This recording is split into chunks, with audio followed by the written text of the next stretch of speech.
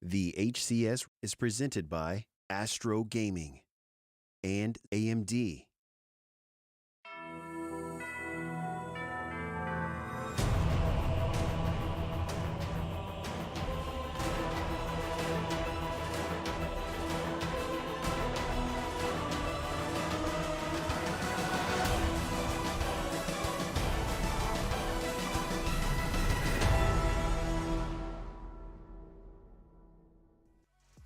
Hello Halo fans, welcome back to another day here of the HCS. It's been a long time since we've been back here on the desk, and it's been a little bit since we've been able to bring Halo Infinite to your screens. About a month break between our previous Pro Series and now heading into this Super Qualifier. This is where we start to figure out who our top 10 teams are going to be here in ANZ and who's going to be joining us for the wonderful 3 days of the Super. I'm Fluke, and I'm going to be joined by two wonderful casters for today, so I'm going to bring in the Ball brothers one more time here to say hello to everybody. Oh. Bluey, you grew some hair. How did Bluey get some hair? It looks like Justin's going to be joining us here for today because unfortunately Bluey... Nah, just kidding, Bluey.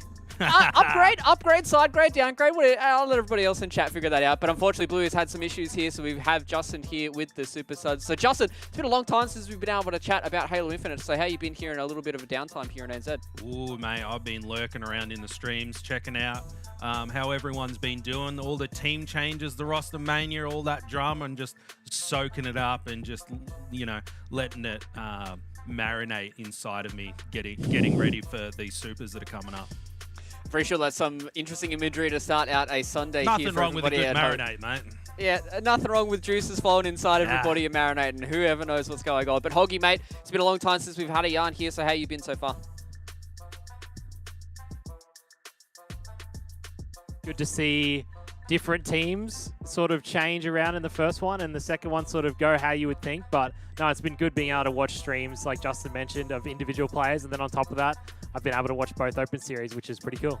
Yeah, exactly. I've been hovering around a whole lot of the streams as well. Obviously, the Sharks been able to flick the stream on the last couple of days as well, so super excited to see what everybody else can do here in ANZ. But speaking of the Open Series, let's go and have a look at the results from our Gen 30 Open Series. This is the one that came immediately after our Pro Series. Unfortunately, we weren't able to broadcast it, but hey, some of these results are starting to stand out a little bit here. Obviously, Justin, the Chiefs were the ones that come out on top of this, but BPR and Immunity, their teams are starting to, you know, really get themselves as this consistent top 4 teams, and I think moving forward for the rest of these tournaments, these guys are going to be main contenders for that top 4.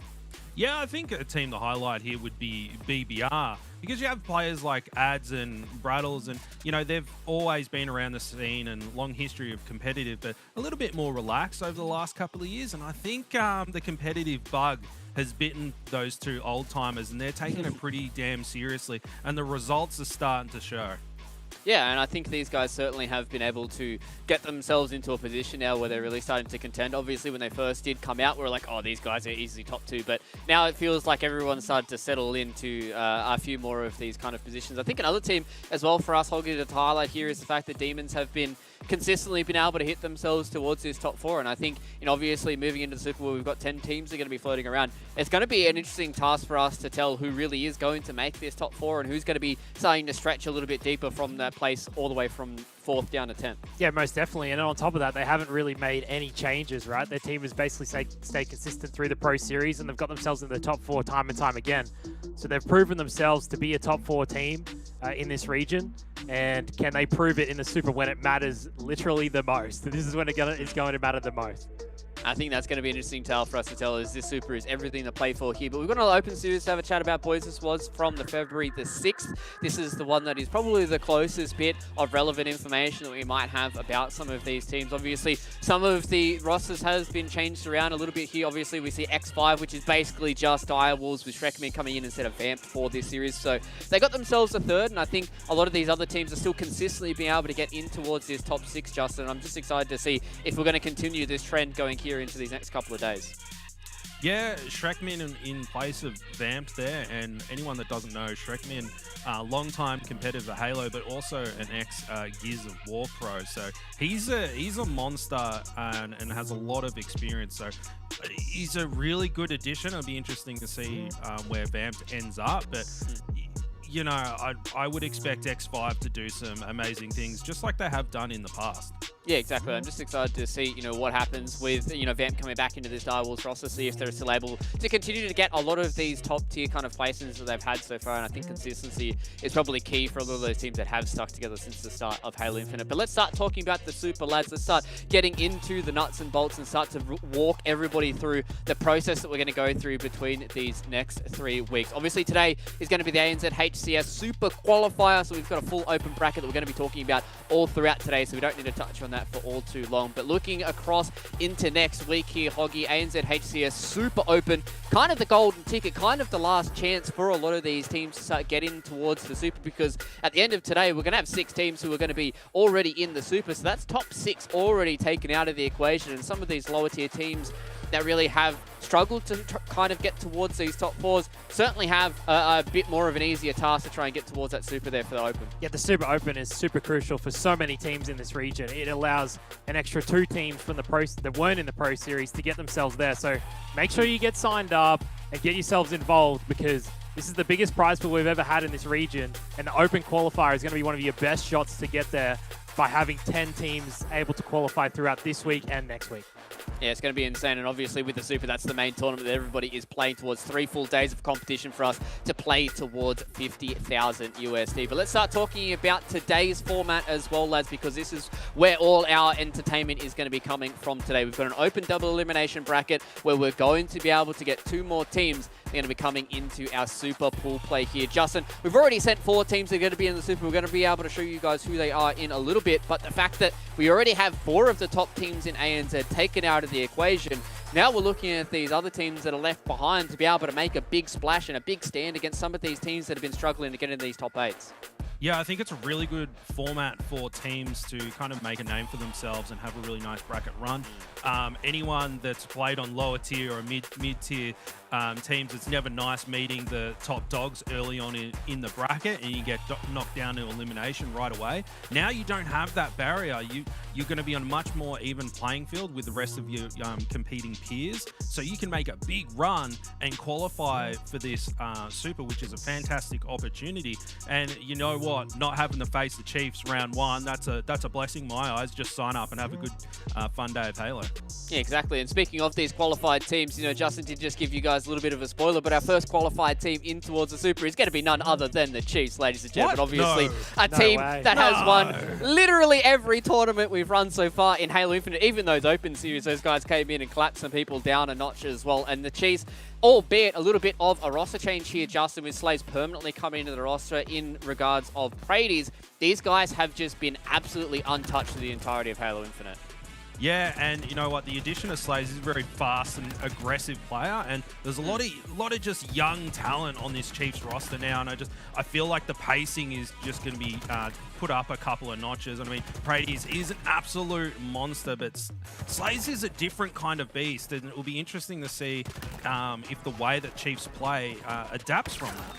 Yeah, and I think it's going to be interesting for us to see how this dynamic does change a little bit, right? Because obviously when we talked about Prades in the previous Chiefs roster, he was kind of the dirty man. He was the guy who had to hold the ball. He was the guy who did all the objective stuff. But now we're looking at Slays, a man who could put up some big numbers and has before in some previous tournaments. So I'm interested to see how the Chiefs do find their new identity going in towards that Super. But the next team that is going to be qualifying to the Super, ladies and gentlemen, is going to be none other than Divine Mind. Obviously, this was the kind of the 3 out of the 4 roster that went to Raleigh, so that's how they qualified here, was their Raleigh placement. They've got Beeson in now instead of those remaining members of Divine Mind and Hoggy. Looking at this roster, these guys have gone strength to strength, and I think solidifying a 4 here really gets them in good stead for the rest of the Super. Yeah, basically throughout the whole of Halo Infinite, their team has been chopping, changing. Junior, Dante, Flex Reigns comes in every now and then and goes, but he's back in. Flex Reigns is in permanently now. They've got Beaston permanently in the roster as well. So they've finally found their placing, and overall they haven't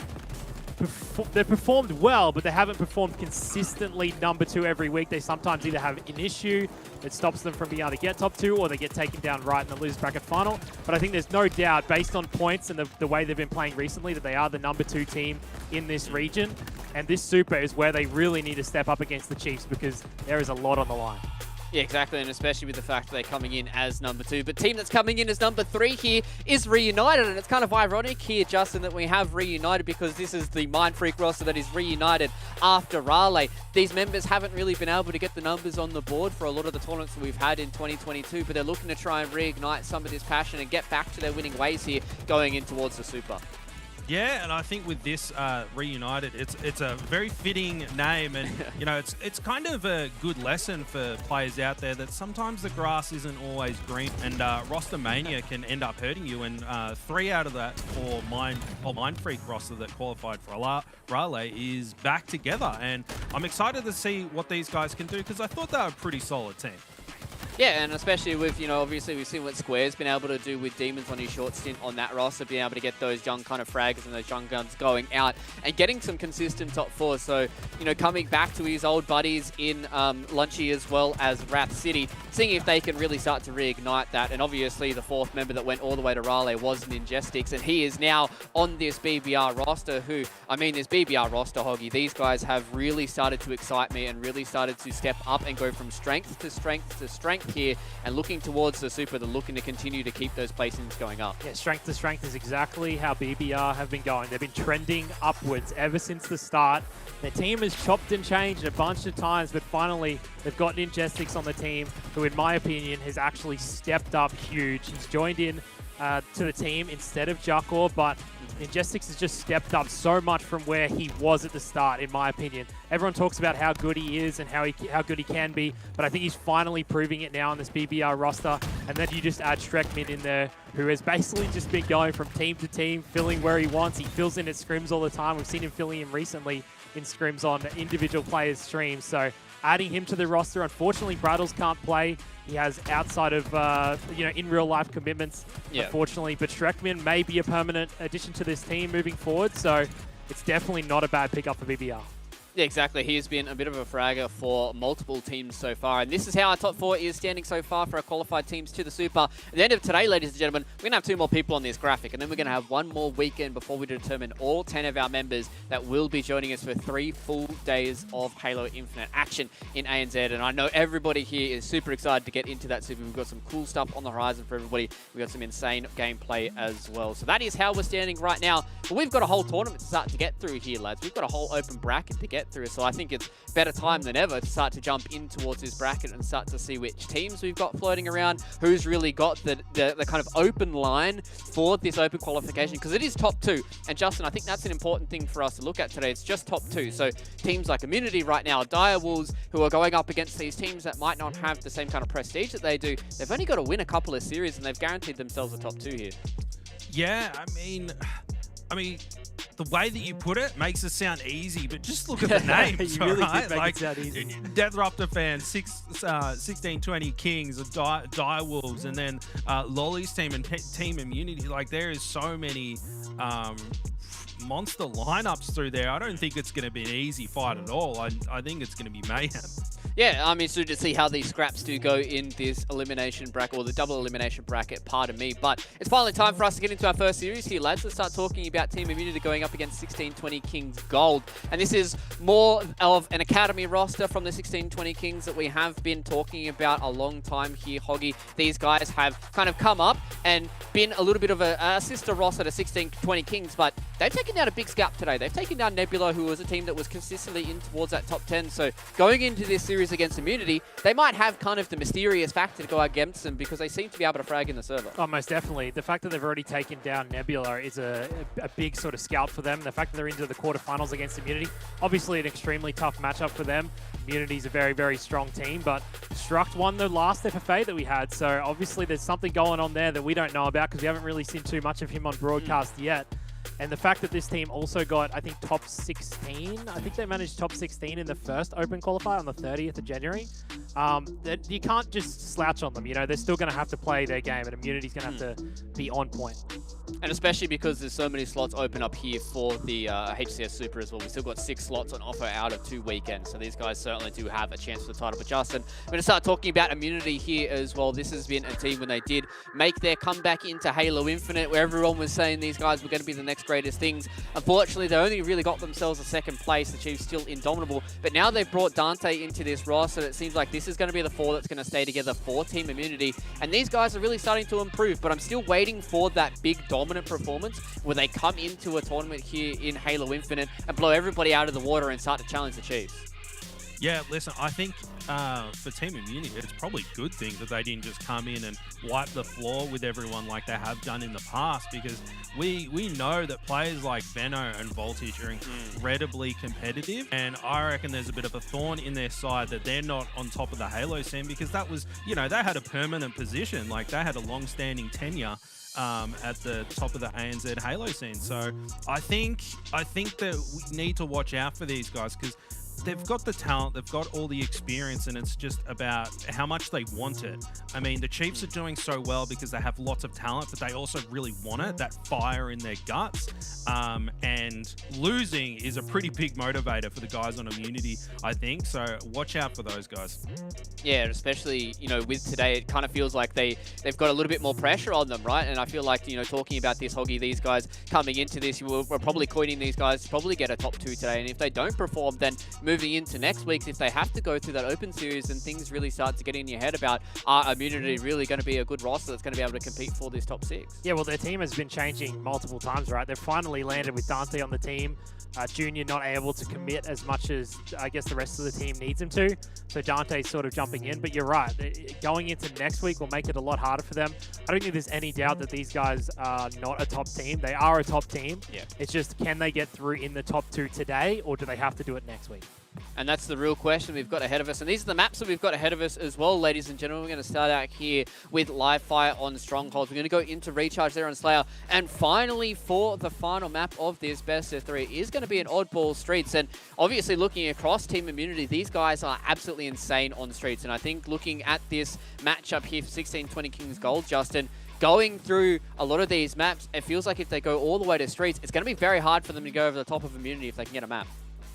Yeah, listen, for 1620 Kings Gold, excuse me, they need to come out hot out of the gates. They cannot let Team Immunity get warmed up and comfortable, because once those guys start connecting dots and playing good Halo, they're unstoppable. So these guys on Kings Gold, they just need to come out of the gates hot and just knock them out straight away. They cannot give Immunity a chance to get any sort of momentum. And what a better way to start here than on Live Fire Strongholds. Ladies and gentlemen, our first map of the Super Qualifier is about to be underway, so let's jump into it here with SSJ4 and Hoggy. Yeah, qualification to the biggest tournament in ANZ history begins right now. And what a better team to kick off with than Team Immunity, the GOATs of ANZ. We're jumping in on Strongholds on Live Fire. Let's do this, Justin.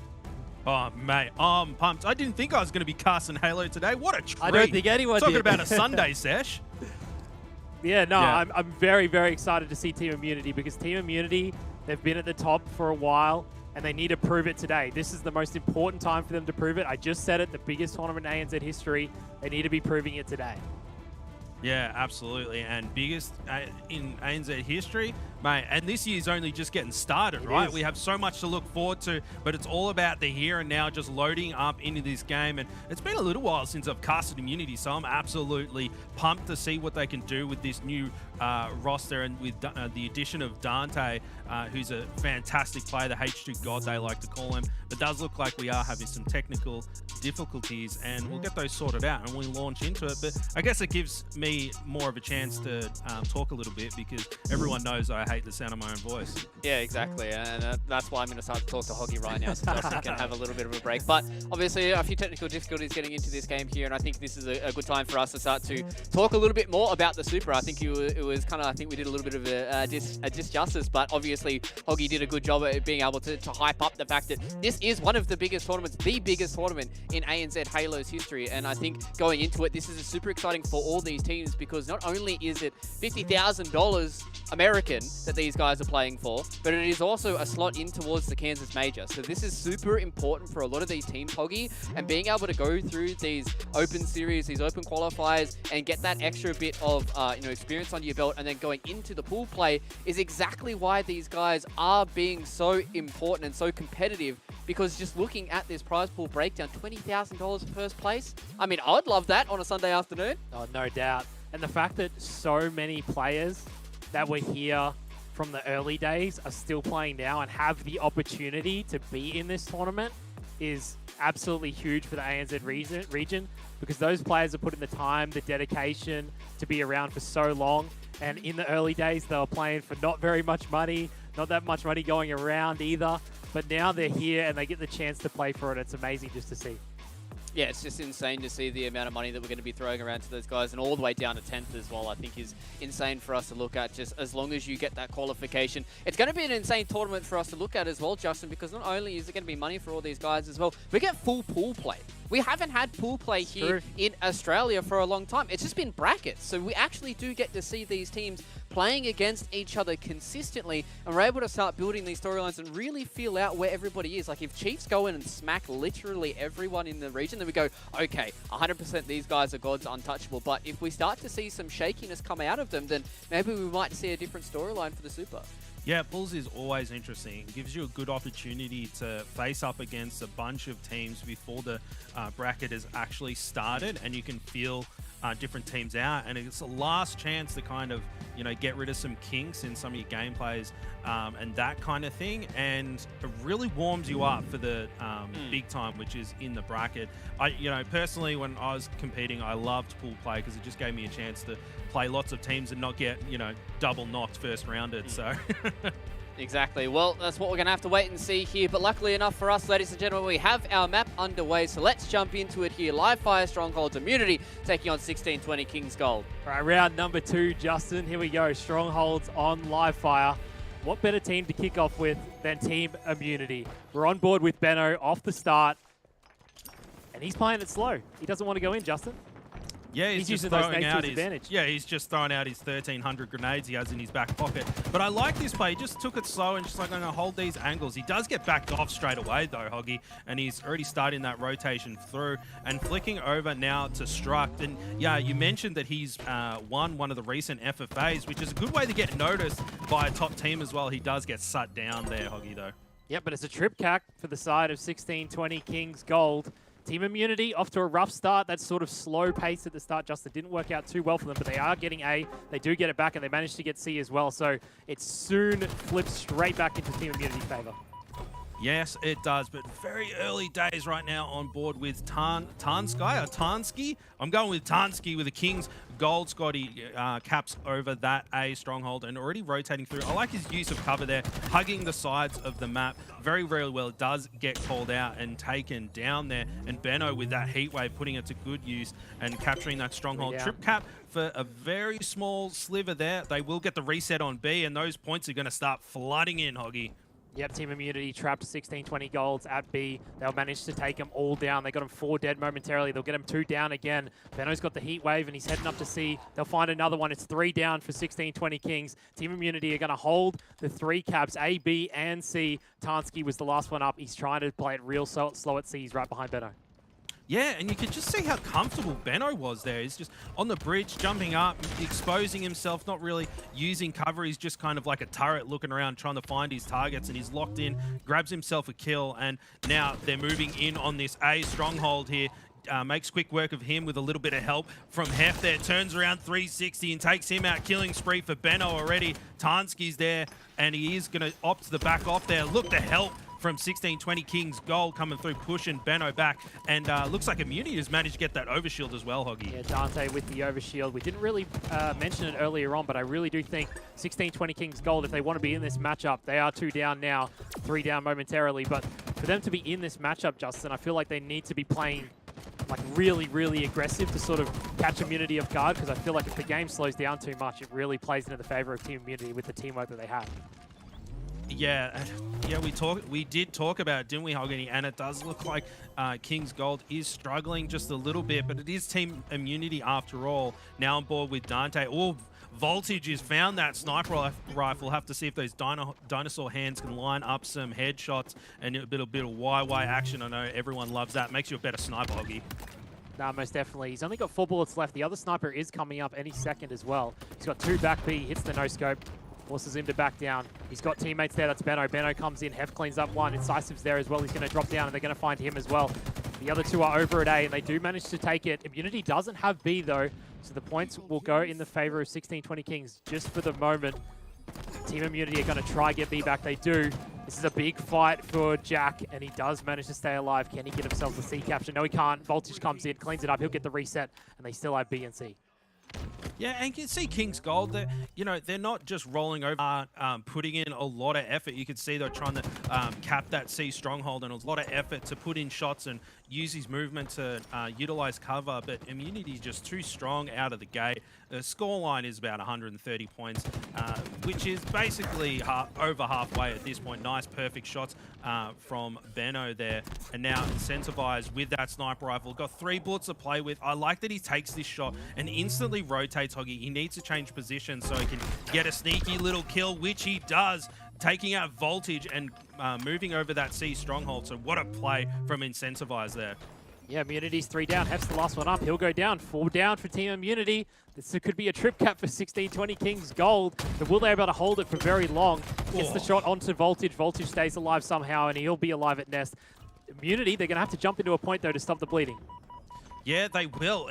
Great comeback there by Kings Gold, getting that triple cap and really taking Immunity off guard. It's talking about that speed and that momentum to catch Immunity off guard. Yeah, exactly. And they must have heard us, and they looked at the score and went, hang on, there's something truth in what Hoggy and SSJ4 was saying, and they got that triple cap, switching through the POVs here, back on board with Incentivize. He does go down, Caster's Curse. A big double from Benno, as you say, and Stats with that heat wave. He goes down. The Caster's Curse is real, Hoggy. They just keep dropping. Yeah, Tansky's the last one up, and you can see Benno, he's chasing him down. It'll be a trip cap for Team Immunity.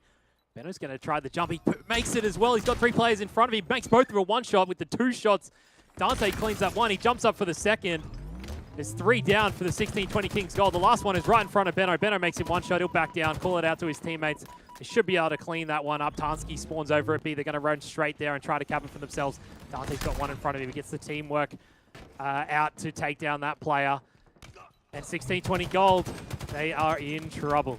They're in big trouble, and Dante just running up long haul there without any pressure applied to him.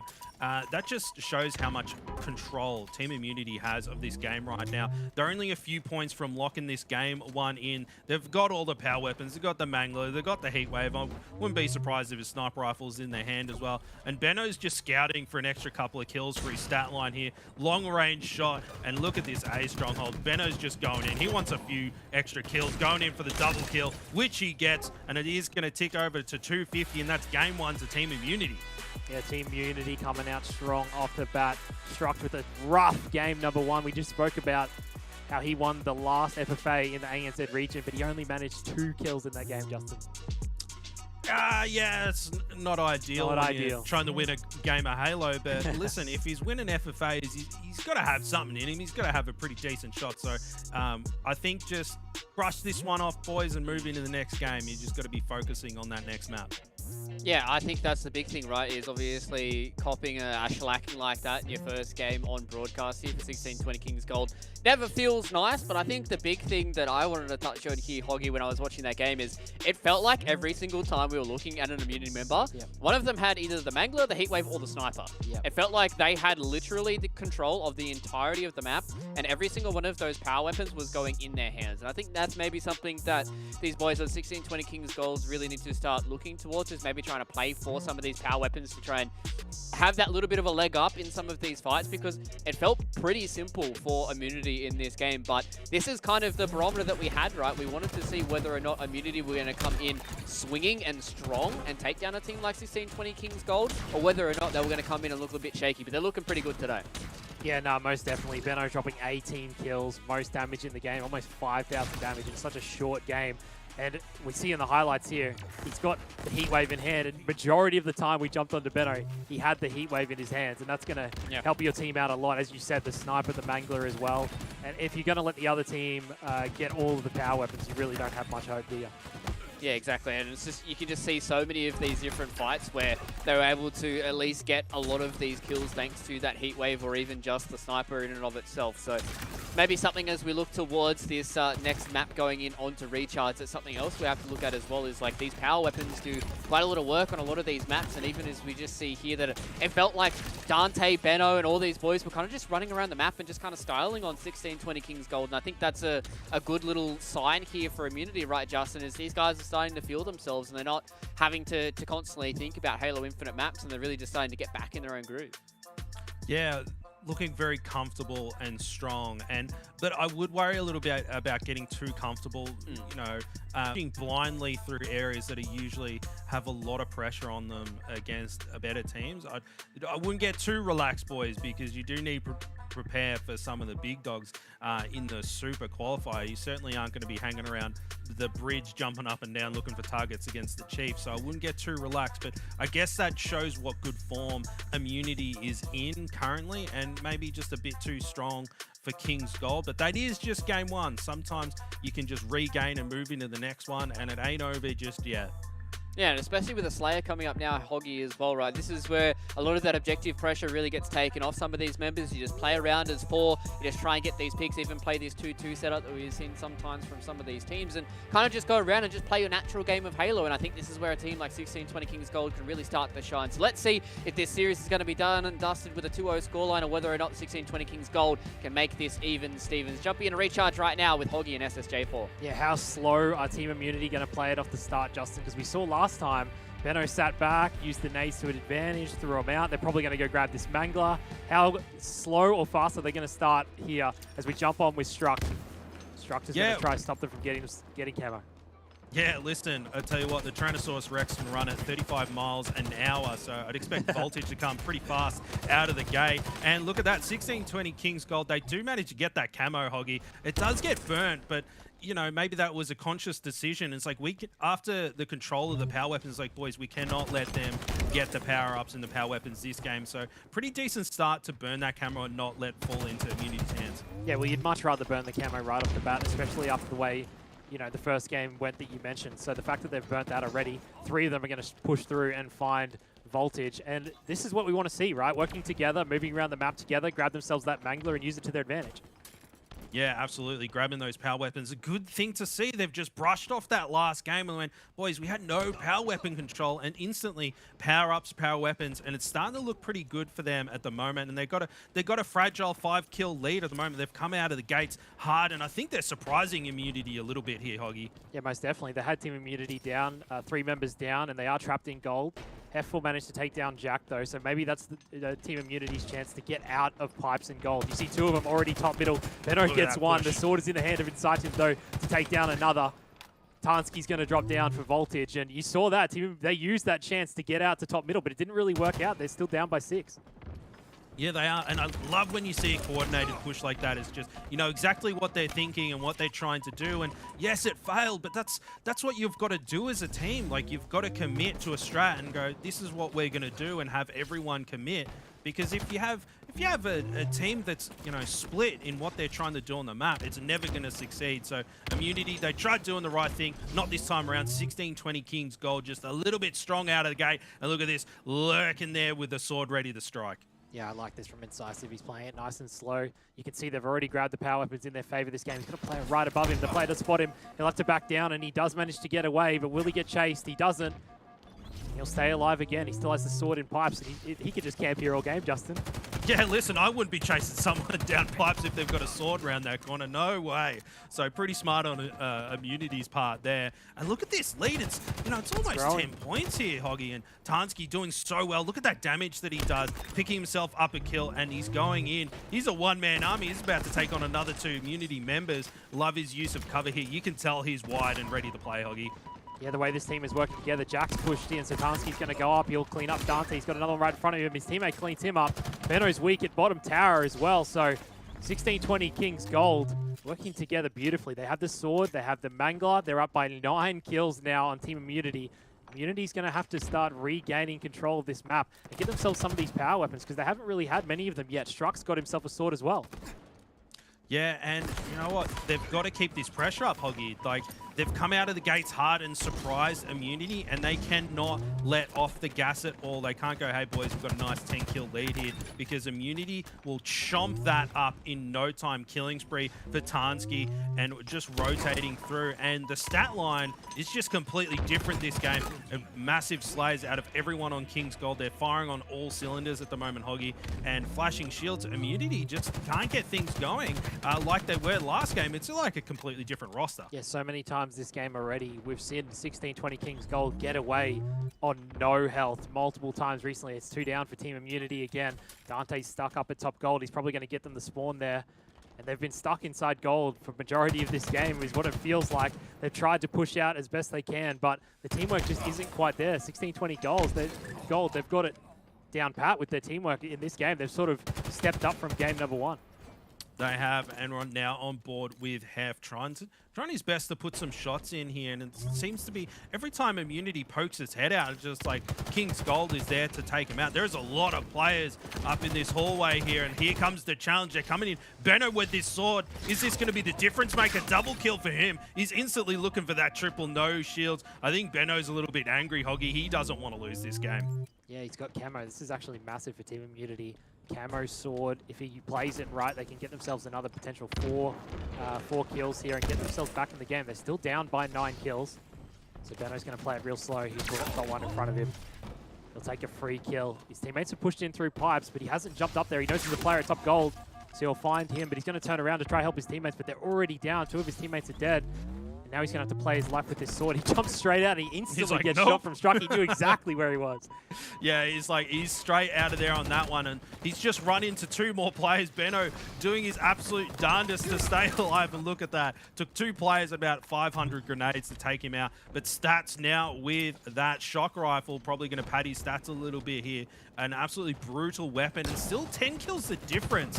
Immunity, even with that camo and sword, and Benno playing out of his mind, it just wasn't enough to get them back into this game, Hoggy. Yeah, with 9 kills the difference, 16-20 Kings Gold, all they need to do is trade out kills. As long as they're getting 1 kill for every kill the Team Immunity gets, they've got this game won. But as you see, Benno goes in with the teamwork of Voltage. Take down another. There's 2 down for 16-20 Kings. Benno goes down. Tansky's going to have to fight Voltage. Voltage wins that one. And that's the fights that they need to be winning. He's challenging one shot to put more shots out for his team, get the pressure down on the map. But Team Immunity is going to have to keep doing that, working together, trading out the kills, and the game is getting closer. Look at that nade placement, Hoggy. He's thrown a couple of nades in his time Voltage, hasn't he? Just perfect placement there. And look, the difference is now down to the 5 kills now. Yep. And I wonder if King's Gold is, sweaty palms a little bit. Mum Spaghetti is going to be on the sweater soon if they don't get things together. And Immunity, just so much experience, probably just gone, boys, it's only 10 kills. It's a couple of round of slays. Let's just get our stuff together and get back in this game. And Benno, he's got that camo again. King's Gold, allowing them to get the power weapons and the power-ups. And lo and behold, Immunity's back in the game. Yep, Benno's grabbed his camo for the second time in a row. He's had it for about 20 seconds now, so he doesn't have too long left on it. There's not too many players around him either. They are pushing through top gold. He's going to jump across to help out Dante. Dante gets dropped from the opposite side of the map. Now Benno is in trouble. Benno's getting shot from cross map as well as top gold.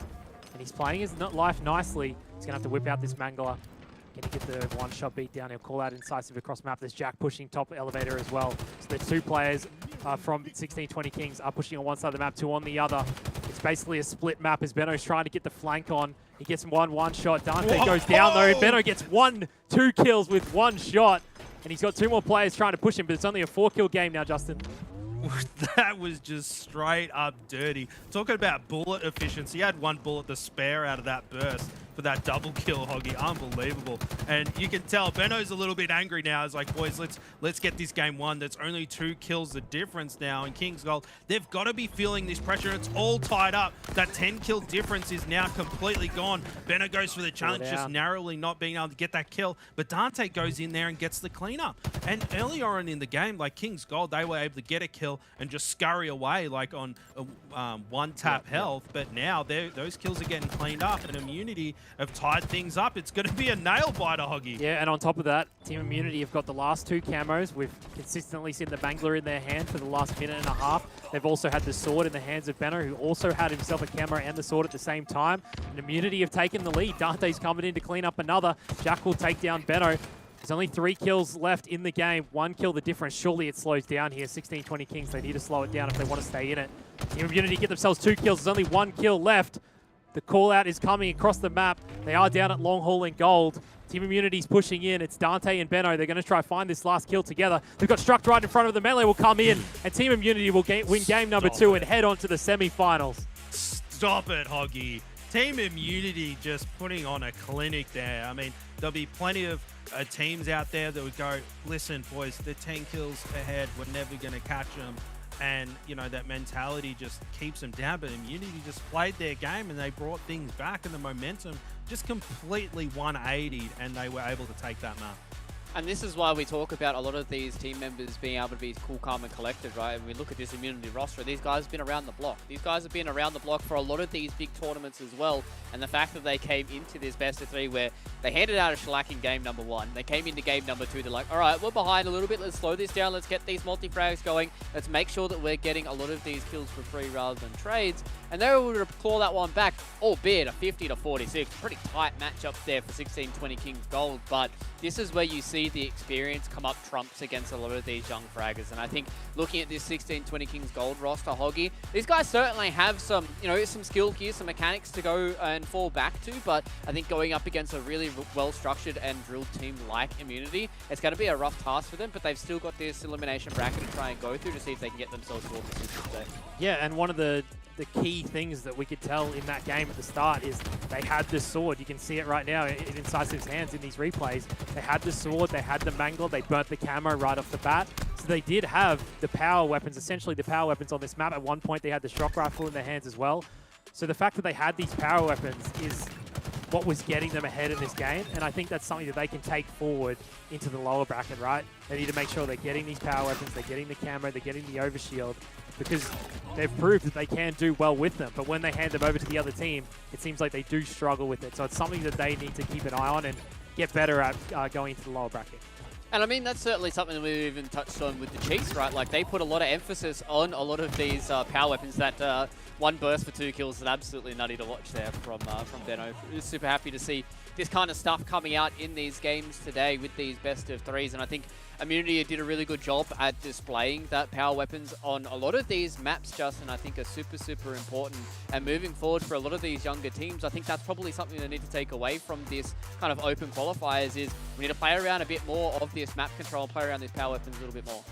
Yeah, listen, the power weapons and the power-ups, they're not about stats. It's about creating opportunities for your team. For instance, you have the sword and the Mangler. It's just a quick, easy, sneaky kill that you can get. And that's just like a trigger to coordinate a push and collapse on the opposite team. And that's why they're so important. And with such tight corners on that map, the sword and the Mangler, they're just too dangerous. Like, if you know a player has that weapon, you can kind of keep your distance and take them out of the play. But if you round a corner and there's a sword there waiting for you, there's nothing you can do. Suddenly your number's down and the rest of your team can collapse. And, you know, King's Gold, they did that really well at the start of the game. And then Immunity just found their footing and just started bringing things back. And that's just the experience of those guys, is they just knew that they had to change up their game style and, you know, kind of pull it together a little bit. Yeah, and I think they did a good job at it. And obviously, having a look at this first series here, Hoggy, how do we feel about Immunity so far? Are they, you know, living up to our expectations that we're expecting here for the open qualifier? And I imagine, I think most of the people here on the desk would probably put Immunity as being one of the teams that's going to qualify for today. But have they really kind of given you that hope once again here? Yeah, I think the fact that they were able to control so much of the weapons, it's not necessarily that they were controlling the map so well. So maybe against a team like Direwolves, if they potentially come up against them next, because I'm not sure how that series has gone. But Direwolves will be their next matchup if Direwolves win. So it'll be interesting to see how Direwolves can take control of the map over the top of Team Immunity, because it felt like Team Immunity knew how to control the weapons, but didn't really know how to control the map as well. And maybe Direwolves can sort of exploit that. Yeah, so maybe that might be something they have to look forward to in the future here. But we've got the bracket, lads, so let's go and have a talk about it and see which matchups are going to be heading forward. So it is going to be the Direwolves and Immunity who are going to be going head-to-head here. I think that semi-final at the top for me, Justin. Demons versus 1620 Kings. It's going to be an absolute banger. That Death Raptor fans versus 1620 Kings matchup would have been sick for us to watch as well. It looked like it was a pretty fast one from what I saw with the bracket. But they're 1620 Kings draw, so they've got Rice back. They've got a few of these other members that have been floating around. And Demons, though, I think they're a team for me that certainly are going to make a fight for today, this top two. And I think if they can get over the top of 1620 Kings, they've only really got to get through one tough opponent and they've got it all locked up. Yeah, what's really interesting about this bracket is that you have these new blood players, Demons and 1620 Kings, that are basically all brand new for the Halo scene with the release of Infinite. And then on the other side of the bracket, you have Direwolves and Immunity. Very true. And those guys were like born with a Halo disc in their crib, right? So it's a very interesting dynamic, and it'll be good to see who comes out on top between the old dogs and then the new dogs as well, and then who's going to win out. You know, new dogs or the old.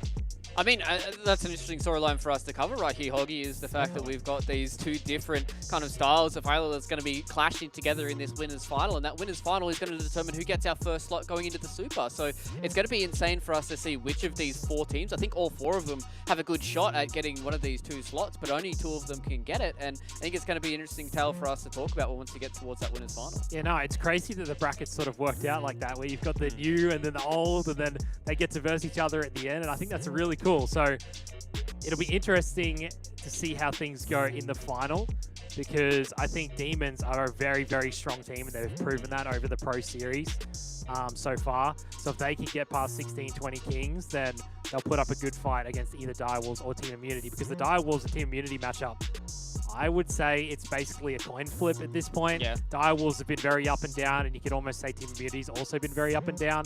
And it's probably partly due to the fact that Team Immunity's been changing their roster around a bit. But Direwolves have kind of been the same the whole time, but they just have been up and down. That's just how they've been.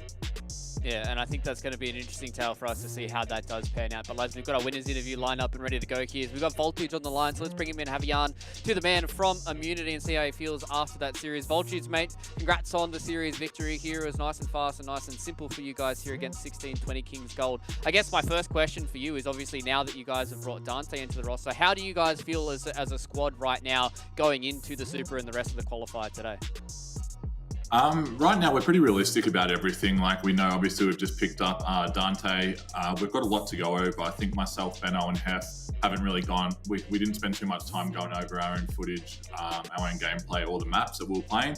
So we know we're still we're playing catch up with the sort of the top tier in the competition at the moment. And we've just recently started putting more effort in to try and, I guess, iron out our gameplay of how we want to play and everything. So for me, it's just sort of work in progress. Like, I'm not really too fussed about how, I think in that Slayer game just then, we sort of see a big lapse in us in concentration, and anything can happen in a minute. So we're just working on small things of cutting things out that, you know, that lack of concentration, that lack of connecting and playing as a team. And we're just sort of slowly going through the motions of what we need to do to get back to the top. Yeah, Taj, listen, my question is kind of related to that. You guys are on top of the scene for so long, and basically doing what Chiefs are doing now. What's it like as, you know, someone with your competitive experience, being a little bit lower down tier list, trying to work your way back up? Like, is the fire being reignited, and what's your mentality been? It's a really hard juggling act, to be honest. I mean, back in the day, that's essentially what drove us to play so much, to get to that top tier. Right now, we're obviously all in and around our late 20s, if not 30s, and we all have a lot going on in our personal lives. So although we have the fire to do it and to prove that, you know, hey, we just need a bit of time, we'll get back to the top, it's a logistical nightmare trying to organize everything and just find time in the day that not only that we all line up, but even just individually to do our own reviews. So we do know what needs to be done. It is going to take us longer than what we would have expected through the other Halos, just due to the fact our time is limited. We sort of completely understand the fact that, you know, time put in and good practice is what ultimately will lead to us all improving. So we're just doing the best we can. And, you know, for me, just as an overall sort of picture, I think some of the top ANZ teams at the moment are at probably 90 to 95% of their skill cap. Whereas I think we're still trying to move up to that 20-25%. So it's just a timing thing. It depends on, you know, I think worlds wise, that's probably when we'll look to really have it ironed out. Up until then, everything's just, hey, it's a big balancing act amongst everyone's personal lives and what we're trying to do. So we're not in any huge rush, although it would be great to start winning now, but I know we're 100% capable of doing that. It's just a matter of the time that goes into it. Yeah, I totally understand what you're saying, Voltage. I get what you mean by the team sort of ramping up, and you're not too worried about it at this point. You guys have proved in the past, you know, how good you guys can be when you get the practice in, and obviously it's harder nowadays, but I understand what you're saying. But like, being in this tournament, you know, this is technically the biggest prize pool ANZ has ever had. What does this mean to you and you guys to be able to play in this tournament and this game, right? Because you've been around for so long, and being able to play in this game to then go to, you know, Worlds potentially later on in the year, and even compete in the LAN later this year. What does it mean to you guys to be here now in the, I don't know, you could say the prime of Halo in terms of competitiveness? Yeah, I mean, it's great to see. Obviously, I would have loved to see this sort of stuff 10 years ago. I think in terms of the structure and everything and the competition and prize money that's come into esports, you know, it's fantastic to see that, because I can only imagine how much stronger the community would have been back in the day if we had that sort of support. But we do now, and I think the fact that we do now, I mean, it's great for everyone. I think it's great for the players, it's great for the competition, it's great to, you know, it's casting teams in every continent now, covering everything. I think overall, it's where it needs to be to get to hopefully where everyone wants it to be at, and that's to be, you know, the #1 esport game. So, I mean, it's great to be able to compete for that sort of money in gaming now, but I think for me, it's not necessarily about the money. It's more so for the fact that it's the starting blocks for what will hopefully become, you know, the powerhouse esport. Right now, you see leagues and things like that are just consistent. I'd love to see that in the Halo franchise, because, as you know, I've been playing it for a long time and I do love it. and everyone else should get behind it. I think the top 10 teams get paid for an online competition in ANZ, which is unheard of, and it's fantastic for the region. Yeah, I'm just super excited to see what everybody else can do for the Super, and I know everybody at home in the community as well is super excited for that Super as well. So congrats on the victory here so far, Voltage. I'm sure you guys are going to be deeper into the bracket, so hopefully we get to see you guys a little bit more as well, and good luck for your series for the rest of the day. Cheers, thanks very much, guys, and keep up the fantastic work. Thanks, Taj. Thanks, Taj. Thanks, Voltage. That man is very well spoken and can certainly get himself towards the top here in ANZ. But ladies and gentlemen, it is time for us to go to a break here. We've got one series done, and now we're going to head into the next one. This time around, though, we're going to be jumping into the elimination bracket. We've got Team Nebula going up against the Deathruptor fans just after this for more HCS Super Qualifier.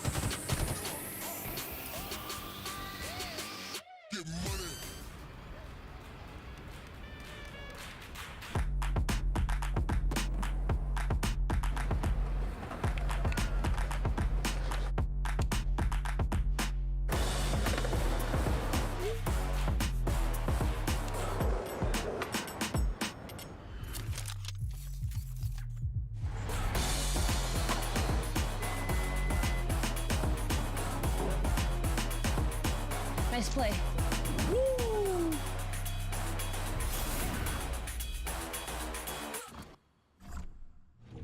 I've got you under my skin. I've got you deep in the heart of me. So deep in my heart that you're really a part of me. I've got you under my skin. So we gotta hit the video, man. I've This guy stood up, he's talking. been growing, man. I've been growing. Wait, I'm sitting here? It's good to have you back. But talk me through the last few months for you. What it's been like. The last few months have been definitely, well, I've never experienced this before, but trying to watch my team play, you know, from like the stands, basically. It's been, it's kind of like, I don't know how to explain it. It's definitely something, I can't really explain it. It's just, I want to get into action, but obviously I can't. So just watching, especially watching my team perform, and they've been doing really well with Formal while I was away. So it's like, you know, I'm like, I just want to take them to that next step, but it's definitely been rough. I just miss competing, and yeah, it's just kind of been sad. What did you think about Formal taking your spot during your suspension? Yeah, like, so basically we got the news about the suspension, and then in probably like 30 minutes to an hour, like he was on the team. It was like instant text. And then I was there too. I was just sitting there because I was trying to brainstorm for my team. I was like, who are we gonna get? Because it's like there's 3 days of the tournament. There's no way you can just find like some random person. So they're kind of looking at amateurs, and there's some other names like from Call of Duty that are getting thrown around. But yeah, it was such a hectic process. It happened like a couple hours, and I can't believe like it all pieced together somehow. Probably the best fit that could replace me, and he played extremely well with the team. Do you think your suspension affected your reputation as a player? I personally don't think it affects my reputation, but I can see other people, you know, viewing it like that. Because personally, I don't think, what I did was obviously against the rules, but I don't think it affects like my skill or anything like that. So, but obviously other people view it differently. So personally, I just felt like it shouldn't ruin my reputation. Like obviously everyone makes mistakes or whatever, but yeah.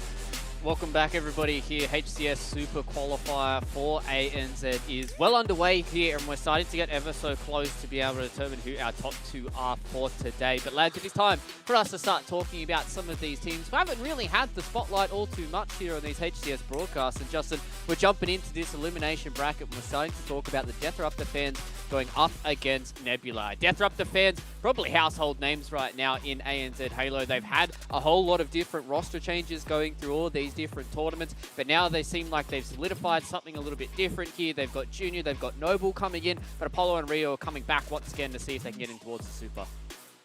Yeah, listen, that addition of Junior, what a pickup, right? That's like #1 draft pick right there. So grabbing a top tier player like Junior and putting them onto your roster, like that's just monstrous for these guys. And they already had plenty of talent.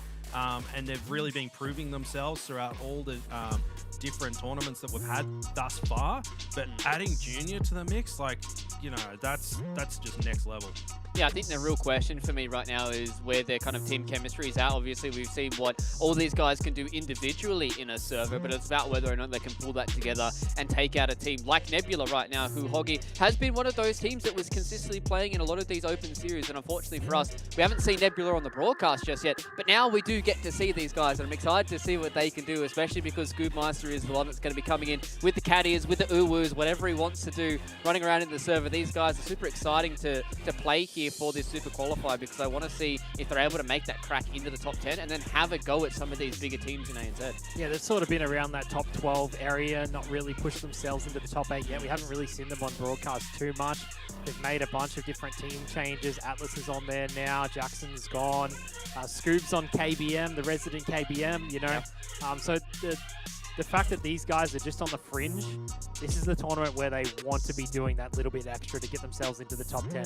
Like Deathruptor fans is going to be a tough task with the addition of Junior, and even Strafe Noble is no slouch. Yeah, I think it's really going to be a good test for both these teams to have that kind of figure out where they really are, because it seems like we've got a lot of these teams that are certainly on the cusp, especially for the Super Bowl. Let's start talking about maps here, lads, and let's start talking about this series as a whole, because obviously Nebula's been one of those teams that we've got a bit of results about, but we don't really know where they're really going to land. And Deathruptor fans, with these changes of Junior coming in, and we've also got, you know, a few of these extra members that are starting to float around. We're going to start out here with Strongholds on Recharge, Justin. Then we're going to go into Live Fire on Slayer, and then we're eventually going to end with Streets on Oddball as well. I think that rounding out this best of 3 is always a good barometer for a lot of these teams, because I think Streets is one of those maps that you can really control a whole lot of the spawns, and where you hold this Oddball really goes to show how these teams have these macro styles and where they really lie with each other in their teams. And something I'd add on to that control aspect, like these two teams, Deathruptor fans and Nebula, they're kind of on the cusp of really connecting things together. You see some greatness every now and then, a couple of plays, but it's all about stringing together good Halo throughout an entire map. And once you get those things going, you can just start dominating. And the fact that Deathruptor fans have been so close to being a dominant force in the region, then you throw Junior in that can help coordinate all those things. I'd be watching out if I was Nebula, because Deathruptor fans are a very strong team, but now they have someone like Junior that's going to help coordinate them through this first OBJ game. Exactly, but either way, it is an elimination game between both these members. Nebula and Deathruptor fans going head-to-head here on Recharge. Let's jump into it with Hoggy and SSJ4. Yeah, Strongholds on Recharge. Deathruptor fans, they've had themselves in the top 8 for quite a while now, but they've changed up their roster a little bit. They've got themselves Strafe Noble and Junior on the team. How do they go against Nebula, a team that has been just on the cusp of top 8 and top 12 area? Let's see how Nebula does against this Deathruptor fans team that's slightly adjusted. Yeah, and it does look like they're all just poised down there trying to stop that camo pickup. And look at that, the shock rifle comes through and takes that player, just saving his teammate's life there. And a couple of Strongholds about to go on the board for Deathruptor fans already, and they've got that shock rifle. They seem to have a lot of control and a lot of the weapons out of the gate here, Hoggy. And a few kills on the board already for Noble. Yep, Noble's got one in front of him. Perfect headshot to get himself. Can he get the double? No, he can't. He'll make Lucky weak across the map. Atlas is there. The player behind him will make him one shot. He'll get him another time with the shock rifle. It's 2 down for Nebula. Deathruptor fans have still got A and B in their control. So Deathruptor fans starting off well. Nebula They're going to have to get themselves back into it as two of them go down again. They are trying to take over A, though. Yes, they are. And Reaver with that sword, it didn't touch on him pre-game, but Reaver can be a bit of a monstrous slayer. So I'd watch for him on the Nebula to do a lot of that slaying power and open up opportunities for his team. And look at this, he's already waiting for those plays. Nice, perfect kills is that players sliding through there, Hoggy. And he's got the sword as well, and you can tell he's just trying to find those players and take them out. Yeah, Junior will clean up one, though, as two of his teammates have dropped. Shots across the map on Junior. The players from Nebula don't have any reason to really push out. And that's perfect timing from Lucky to whip out the sword. He will go down. Atlas was underneath as well, so he's going to try to jump up onto A. Strafe Noble is here, though. He's trying to make him back down. He's made him weak. How is Atlas still alive? He will go down. He manages to keep A in their control for a little bit longer, but Deathruptor fans jump into A. They're grabbing B as well. And they've got C. They're about to get themselves a triple cap. And sword in the hand as well. Yeah, they've got so many goodies there. He's opting to leave the Mangler just sitting on the ground there. He's like, nah, I'm going to keep the BR for now. So you know when they've got all the power weapons and they're leaving one on the ground because he doesn't need it, that they've got quite a bit of control on the map right now. Noble with some nice tasty shots across map there. And he's just holding things down at the moment, kind of baiting this a little bit, trying to get players to spring into his trap. And no one's taken the bait just yet. Apollo now with that camo hasn't taken any damage just yet. I like this route that he's taking, a little bit sneaky. He's just trying to get information for his teammates, Hoggy, going through. And that camo is going to run out, so it doesn't look like he managed to do much with it, unfortunately.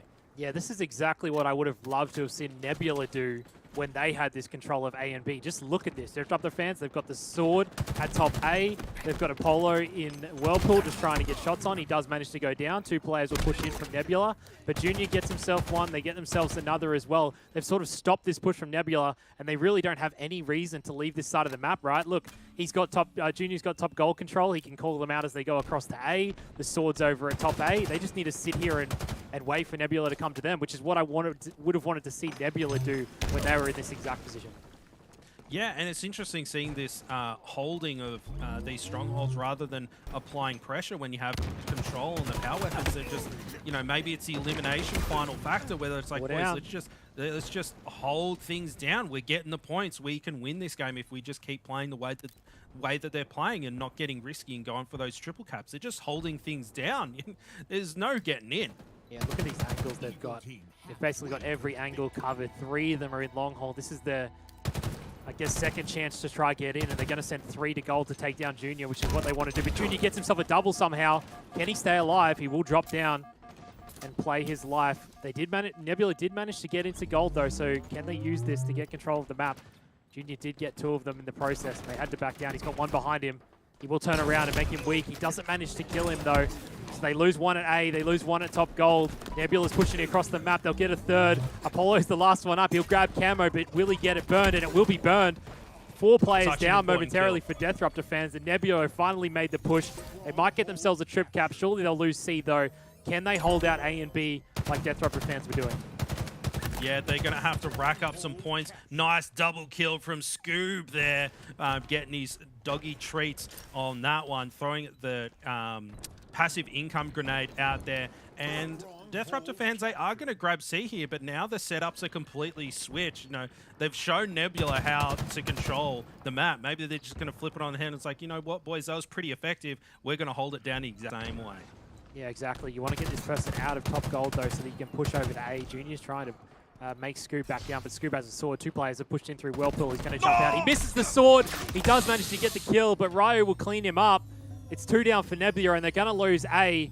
So the points will go in favor of Deathruptor fans, but Nebula are not able to hold it as well as Deathruptor fans were. Oh, my heart was in my throat there, Hoggy. I could not handle the whiff at the start, and he did everything right, and sometimes it's just a mechanical area. Look at that grapple come in. Full shell there, taking him down. Junior desperately trying to stay alive. Gets the reset as well. Body's fallen left and right. Mangle around the corner. Classic Halo Infinite strat. Noble just waiting for those players to push out, holding down that A spawn, waiting for a couple of picks, and there he is. Manages to get 1, and now they've got points racking up on the board once again. Deathruptor fans just going for the classic strat. It was working for him at the start of the game, and it does look like that camo's also about to pop. Potentially the last opportunity for Nebula to get back into this game. Yeah, they're definitely going to need to grab this camera and stop this hold that Deathruptor fans have had for a fair chunk of this game, for at least 3 minutes of this game. Junior, though, he's being a bit aggressive. He will take down one. Strafe Noble takes down Reaver, so it's 2 dead for Nebula. So Nebula can't really push out. As long as Deathruptor fans hold their position, watch across the map, they can call it out to each other exactly how they've been doing it so far. Absolutely, and Noble, he's had that Mangler for quite a while now, hasn't he, Hoggy? And Deathruptor fans, their points are just racking up. It doesn't look like they're going to be stopping anytime soon. How is RR lucky alive? He had that sword. Look at that, he just challenges one shot. He's got some cojones on him, that's for sure. Scoob's there, he does get taken down. Killing spree for Noble, and the reset comes in. And look at that sneaky jump, and he gets away, Hoggy. He can't keep getting away with this. Perfect use of the thruster. Nebula's tried to push into gold once now. They're coming in for their second shot. There's 2 players of Deathruptors here, though. And they've got a sword. Atlas comes in. He'll grab one. He's got another one right in front of him. Can he take him down? He misses the first sword, and then he gets killed by Strafe Noble. Gives him the teabag for the bull true. He's got lucky as well, and he'll take him down. Strafe Noble's on a tear. That's 7 kills straight. He's on 18 kills for the game. Junior's also got himself 16 kills, and they're going to hold A and B and most likely close out this game, Justin. Yeah, Noble putting on a clinic, Hoggy. He's doing all the right things, connecting things together. You can just see in the confidence and the way that he's moving around the map. He's just been so monstrous so far. But we are on board with Ryu. And look at this, just the pressure that he was applying then. I mean, he's neg 5 at the moment, but you can see why he would be negative, because he was just going in and applying so much pressure for his team and holding them back and allowing Noble and Junior to rack up loads of points for their squad. And Deathruptor fans just narrowly missing that B cap. Nebula holding on for dear life currently. 100 points the difference. Are they going to be able to do it, or Deathruptor fans going to be able to close it out, Hoggy? Lucky and Reaver are dead, though, so the Deathruptor fans are going to jump into B. 3 of Nebula goes down. There's only 1 left on the side of Nebula, and they're all spawning over at C. Deathruptor fans will turn over B in their favor. There's only 1 last push for Nebula. Junior will take down Atlas. The camera's in the hands of Reaver. Noble will get another. Reaver manages to clean up one, but he will challenge it. Deathruptor fans, they'll take game number 1 against Nebula. Wow, I'm just looking at the stat screen. 20 bomb for Noble. Wowee. It coming very, very hot out of the gate for him. And the amount of kills, I mean, once we go in and looking at the stats on Nebula, you'll see that Noble is just putting them in their place almost on his own. Unbelievable. And then Junior with a whole rack of kills himself, and that just opens up the map completely. You can just hold down spawns and move around as you like when you're getting that many slays. So Deathruptor fans with a pretty convincing first map win there, Hoggy. Yeah, it's crazy the fact that we saw them sort of hold A and B set up and not really move. And Junior was the one that was at top gold, and I'm pretty sure it was Strafe Noble that was the one that at top A. So anytime they're trying to push in, they're pushing into one or the other. And the team shot was there, right? Every time they pushed in, Junior managed to get himself at least 1 kill, sometimes even 2 kills. Strafe Noble doing the same, and they sort of rotated in and out of top gold and top A between them. Yeah, and with those angles too, like you can get a crucial, even just 1 burst of BR on a for the assist, and it just makes such an easier fight for your team. See the shots coming across map there for the players, making that an easy kill. Yes, it was a sword, but that player was already weak and caught off guard, challenging the player across map. And those types of things are just so critical. You've just got to be putting damage down on the map at all times. It's not even sometimes about securing the kill yourself. You just got to be racking up that damage stat. Yeah, and during the game, we also saw 2 times where Nebula had the chance to hold that A and B setup and not really push. They had the sword in their hands. You know, Atlas has got it here. They had it in their hands a few times, and they had it at top A. They didn't really need to push, and they managed to push out and sort of lose control 2 times in a row. But Strafe Noble was just too good in that game, and the fact that they knew how to hold A and B better than Nebula sort of won them that game. Yeah, and interesting to see what happens, because there's a few moments of greatness from Nebula there. Like Deathruptor fans looked really, really strong, but you know, I like to look for breadcrumbs of, you know, what teams are doing right and what things they're doing wrong. And Nebula not out just yet. It's just Deathruptor fans just came out of the gate hot. And when you have a player that's dropping 22 kills when the other team's not even getting into the double digits, it can make it pretty difficult. So, you know, maybe looking at shutting down those players is something that Nebula should be looking at. You know, we've got to just push in and 2v1 these guys because they're outslaying us so much. Yeah, the experience of Junior had to play a part in that game as well. He would have been telling them to not go out, don't push out too much, just get shots down, hold your positions and call out and get the shots in for your team. You don't need to push out too crazily, and I feel like having Junior on the team sort of showed in that game, the way they were able to hold A and B just for what, a minute at a time. It felt like for both times that they sort of had it and they gave it away for a little bit, but the Junior just felt like his experience was showing through in that game. I could not agree more, Hoggy. We are moving into this next map here, and you know, we talked about in the previous series, sometimes if you've had a rough game one, you've just got to brush it off and move into the next one. You cannot let that doubt, that self-doubt creep into your mind. You just got to focus on the next map, and hopefully that's what Nebula is doing, and they're just fired up, ready for this next game. Plenty of opportunities to take this series down and loading into this map, and I tell you what, they've got to get it together. They can't let this game affect them because there's big money on the line, Hoggy. Yeah, and on top of that, Slayer, it's very much of a more chaotic playstyle than it is in an objective. An objective can be really slowed down a lot. You can do it in a Slayer as well, but if you're the team that's probably not as good, making it chaotic is going to make it harder for the other team to sort of get control of the map and work together to get the lead against you. So I think Slayer will play into the hands of Nebula if they can speed up the pace of the game and not let the Disruptor fans get too much control. Yeah, and on board with Junior, he's got that heat wave, and the push is starting to go down on that sniper player, and they're going, boys, you know, that could be that experience of Junior. It's like, there's the sniper player, we've got numbers, we need to push this player, we need to push him now. And now Disruptor fans has got all the goodies, Hoggy. This is not spelling very well for Nebula right now, and you can see that they're kind of coordinating what they want to do. They're taking things a little bit more slowly than what perhaps Junior is used to, moving around the map quickly with his team, but they're doing the right things, and sometimes taking the slow route and doing the right things is better than moving fast and making mistakes. Yeah, this is kind of what I was talking about, where Nebula really need to speed up the game to sort of make it tough for Disruptor fans to get a hold on the map. But you can see off the start, Disruptor fans have really slowed it down. Junior's handed over the heat wave to one of his teammates. He's grabbed himself the sniper. He's just going to sit tower, and he's just going to overlook on his teammates. He is, Junior. I'm waiting for some highlight clips. I was a little bit disappointed I didn't see him ripping some faces so far, but he's doing the right thing, holding down these angles. I mean, Nebula can just not push out when Junior's looking down the hallway and over the power-up area. Hoggy, they've just got so much control right now. Nebula, they've got to focus on getting those picks and moving through. Look at this, Apollo. He just grabs that and just gets out of there. You cannot let those one-shot players get away. Nebula, maybe a little bit sweaty palms at the moment, Hoggy. Yeah, two of them go down, and this camo is about to spawn. Disruptor fans are already here. Apollo's just waiting. Three players of Nebula are pushing up. Revis jumped up on him, and he will take him down. There's another player from Disruptor fans at top middle.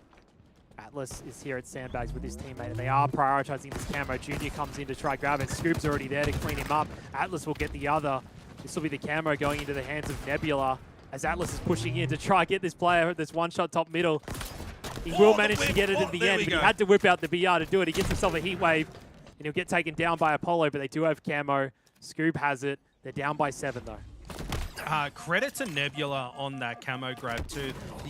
Things were very slowed down, and you could just see that they were setting up for that camo. And it's like, boys, we've got to wait for the camo so we can break this setup that they have up in the snipe tower. And it worked out pretty nicely for them as well. A couple of little whiffs on the kills, but that's those, you know, little breadcrumbs of greatness that I was talking about, Hoggy. Stringing things together and playing good Halo. It's going to get them back into this game. Junior comes in, Atlas shuts him down, grabbing a kill. Now we've got Scoodmeister putting him some nice BR shots. Look at that flick as he 180s to try and get away there. The power of the mouse and keyboard, and that heat wave is now out, grabbing that Mangler right away, and Junior getting a nice easy clean up there, Hoggy. Now on board with Lucky, and he's got that sniper rifle in hand. We'll have to see if he takes some faces. Yeah, they really probably want to... I know I mentioned about them speeding it up, but they need to slow it down a little bit just so they can get the shots out, use this sniper to their advantage, make them weak, and use that to push.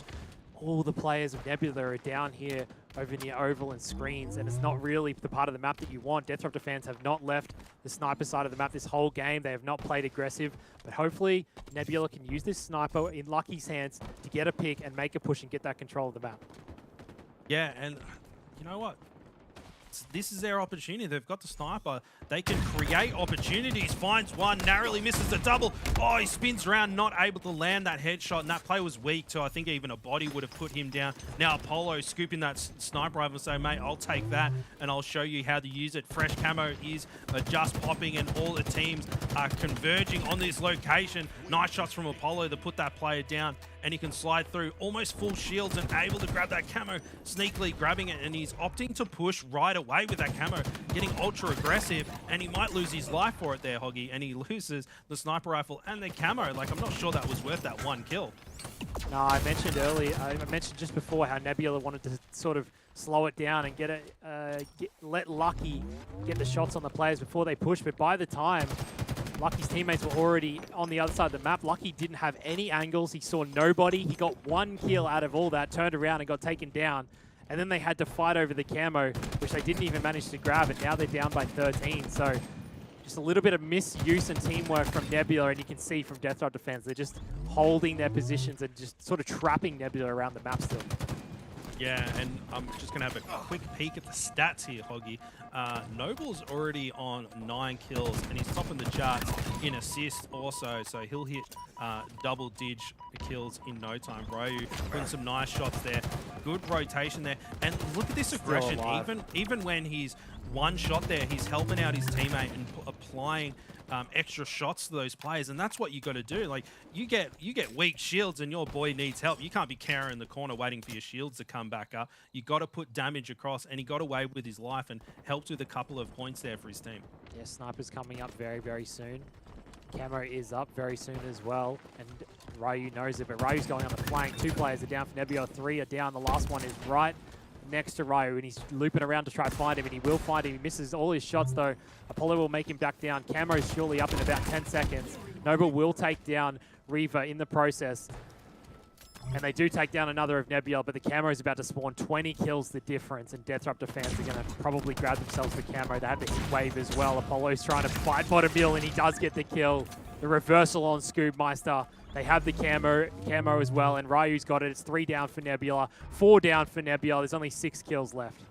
Yeah, look at that. He's just walking past that sniper too. He opts to keep the Mangler. That just shows how strong the Mangler is, right? You know, pretty much there's a sniper on the map. 9 times out of 10, you're going to scoop that thing up with the camo, the Mangler. That's a deadly combo, and able to put it to good work, securing himself a kill. Only 2 more kills to go, and it's going to be steak dinner time. Medium rare, thanks. Yeah, he drops himself. He drops the Mangler, and he's going to pick up the snipe. Can he get the headshot on Atlas? Not quite. There is another player there, though. They're back down. They are looking to push through Oval and Camo side. Apollo is right behind Lucky. Lucky's going to have to go top middle. He's going to find another. There's already 1 kill down. There's only 1 kill left, and he will clean it up. Death Drop fans are going to take game 2, and they're going to move on in the elimination bracket. Yeah, and that's what you want to see from these Death Raptor fans. They've been performing so well through each cup, and they just keep improving, right, Hoggy? We see it every time they're on broadcast. They keep impressing and surprising everyone, and I can't wait what they do when the big money is really on the line, and it does look like they're on their road to getting themselves qualified. Yeah, I think it might be a little bit of a long track for them to get towards this qualification. They still are in this elimination bracket, so it is going to be a pretty long ride here for the Death Raptor fans, but I think they did a good job at making this one look clean, Hoggy, and I think that's the biggest thing for me is they looked a step above what Nebula were today. They were able to put some big scores on the line. Getting that spectacular in the final map here of the Slayer on Livefire is always a good little confidence boost for a team like Death Raptor fans moving forward into the rest of today. They've still got a whole lot of these matches to go through. They've got a whole lot of best of 3s and a whole lot of best of 5s to get through before they can start to take this crown of a top 2. But they're looking in good stead, and I think Junior being able to come into this team with a lot of these young fraggers really has given them probably that little bit more of a calm head to just be able to get everybody corralling together and make these maps look clean. Yeah, most definitely. Death Raptor fans are a top team, and they've been in the top 8 before. Not quite with the same roster, but adding Junior, you already know that he's a top player, and you can see the experience sort of showing through in both games. The way that this Slayer slowed down at points from Death Raptor fans, you could tell that that is coming from Junior, sort of telling the team, let's slow down, we don't need to push, we can hold here and there. But that's something that another team or a team that may be able to better utilize the weapons in the map take down Disruptor fans, right? They can speed up the gameplay, and maybe Disruptor fans will struggle a little bit more when the gameplay's a bit more frantic.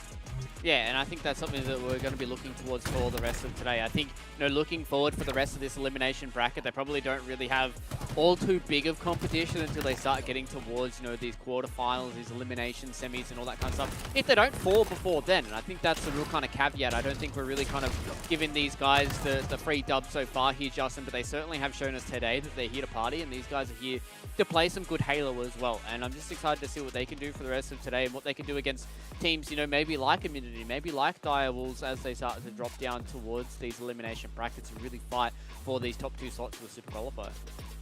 Yeah, and just continuing on some of the things Hoggy was saying, where they're playing slow and perhaps Junior in their ears, communicating and coaching them in a way.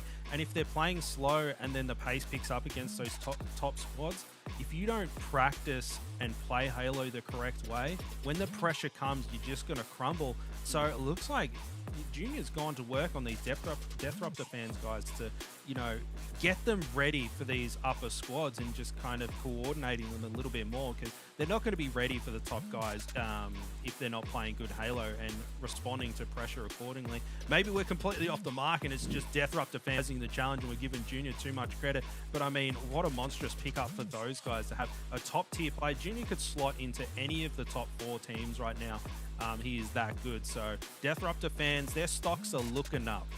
Yeah, and I'm excited to see what they can do for the rest of today. But for us to get into that, we have to go through a few more of these winner bracket games right now. It's time for us to go to a break. We've got Demons and the 1620 Kings who are going to be coming up next. And we also get to say goodbye to Justin and say hello to a brand new friend here on the desk. So thank you, Justin, for your service today, being able to jump in for our boy Blue. But on the other side of this, brand new guest, and we've got ourselves some brand new Halo. So make sure you guys join us after this for more HCS.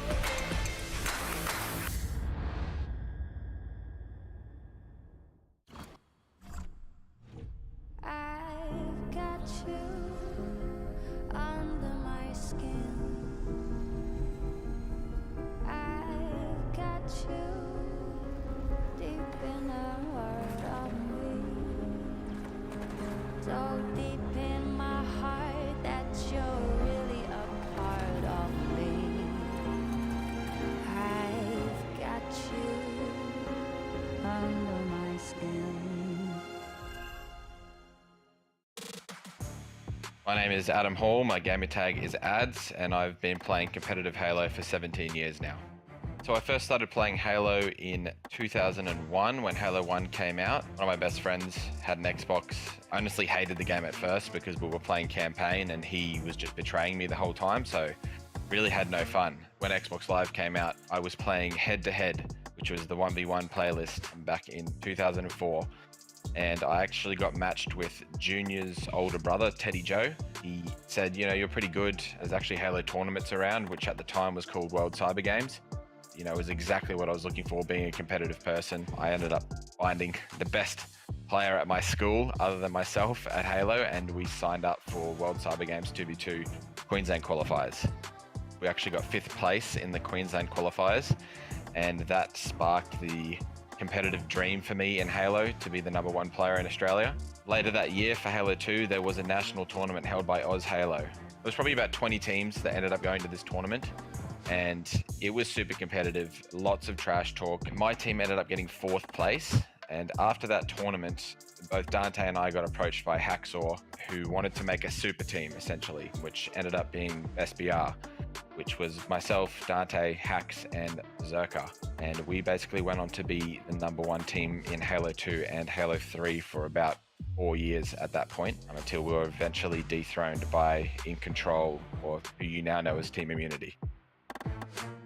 I took a hiatus from Halo. I essentially retired indefinitely until Halo 5 came out, and they announced there was going to be a $2.5 million World Championship. And at that point, I'd had maybe 6 years break from playing competitive Halo. So the thought of coming back was very daunting, because I know that the scene had evolved a lot since that point, and it was going to take a lot of hard work. I didn't expect it to be as hard as it was, to be honest.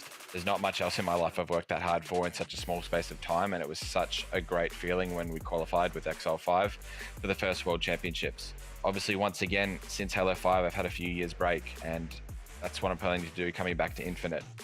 I wasn't 100% going to come back competitively, because I knew how much hard work it took, and we were just going to play semi-competitively and see how we did, and if we were looking like we were going to do well, we'd probably give it our all. I guess, long story short, I am pretty much giving it my all now. My competitive nature's taken over again, and it's really hard to just sit by and let other people win when you know you have the talent to do it yourself. So as the ANZ scene's getting more and more support, there's, you know, more incentive to play as you get older and older. It's just great to have a battle rifle back in my hands. So you could probably describe me as a bit of a slow and steady player. You know, I'm not someone that likes to be sprinting around the map, thrust sliding into close encounter engagements. I probably play more of an anchor role, and I like to sort of assess the situation and move around with my team accordingly. I am always looking to see where my teammates are, looking to see where the enemies are, looking to see where they're spawning. And I kind of make my decisions off that. So I can be described as a slow and steady player, but I think overall my playstyle is quite efficient. The amount of experience I have in competitive Halo is quite an advantage in some situations. My experience also gives me a level of confidence in myself, you know, having been in so many finals before, having won so many finals, and having clutched up in so many clutch occasions. I do have a confidence in myself that I've proven time and time again that I can pull off the win when I need to. So what I want to achieve in Halo Infinite is to sort of cement my name as one of the top ANZ players of all time, if I haven't already. I want to qualify for Kansas, and I want to qualify for World Finals. I want everyone to know that I'm one of the best players that ANZ's ever had.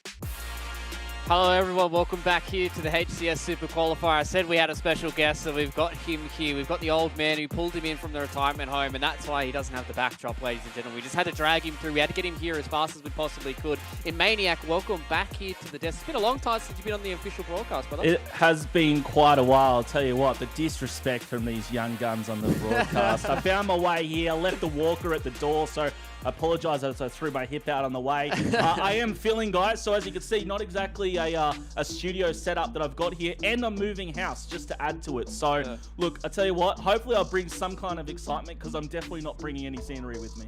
Yeah, or at least you're bringing the nice sultry tunes of In Maniac here. And Hoggy, obviously, we've had a pretty long day today so far here, and now we're getting a little bit deeper in towards this bracket. And this is where we start looking towards this, because today is all about that top 2, and we're seeing our top 4 teams really start to go head-to-head here. I was tuning in to Dino's stream just a little bit beforehand with Direwolves going up against Immunity. They're able to take that first CTF map 2-1, so they are starting into a good position here where they are looking towards that winners final. But we're starting to set our attention here on Demons versus 1620 Kings, Hoggy. Yeah, I just want to, before we touch on this series, I want to ask you, was it a bizarre CTF 2-1?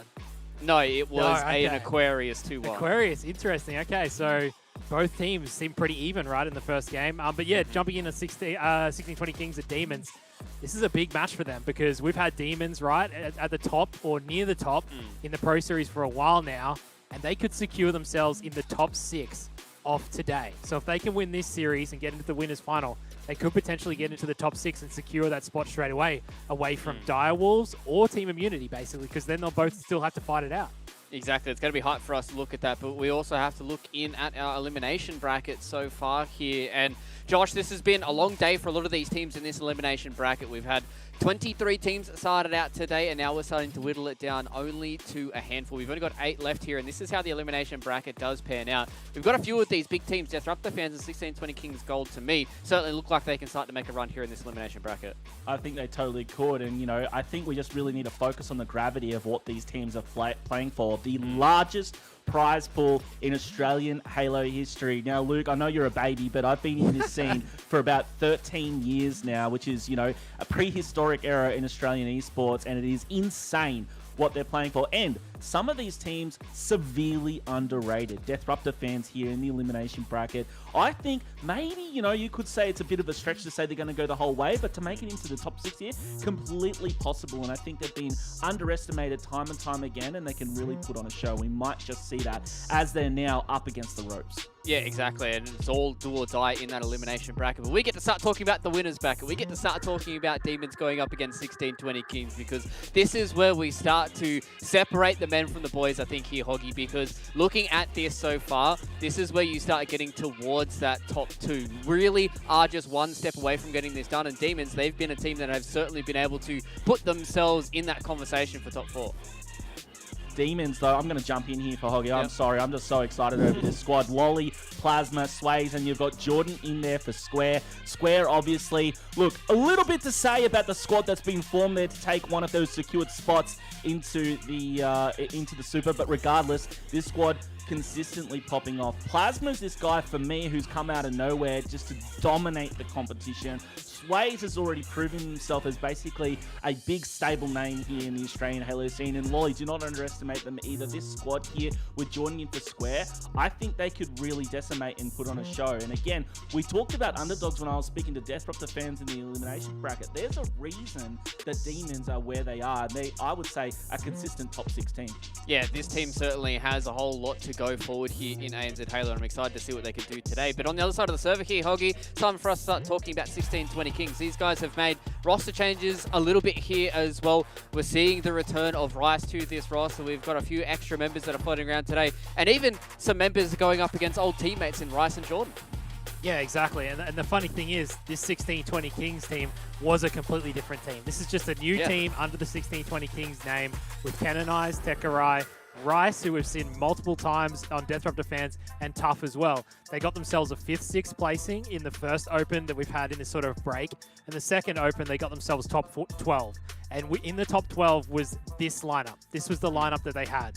So if we're going off past sort of experience and how they've done, top 12 is where they sit, I guess, with all the teams playing in every tournament. But there's not every team here in this tournament. The top 4 are already out. So this is where they need to step up against the Demons, because it's a good shot just to get themselves into the winners final. Then they don't have to worry about the losers, the elimination bracket. Exactly, it just gets them one step closer towards the Super. And also, Josh, this is a full best of 5 as well. So we've got 5 maps to start to go through here and see where we end up. We got double dipping of streets this time around, so I'm excited to see if we do get all the way towards that 5th map. But starting out here with a CTF Aquarius, this is where we are really able to see if these teams are starting to gel together as a collective unit, or whether or not things are going to start to fall apart for one or the other. But this time around, we're going to be jumping into Aquarius. We've got InManiac and Hoggy bringing you guys all the action. Can't wait to get into it. Thank you very much, Luke, and I'm excited to be here on the primary broadcast, guys. Demons versus 1620 Kings. This is going to be a fantastic matchup. $50,000 up for grabs in the ANZ Super, plus a whole lot more as well. Pride and glory in both of these teams trying to lay their claim to the lion's share of that, but they need to make it first, Hoggy. And we're right now on board with Sways as he and Demons are doing what they can at the start of this best of 5. Yeah, they've sort of cleaned up kills back and forth, either team. No one's really got too much control, but Demons are stuck a little bit in the back of their base. You can see Lolly here. He's just trying to put shots out to top middle, get the call-outs to his teammates. He sees Sways that's gone down, bottom car. He's going to push over towards Plasma, and they're going to work together to get peak control.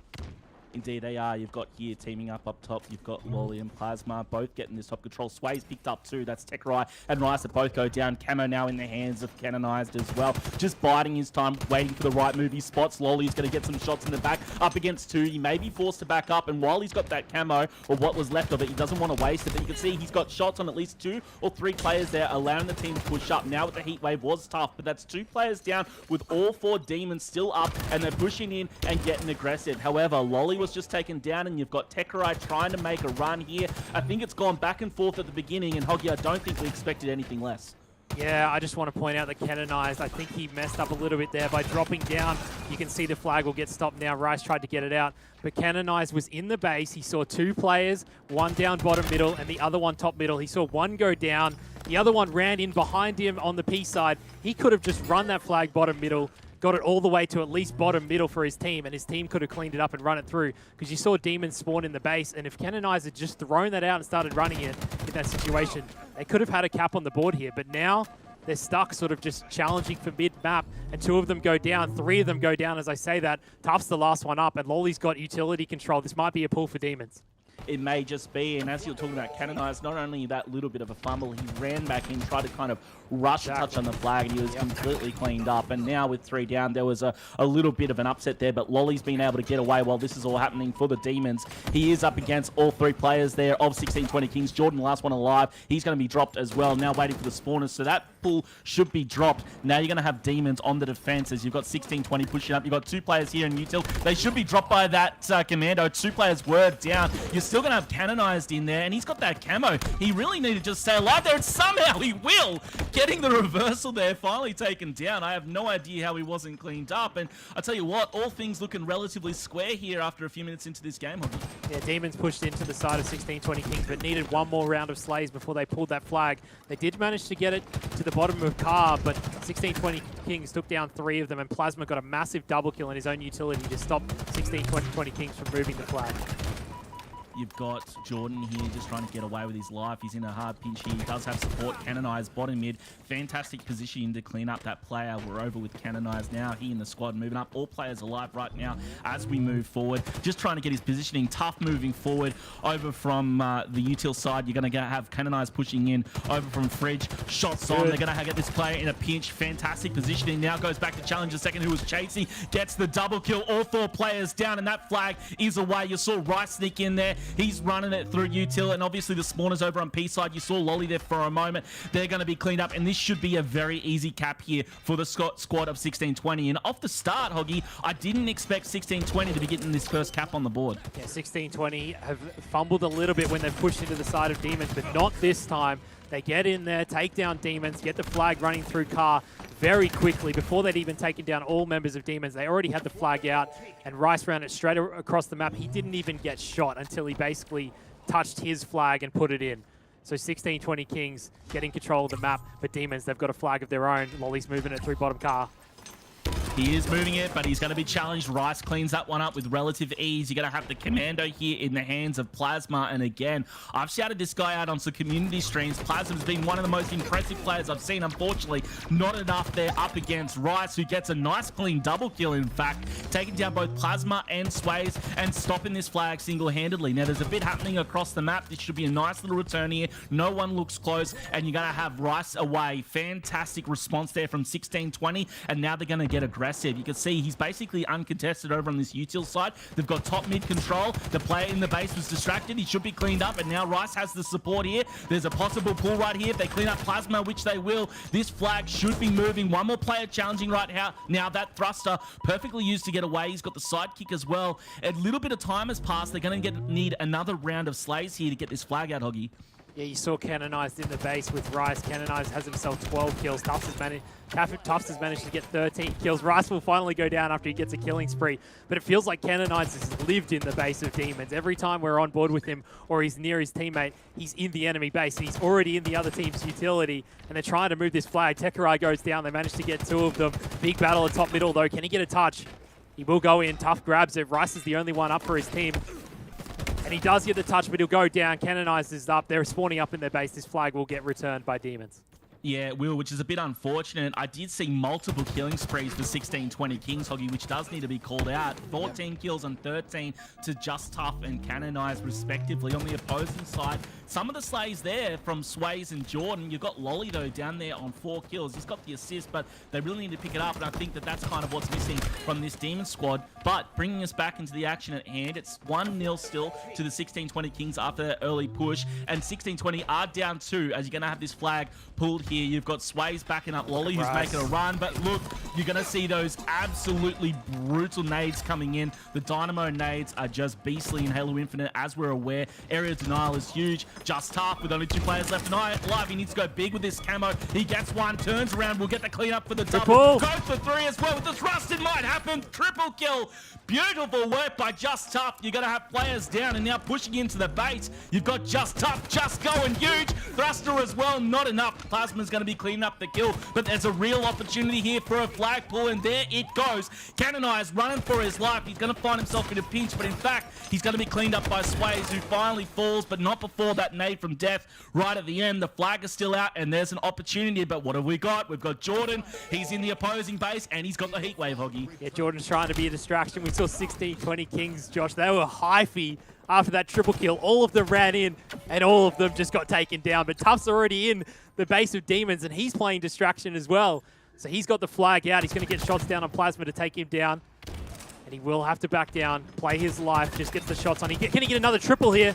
He's going to drop down for the player. Can he get the melee? Yes, he will. There's the triple. There's an overkill there if he wants it. It's a bottom car. He'll get taken down, unfortunately. But the 3 players of Demons are down. Lolly's pushing across. He's going to try and get the reset. The flag is there. He won't be able to get a touch, but can he get the reset? This is a huge fight. He will get Rice. The flag is almost returned. They'll jump on it. Jordan will get it. So the flags both go back to each other's base, but just mayhem in the middle of the map. After the last couple of minutes, Hoggy, how are we still at 1-0? There were so many opportunities for both sides.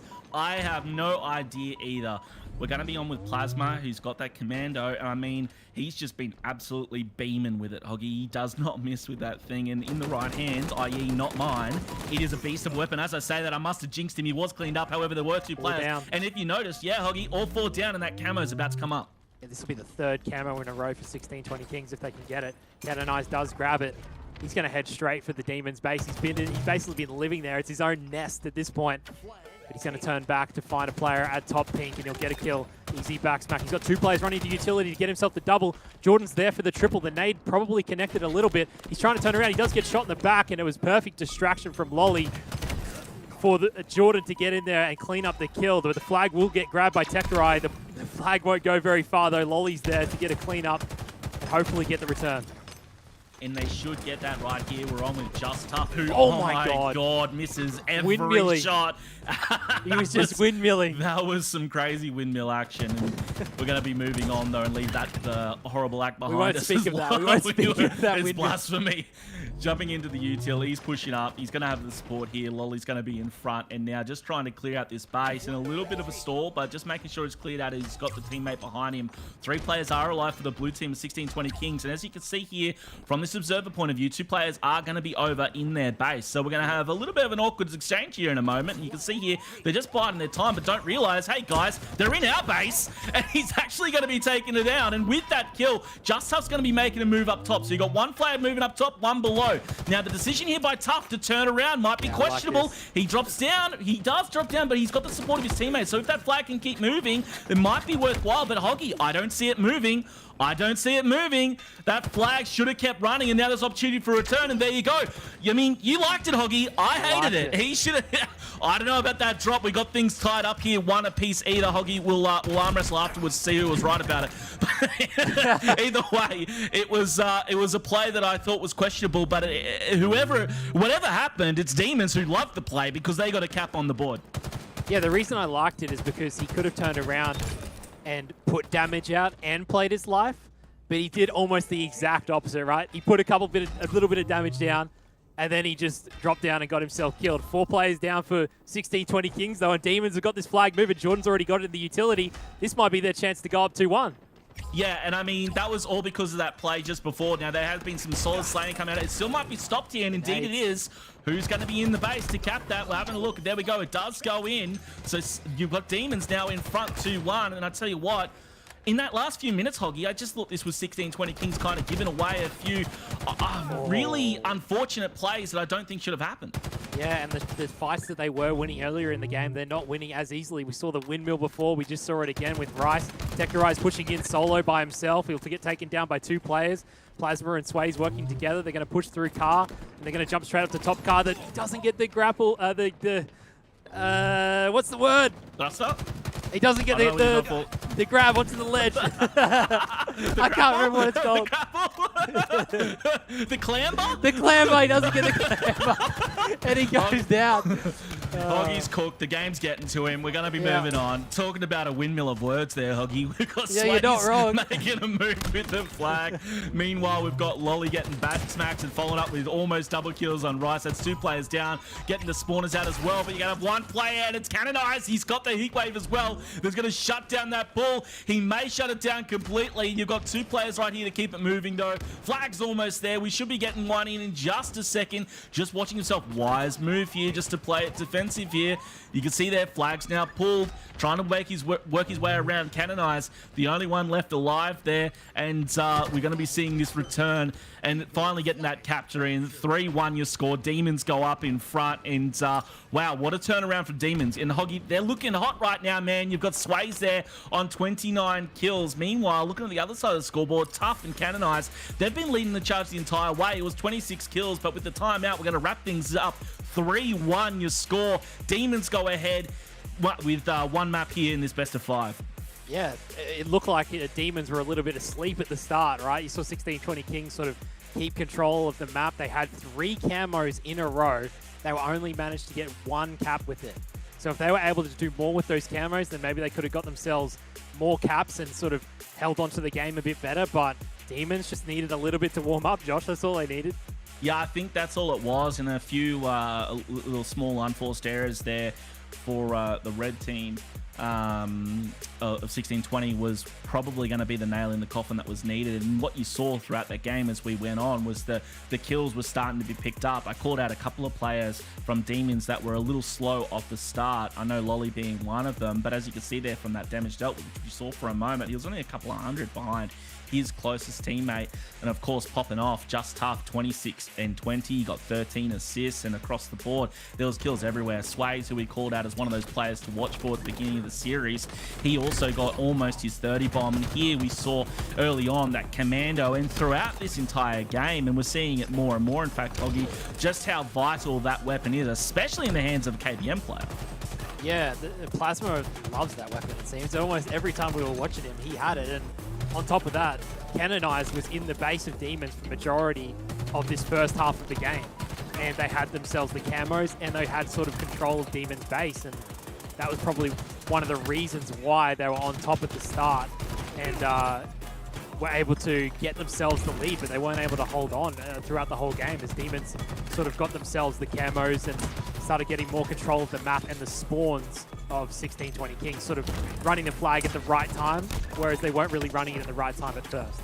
Yeah, I totally agree. And although I do like that aggression from Canonized, I think part of what we saw was that they, not just Canonized, I won't call him out, but a couple of players from 1620 Kings, the overextension was just mistimed. Now, you might have seen, you know, what you might see is your entire team slayed out from your base. You're the only one left alive. You get kind of either that fridge or mid spawn, so you're going to overextend, see if you can pop the flag, be a distraction that way. But what we saw is that it wasn't really the time to do that. You saw there was like a battle for mid, and then you saw a couple of players kind of overextend, or worse off, even one player overextend. They got slayed out, and it just became a domino effect, and players fell one after the other. And what I saw from about midway through that game onwards, it was Demons that were able to bring it together and better coordinate. It obviously resulted in the victory that we saw.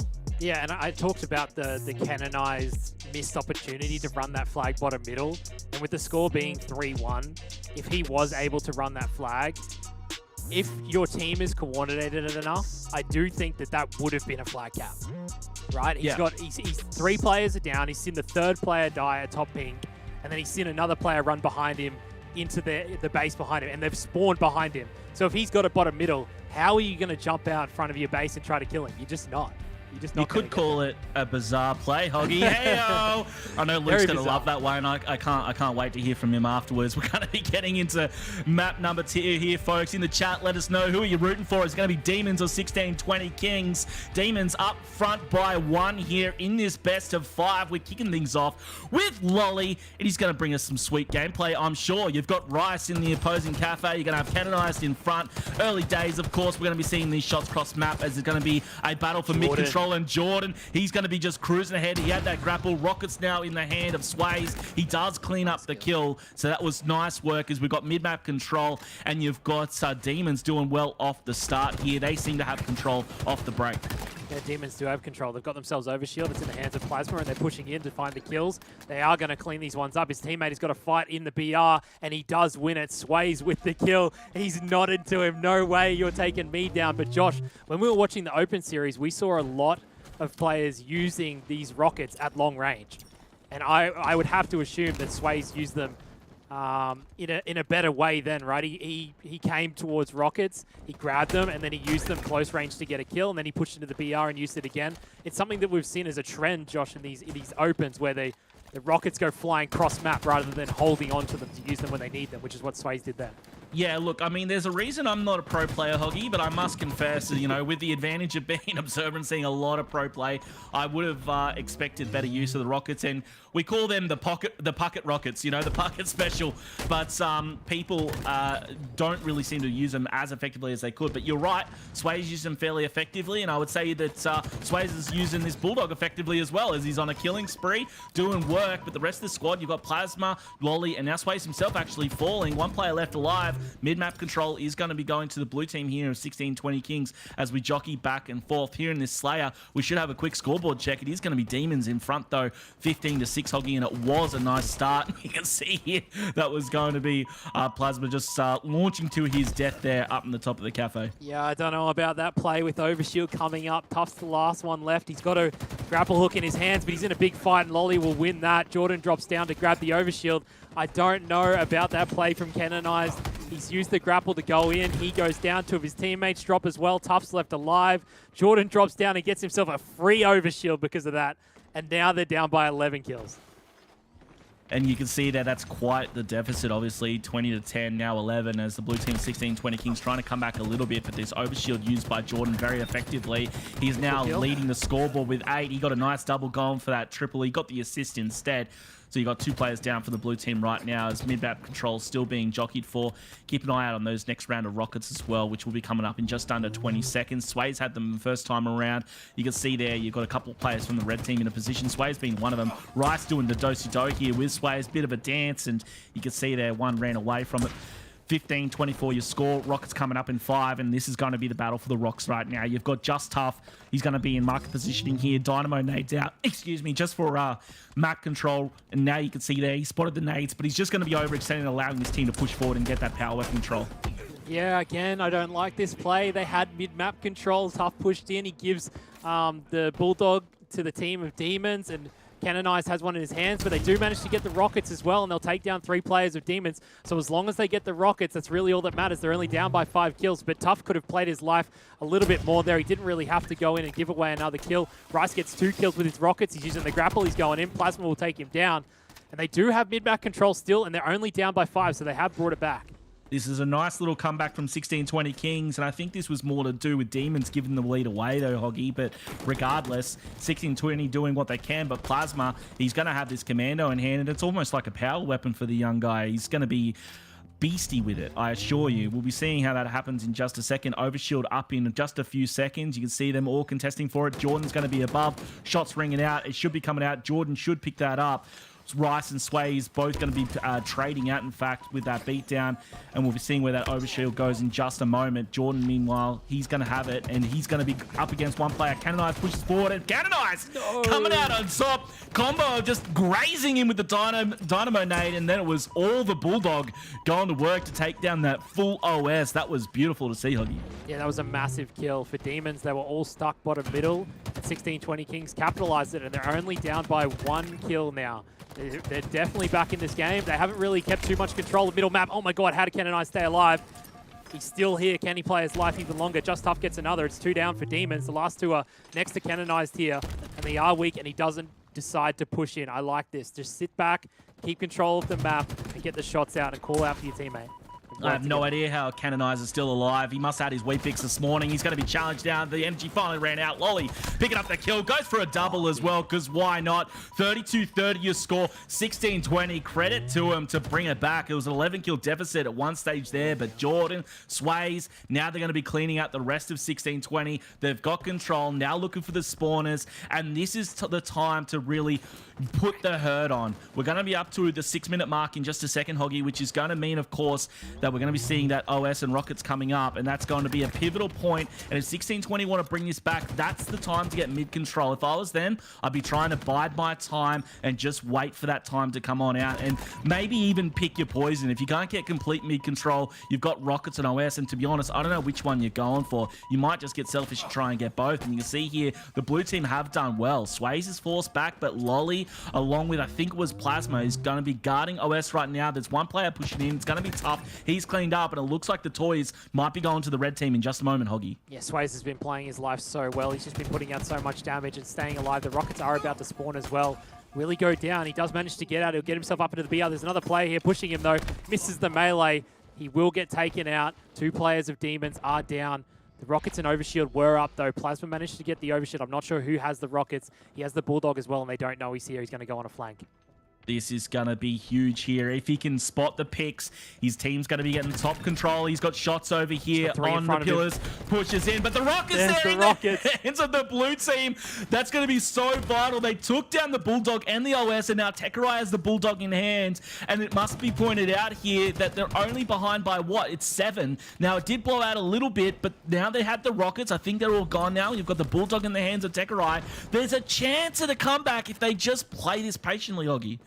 Yeah, Demons have done a nice job to get themselves the lead back. They sort of threw it away a little bit. 1620 Kings regrouped and got back into this, but they've now brought it out to a 7-kill lead, and they're just finding the players of 1620 Kings and cleaning them up. Sways is going to have to push back to middle map. They've only got 5 kills left in the game. Sways will have to play his life. He's got his teammates in bar as well to help him out. Jordan, 14-9 so far, 6 assists to the team as well. He's slaying very, very well here on this map. You can see just trading back and forth on your kill feed. That's not going to be enough for 1620 Kings. Only 3 kills required for Demons. Looking to close this out and get a second map or victory here to make it 2-0 in the best of 5. 47-38. Jordan here just biding his time, saving his life, playing it well. He baits one player in. He does pick up Canonized. Sneaky plays. Bulldog in the hands here of Sways. And there you go, letting them have it. It's going to be Demons here in front, and they finish in a dominating style. 50-38. It went back and forth, and I think what you saw there, Demons, they just had a bit of a breather, put out the bait, teased the 16-20 Kings squad before, absolutely smashing them at the end there, Hoggy. And it all came down to that point where we saw OS and Rockets up. Now, the OS did go into the hands of Demons. Rockets, though, too good with 16-20 Kings. But despite that, it was Demons who come back and just really stamped their name on that map. Yeah, 18 kills for Sways.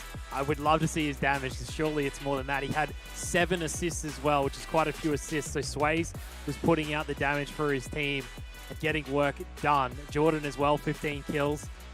So, you know, the fact that these guys are stepping up, there were points in that game where they didn't have total control of the map, but 18 kills from Sways, what a monster. Yeah, he's always been a monster in no matter where I see him play, and he's got that over that 50% accuracy as well. He's going to be kicking us off in the replays, and it does not surprise me. His bulldog control was huge throughout the beginning of the game, and a little later on as well. Yeah, that killing spree up the break. OS in the hands of Jordan a little later on, and it always seems to be throughout that game that we were talking about Demons, Hoggy, and the only time we were really talking about 16-20 is when they were saying they were getting close to Demons. Yeah, exactly.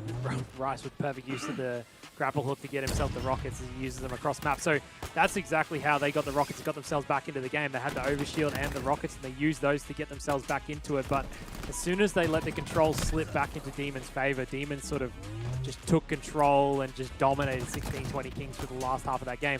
It was basically that 30 kill mark we can see in the replay, 32 to 39. They sort of got that lead and just extended it past that 30 kill mark.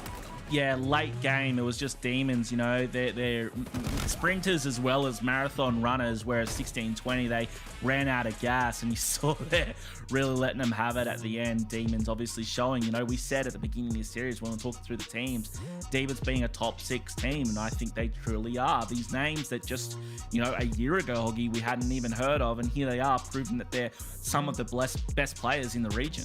Yeah, they're coming from Call of Duty. They're coming from a completely different game, and they've blended straight into this game perfectly.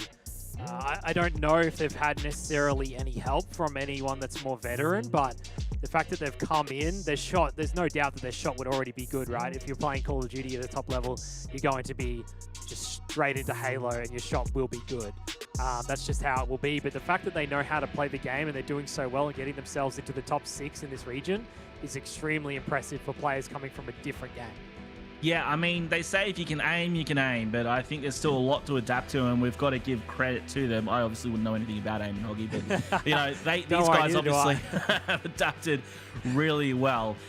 Look, 2-0 here in this best of 5. We may just be seeing Demons put 16-20 Kings down into the elimination bracket. It's going to be determined right here on Streets, and we're going to be seeing here if Demons can do it. Can they get the 3-0 sweep over 16-20 to maintain their dominance here in the winner's bracket of this Super Qualifier? Guys, I am absolutely cheering for both of these teams to try and make their way. Hopefully we'll see a comeback out of 16-20, but it's going to be Sways off the break with the rocket and a quick double kill, Hoggy. Yeah, I think Sways has heard us from the open qualifiers. He's used those rockets perfectly in both games so far. They get 16-20 Kings 4 down straight off the bat. They have them spawning over at Cafe, but one of them is spawned inside PD behind him, and this is him. Sways has to take on Tough. What a spawn for Tough. He gets a flank purely from dying and getting a respawn, which will allow them to get A and stop the triple cap. Yeah, I mean, but that was a nasty triple cap, and it was just from the lucky spawn that they were able to break. I mean, it was Demons right off the rip that just completely dominated. And 16-20, you know, credit for the shots, credit for getting the kills, but the spawn had a lot to do with that, and now you're going to be seeing Demons answer it back with all 4 down there for a moment. They didn't even get a point on the board, the 16-20 Kings squad, and you've got Demons firing right back. This is such a dominant performance from the squad, and they had a triple cap again there, Hoggy. Yeah, Sways is trying to play it slow. They're all, 16-20 Kings are all stuck inside C. Sways jumps up, makes him one shot and jumps straight back up. He did the melee, didn't count on him. He'll get the double. Can he get the triple? He does. The other player was down, so Rice is only on respawn now, and surely he was going in for a teabag there. I know he wanted it. He didn't want that C at all. He just wanted to shoot some bodies. Hoggy, he was no shield clambering. How did that player? He was half shield. He was half shield. Was The he melee half didn't shield? count. Oh Yeah, the my melee didn't gosh. count. Yeah. I'm not. Well, whatever. In any case, I think there was a bit of skill combined with a little bit of gifts from the Halo 100%. gods, I would say, Hoggy. Definitely. Those rockets coming up in 5. We saw how dominant they were off the rip. You're going to have Lolly. He can smell them. He can taste them. But Tuff's in front. He needs to take care of him first. There might be another player. Tekerai down front. He went to get the rockets, and it's actually Jordan. Jordan picked it up, cleaned up Tekerai, so Jordan should have those rocks. He was killed, so I'm not too sure. There was the last one. Rice cleaned it up, so rockets are no more. And now Bulldog in the hands here of Lolly. Cleans up Tuff. That's going to be 3 players down for a moment of the red team. Lolly's still up, though. And you can see here your score, 104 to the now 2 points and climbing for 16-20. It was triple-digit points for Demons before 16-20 were able to get their first point on the board, Hoggy. Yeah, Lolly was looking to go on the flank. 2 players down from either side. Demons are going to lose A, but they will cap B, and they will keep themselves C. But Tuff's going in. He's going to try get themselves C and A. All players from Demons are up at B. You can see them. Surely 16-20 Kings are going to try to push in, even though they have A and finally C. They'll get themselves some points, but you can see them collapsing in. Canonized with a double. Tekerai gets another. There's only one left for the side of Demon, and it's Lolly. So it'll be a trip cap for 16-20 Kings. Tuff goes untouched, capping C, and now he's looking for the respawners. And he's going to be finding them here in just a moment as well. Cleaning up the kill there, getting those shots on the nades as well. The remote explosives, great work to at least just get some damage out. He knows there was a player contesting C, cleans it up as well. Just Tuff. He was a one-man army there for a little bit, but you can see it is going to be the red team of Demons coming in and capturing C. But throughout this, it's going to be allowing 16-20. They had the triple cap there for a moment. Hoggy and Canonized. He's guarding B, and you can see there he's got the defense out. He's got the support of his team as well, and they've still got A and B control. Watch out for Jordan, though, as he's made his way over to A and will be capturing that for Demons. And you've got 16-20 caught in a pincer move. C was captured, A was captured, and now they're going to be making a move for B. Yeah, Jordan's still alive over at A as well, and Lolly's here to try help him out. Tekerai's there, but Sways will take him down. So there's 3 players working together. There's one more player trying to push through Pink Street. It's Canonized. He'll fight Rice bottom middle, uses the thruster to stay alive. He'll find Canonized with the melee. The rockets are up. Did Rice manage to get him? And he will grab him. He can't get out, though. He gets back smacked. How the hell did Sways get there? Can Sways get the rockets for himself? I don't think so. He'll go down as well. And Lolly and Jordan are just fighting over these rockets. Who will get them? The rockets are just everyone's kryptonite. He's finally going to get picked up here by Jordan, who gets away with them, dropping like flies. And there we see another bucket rocket coming out. He does clean up one. Second bucket rocket as well. Does clean up one. Might get the opportunity for a third. Has to trade his life for it. Tekerai, the only one left alive now for the 16-20 King squad. And they are down 130 to 63. He does make his way over to A. He knows there's a player behind him. They're doing a little bit of a dance around each other. You can see here, Jordan, he's going to be getting nades thrown at him. Another player pushing up forward, and it's going to be Sways to clean that one up. Scoreline 141 and climbing as the red team here of Demons are still in control. Remember, guys, 16-20, they must win this map to stay in our winners bracket. And Hoggy, with so much on the line, the blood must be pumping for him. Yeah, Tekerai went on a nice flank, managed to distract the side of Demons, and his teammates from 16-20 Kings have jumped over to B, got some control. They do have B and C. They're only down by 70 points, Josh. They really are still in this game, and they have a chance to get it. What a stick. Use the thrust to get away. But they really are still in this game, Josh. They're only down by 70 points. All they need to do is hold 2 of these caps for a little while to get themselves back in it and just make sure they control the spawns of Demons rather than sort of letting Demons have control of the map like they have for a fair chunk of this game. I've seen comebacks greater than this, Hoggy, so it definitely still an opportunity here for 16-20, and they are in control right now. You're going to have Jordan pushing forward. They've got top B control here. Rice, they do the dance 1v1, and Rice goes down. Killing spree. Now to Jordan. He's going to be going in to capture B as well. He does get those nades out. You can see there. That's, I think he thought he had another frag. It might have been a spike that comes out regardless. He gets the B capture, and that's all that mattered. And now you can see Demons back in control and getting some points on the board. Trying to play his life here is Lolly, hanging on by the skin of his teeth. Will he stay there? He does. 2 blue players, though, do pick up kills. He might be able to do some damage here. Another third player, though. He's going to be surrounded by blue players after such an effort taken down. That just wasn't fair to Lolly. Yeah, unfortunate. Tekerai has rockets, though. I think he's got 2 in his back pocket. He's got 2 nades to work with as well. Rice is going to spawn here. All players of Demons are over at C. He's trying to push up to get the rockets and use them at close range. He doesn't want to use them at long distance. 3 of them are pushing him, though. He's perfectly positioned to get at least 1 kill, and he does. The rockets will go down, but Sways will pick him up and start pushing in with it. And Sways has stayed alive bottom middle, and he's pushed in. He's sort of on a flank here, and he will get one. Lolly almost rockets him. Canonize will get Sways and back down. And Demons push all the way round to A to take it, but 16-20 Kings should grab themselves C to keep the points sticking in their favor. Here you can go, 16-20. Do have points racking up once again. Lolly has something to say about it, though. 2 players here from the red team as well. Just getting B stairs control. They should be able to capture this fairly easily. Canonize trying to come up and do what he can with that sentinel beam. He gets cleaned up as well. 1 player left up. It was Rice. He's taken down, so it's up to the spawners. And Demons once again in control. But you can see here now over near A, you're going to have Just Tough just being a nuisance. C now captured, so it is going to be the red team racking up the points. But what a back and forth here. It's only a 50-point game and 16-20. They know they need to stay alive. We're on here with Just Tough, and he has just been dominating Hoggy. 17-11. No assist, but I tell you what, every house needs a janitor, and if that's Just Tough, I tell you what, he's one mean janitor. He's done the work. He's been able to keep the squad in, but Demons still racking up the points. They need to answer back. 16-20. They've got maybe a minute unless they can try and get one of these points back in control. Yeah, throughout this game, we've actually seen both Jordan and Tough sort of playing that role of flanking and getting behind the other team to sort of distract them at least, right? Even just distract them and get the shots out. And it's managed to work out for both of them because you can see 20 kills for Jordan, 17 kills for Tough. And the fact that they've been sort of the flanking member of the team means that they're working well. It's working well for both teams to sort of get the shots out and clean up the kills from either side. On with Rice right now, just trying to get position. He doesn't want to waste the 2 rockets that he's got. Long range rock out. He doesn't get the kill for it. Area of denial. You know, I don't hate it this time around. He was able to pick up the kill on Lolly, and that's going to be Sways following suit as well, as Just Tough picked up 1 and 2 with Jordan following as well. 16-20, answering back, and we've got about a 30-point game on our hands, Hoggy. This may just come down to the wire. 16-20, trying to stay in this game. Yeah, there's absolutely no reason for 16-20 Kings to push at this point. They have B and C. They just need to watch their angles. You'll find Plasma trying to push in what it seems solo. The nade will take him down. He'll have to back down. His teammates are all there. They'll get another player from the side of Demons. Lolly's zombie stairs. Rice will have to back down. There's another player next to him in Red Room, and they've given up control of B. So the side of Demons are going to jump straight into B. Can Tough get in here and get the kills? He's got 1. The nade doesn't manage to kill him, and he backs down to stay alive. But they gave up B, Josh, and they're going to start losing points in their favor.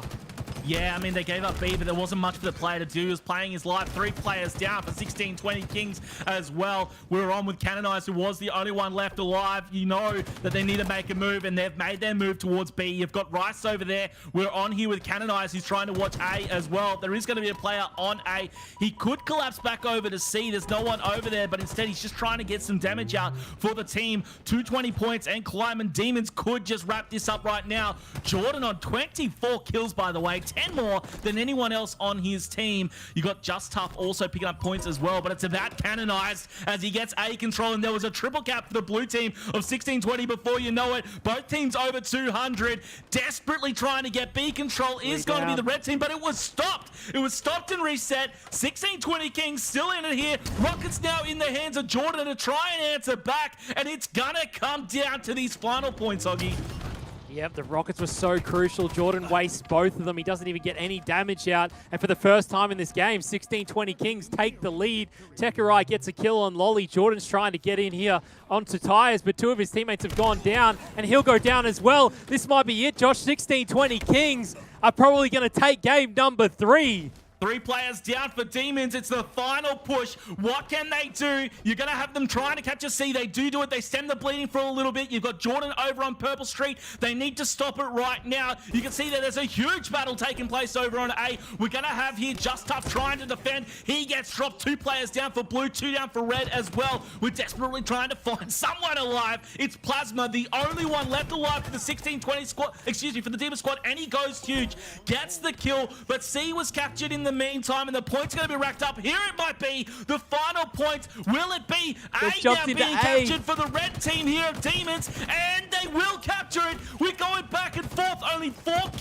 points required for the blue team of 16-20 Kings. We're on here with Rice. He's pushing into B. He needs to clean up this player. They trade, Hoggy, and it's still going to be here. Demons in front. The blue team of 16-20. They need to cap. They've got a foot in A. They've got a foot in B. They just just need to cap. Now with A falling, you've got Sways pushing over to C. They try and capture here. Bulldog in hands at Tekerai. He's dropped Two though. down. Rice and Tough doing what they can, and Hoggy, it's stalled, but the final point's now racking down. It's Demons back in control. Yeah, Rice is here. He's got some big battles. He's going to have to back down. He'll get taken down. Tuff's there, though. He's jumped into B to stop the points. There's only 4 points left for them. Can he get B? He's staying alive. How is he alive? They're going to start getting the points. There's only 2 left. And 16-20 Kings will take game 3, and they'll stay in the biggest competition of ANZ history. No freaking way. 16-20 Kings came back in that game in one of the most intense games of Strongholds on Streets I think I've seen throughout Halo Infinite competition. It went back and forth there. Power weapon control. There's so much to break down with the rocket control that we saw, Hoggy, but I think we just need a moment to savor the fact that we've got a series on our hands here, boys. With 16-20 Kings taking the map, we're going to map number 4, and this is huge. 250 to 244, Rice, Just Tough, Canonized, and Tekerai going absolutely huge. This is just poggers in the lobby, boys, as we're going to be having yet another game here with these two juggernauts in the scene. Winners bracket continues for both of them for now, and I tell you what, if you are the Demon Squad, you must be kicking yourself now. You had over 100 points before 16-20 even got a single point on the board. Hoggy, as we go through it, I think we need to talk a little bit about it. After what was such a dominating start, how Demons let this one slip. Yeah, unfortunately for Demons, they were so close, but yet so far. 16-20 Kings. It felt like they were sort of hanging on at points, right? Josh, at the start, they were kind of just hanging on to stay in the game, and they managed to get themselves 2 caps and get themselves up to 70 points, but then they handed back to the Demons, and then it went back to 16-20 Kings for another 70 points. They were just handing it back and forth, and then at the end, it's just all about getting in the hill. It's pretty much like, where am I spawning? Where's the closest hill? Let's go get in it. Because you just need to stop the other team from getting points. And the Rockets were so crucial in many moments in this game. And right at the end, I can't remember who had the Rockets, but he missed with both of the Rockets and didn't get a kill with a single one of them. And that probably changed the tide in the other team's favor. Hopefully we'll see it in the replays. I can't remember exactly who it was, but the Rockets that were missed later on in the game could have cost them the game. Yeah, and when the game was that close, we see here just in these final few seconds, it didn't matter with that final rocks, but it was, I believe, someone with Demons who had control of them, Hoggy. Yeah. With the one we were talking about, it might have been either Lolly or Sways. Regardless, what we've talked about as a common theme is the use of the Rockets, and in such a pivotal moment, that was so important. But in that mad scramble at the end, you saw 16-20 Kings come up big, and I am absolutely stoked that we're going to have map number 4 against these teams. Up next will be Oddball Recharge, and we saw how both of these players played on these Strongholds. Now, the slaying out of Demons, I think, has just been beastly. But now that we've got a little bit of an upset, will we see a stumble here from Demons now we're back into an objective game type? I don't know what to expect from this one, Hoggy. Yeah, well, the momentum has sort of switched to 16-20 Kings, but you can't really say it's switched too much, right? The Demons have only just lost that game, so they can't be too down on themselves. They had the chance to win it, and they were still playing extremely well. But 16-20 Kings are definitely going to be on a high. Indeed, they will. Let's see if they can continue that high. It is going to be Lolly, though, in control with the Mangler off the start. Canonai is going to be at the jump up. Sway should be able to clean that one up. Just watching this energy sword over here. And, you know, as I've talked about a few times, Hoggy, you and I both, is that the energy sword, it seems to be just a weapon of opportunity as he gets repulsed off the map there. Yeah, no, it definitely is. It's something that you should definitely be using as a power weapon, and no one has really picked it up off the bat. We mentioned it in those the open series about players not really picking up that the sword and using it to their advantage, sort of going past it, or even just grabbing the camo and going straight for the sword, right? Don't think about anything else but going for the sword once you get the camo. And the sword is still up in this game, but Lolly's got himself a Mangler and he's on the flank. Yeah, I just find it interesting, but I guess when you've got a Mangler in hand, maybe you just hold on to that. Regardless, we'll see what happens with the sword a little later on in this game, as we're going to be seeing early points did go to 16-20 Kings. Now you've got Lolly here. He's got that Mangler as well over in that very common spot, top left. He does have Jordan down over in pipes. Kananai's going to be pushing him, and Kananai's actually picked up that kill along with Tekerai. So he will be pushed here in just a second, but you can see here the entire red team over there with tower control and trying to wrap their way towards doubles, and now it's going to be Kananai's with his shock rifle in hand, and might be able to go to work with that when you've got Rice on the flank as well. Yeah, I like this from the Demons. They've rotated the ball to Hydro, but Kananai's, he's got the shock rifle, and he's going straight in close range on Lolly. Lolly will drop it off, and Demons will most likely have middle map control because they've forced 16-20 Kings all the way over to Hydro. Kananai's cannot get the kill. The shock rifle will be dropped. Jordan doesn't want to grab it, though, and he's going to try to stop the ball carrier first, as Tekerai is going to push one shot right into him. Jordan's got a perfect position. So the fact that they moved the ball all the way to Hydro allowed them to sort of collapse on the 16-20 Kings players that tried to get control of it as soon as it spawned. That camo's up as well, so we got to keep an eye on that, as both teams will no doubt jockey for that, and it is actually going to be Jordan sliding straight into that, basically uncontested Hoggy, and making his way here into Whirlpool as well. He is going to be tagged up. He needs to get away because that's obviously going to be vital to hang on to, and it looks like he's relatively safe here, but just playing a bit YOLO really, just getting whatever damage he can out, as it's going to be Plasma this whole time. He's been able to hang on to it, so he's not too fast, but here we go. This is the kind of play I was expecting. Getting the back smack. He's on the killing spree as well. But here's the sword. We're finally seeing it. And it's going to be Tekerai on the flank. Picks up one. Perfect. Gets the double as well. Beautiful work there by Tekerai to break the setup here of the red team of Demons. And, Hoggy, that's what we're talking about. It's the power of the sword. Yeah, as soon as you were going to hand it off to me, I was about to say 16-20 Kings have the sword. I was going to say someone has gone and picked it up. We saw it when his teammates went down. The Demons got control of the map. They went and grabbed the sword. Perfect timing on the flank to get a double kill. They sort of have control, but Rice just needs to stay alive with the sword and try to clean up some kills. And he set the trap. Will it be sprung here by Demons? He's going to be tagged up. In fact, he's cleaned up from behind, so a whole lot of nothing just happened for Rice. You're going to be now following Sways here. He's got that shock rifle, tries to get the no-scope. He's going to miss, unfortunately. That ball obviously just stuck there at the bottom of the stairs as both teams try and get this gold positioning, which is obviously going to be smart. You've got Plasma here along with Sways. Sways was cleaned up, but Plasma's still here along with Lolly. Lolly's got the sword and wants to stop that ball from being moved, but you can see there it was juggled away sneakily by the blue team. And look at this, robbed, man. It's been absolutely robbed. Absolutely robbed. He was guarding the nest and they've flown away with it. Lolly, though, still got the sword in the back pocket, so keep an eye on it. Ball's going to be naded. He's going to be tagged up now. He wants to stay alive. Wise just to back up here over Just Tough. He's going to be just too smart. Picks up one, gets the sword out. Oh, he's going to be that's unfortunate. up. Tries to do everything, but the boxes there are going to be the worst enemy. And he does go down. Kananai is the only one left alive, which of course left Sways to able to get this camo uncontested, Hoggy. Yeah, I love that play. He's grabbed himself the camo. He's got the ball. He didn't run it exactly to where I thought he was going to, but the fact that he knew that he could get it out to where his teammates were, because 16-20 Kings are up at top gold. I love that play, but Huff has managed to get it in his hands. He'll go down. 2 players of 16-20 Kings get taken out. Plasma will go down, though. Tekerai's moving in. Will he play the ball? He might think about it, but they might have a little bit of control. Two players from Demons have come in, and he will be forced to play it. So the ball will go back to the middle. It's only a 9-point difference.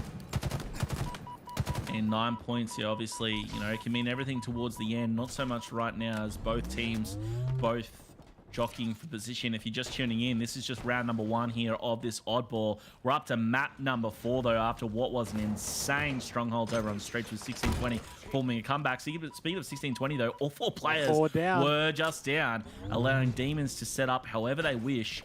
They're going to have gold control. They've got Whirlpool control. So nice setup. You've got Lolly. He's going to be he's the front line here over on C Plat there, and he was going to be forced out. I think he was naded over out of the sneaky. Tekerai for the blue squad trying to make his way up to glass, and he does get up there, and you've got Rice and Kananai's all pushing, which means the ball carrier needs to make his way towards Whirlpool, and he has done well. He's over here. He's got the support of Sways, but now Kananai's and Co are going to be pushing out of gold, forcing Sways to back up here, but they're still this entire time, Hoggy, have been racking up points, and they've got positioning here. Rice pushing in. He's going to take some shots for his trouble, and still racking up points as they rotate around to top tower. I'm loving this from Demons, Hoggy.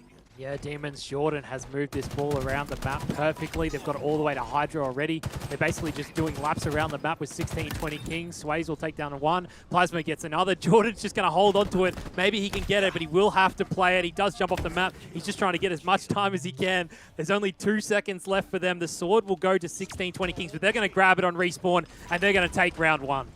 that was just a clinic towards the end there. Perfectly Absolutely played. fantastic work from Demons. You saw 16-20 Kings always just spawning on their tails, so they just kept running. They were juggling, getting the kills, and you saw 16-20, and I don't blame them, but a little bit of desperation as they just kept pushing. As soon as they spawned, they were in, spawning in, and it's, you know, again, chasing the tail, which they could never catch. Regardless, it's a fresh round Hoggy, and there's a new chance for them to come back. Yep, a bit of a As I teabag say, from the Canonized. teabag from Canonized as he got control of the camo. Yeah, he's got the camera as well. Sways somehow spots him though. Sways catches him right before he goes back into camo. But Sways will get taken down. He's in a nice spot to get shots on Jordan. He's got another one that's dropped down right below him. And he will take down Jordan. He's trying to play his life. There's a player behind him, and that's Lolly. Lolly's grabbed the ball though, and he's trying to move it away. Lolly's just playing distraction at this point as Tuff's trying to get him. Tekerai will clean it up. But it's a bit back and forth. It's almost a minute into this round. Josh, there's only 1 second on the board. Both teams just trying to get those vital slays at the start and trying to get some map positioning. Just Tuff is not going to allow Sways to get that. And now Canonized and Tuff, the only players up to the squad. And here you go, sword in the hands of Tuff. Let's see what he can do with it, Hoggy. Yep, they do have Hydro control. The nades have come in. There is a player already in Hydro. I don't know if they know he's there. Canonized has thrown the ball off. 3 players of 16-20 Kings are down. Tuff's just chasing down to clean up whatever he can. But the ball's going to go to the other side of the map. He'll get a double, and Demons are running away with the ball. They don't even care what the hell Tuff's doing. They've got the ball in their hands. They're top gold. But there is only 2 of them up. So they're going to have to play it a little slow, and they might get collapsed on by 16-20 Kings, which they are. There's one coming from one side. Tuff is on the other. Tuff has come back to bite them in the butt as Rice grabs the ball, gets it away, and gets away with his life. Something interesting to note here is just who's getting the slaying. You got players like Just Tuff with 8 kills. Meanwhile, as a shock to me, you've got Plasma on 0 kills. He actually just picked up his first with the beatdown on Canonized. To be fair, he does have 6 assists, which is the most in the game, so got to call that out. But, you know, slaying, obviously, you really need to pick up those kills while you can to get control, and you see 16-20 have done well to get this lift positioning as well, and they're going to be racking up points, and it is 16-20 Kings with, although, you know, still early, trying to get to this halfway mark here in this round of Oddball, Hoggy. Yeah, he spotted out Jordan somehow. Oh. The repulsor pushes away another. He has the sword, but he doesn't want to use was it yet. He clutch. gets a killing frenzy. I had a feeling he'd been on a few kills in a row. I was surprised he didn't whip out the sword, though, to get that kill. The players of Demons take down the 16-20 Kings to get the ball and stop the points, but 16-20 Kings got up to 50 thanks to Just Tuff with the killing frenzy. And not only is Tuff just crushing it with the frenzy, he's got the most assists for the team as well. You can't say he's just generating, he's just hitting everything. So Just Tuff going huge for the squad, and it's, you know, no small feat here up against this Demon squad, and it's big thanks to him that the squad are going to be in front at the moment. As I say that, it's Demons. They've got the ball control, they've got tower control, and as you can see here, Jordan up top on the jump on the ledge as well. This is fantastic positioning from Demons, and 16-20 might have a hard time breaking in here as the points are racking up, and it's less than 10 points between these two teams. Tekerai and Canonized are both down. Rice is all alone by himself down at long haul here, but he will jump out, and the nade is perfectly placed from Jordan to help out Lolly. So as long as the players of Demons can stay alive and keep the callouts coming, 16-20 Kings are going to have a tough time, especially when they keep doing that if they're just going to jump out one by one. Points still being racked up here by Demons. Dropping the ball there was going to be Plasma to just get some shots out, and they've done well. So far, you've got one player pushing here through the jump up. It is going to be Canonized. I heard a repulse. I'm not too sure what's going on there. There's actually Plasma Repulse Rice in the background. So he did what again to push forward. Canonized actually gets cleaned up. So does Tekerai following suit as well. 3 players down for 16-20. And you can see Demons looking to clean up right now. I think the blue team here of 16-20 are going to have one more push, Hoggy. But the red team are well set up. They've got Mangler control. You can see here, fantastic shot. Thank you to our fantastic observer and production team, as we're going to be seeing here the final few points rack up here potentially. But no, 16-20 come in here to clean it up. Sways though with a double kill and a killing frenzy.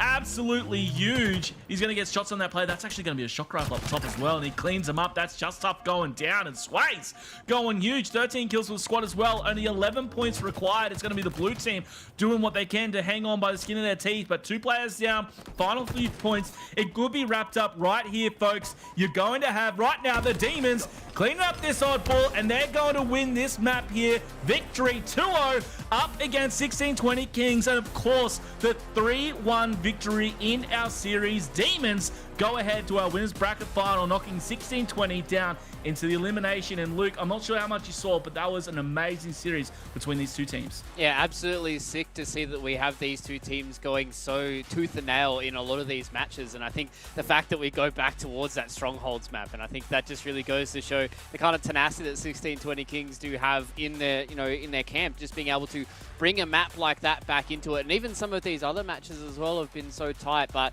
it just seemed like today, Hoggy, that Demons were just on a little bit of a different level. When we got in towards this Oddball match, it just felt like they had control of almost the entirety of the map. A lot of these fights were really going the way of the Demons as well, and it just meant that, they made this series be a 3-1 scoreline.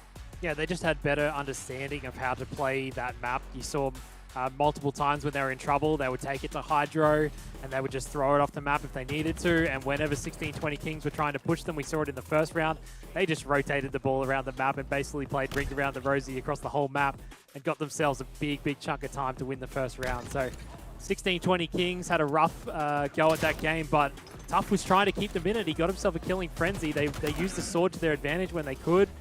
They weren't able to do it. Demons just having a better understanding. Yeah, I think Demons really did have a good kind of stranglehold on the map, and I think Josh as well. I think a big thing for us to touch on is the fact that it felt like every single time Camel was coming up, it was going into Demons' hands, and I think that just goes to show that they have a kind of stranglehold on the map, just being able to control that middle point and then be able to get those rotations of the Oddball when they needed it as well. Yeah, it seemed that way, Luke, and what we saw was just the timing of map control. Yeah. So I think both of these teams were able to make a cohesive push and slay out the other team, but it's just knowing the timings of the power-ups, knowing the timings of the weapons, and I just think Demons were just a little bit better at collaborating with each other to do that, and I think, yeah, it was one of the keys to victory for them, for sure. Yeah, and we also did just see the killing frenzy there from Tough. Unfortunately, it just wasn't enough here to pull the 1620 Kings. It also was a killing frenzy for Sways as well. So there's some big boys in the server for us today. But I think the big thing for us now is looking forward to this next series for the Demons. They're going to be going up against the Direwolves for a slot in the Super, lads. And I think that is where it's a juicy prospect because, Hoggy, we talked about this Demon squad as being a team so far that certainly has been making the push for this top 4 roster. And now is a day that they really can secure it, being able to take down a team like the Direwolves.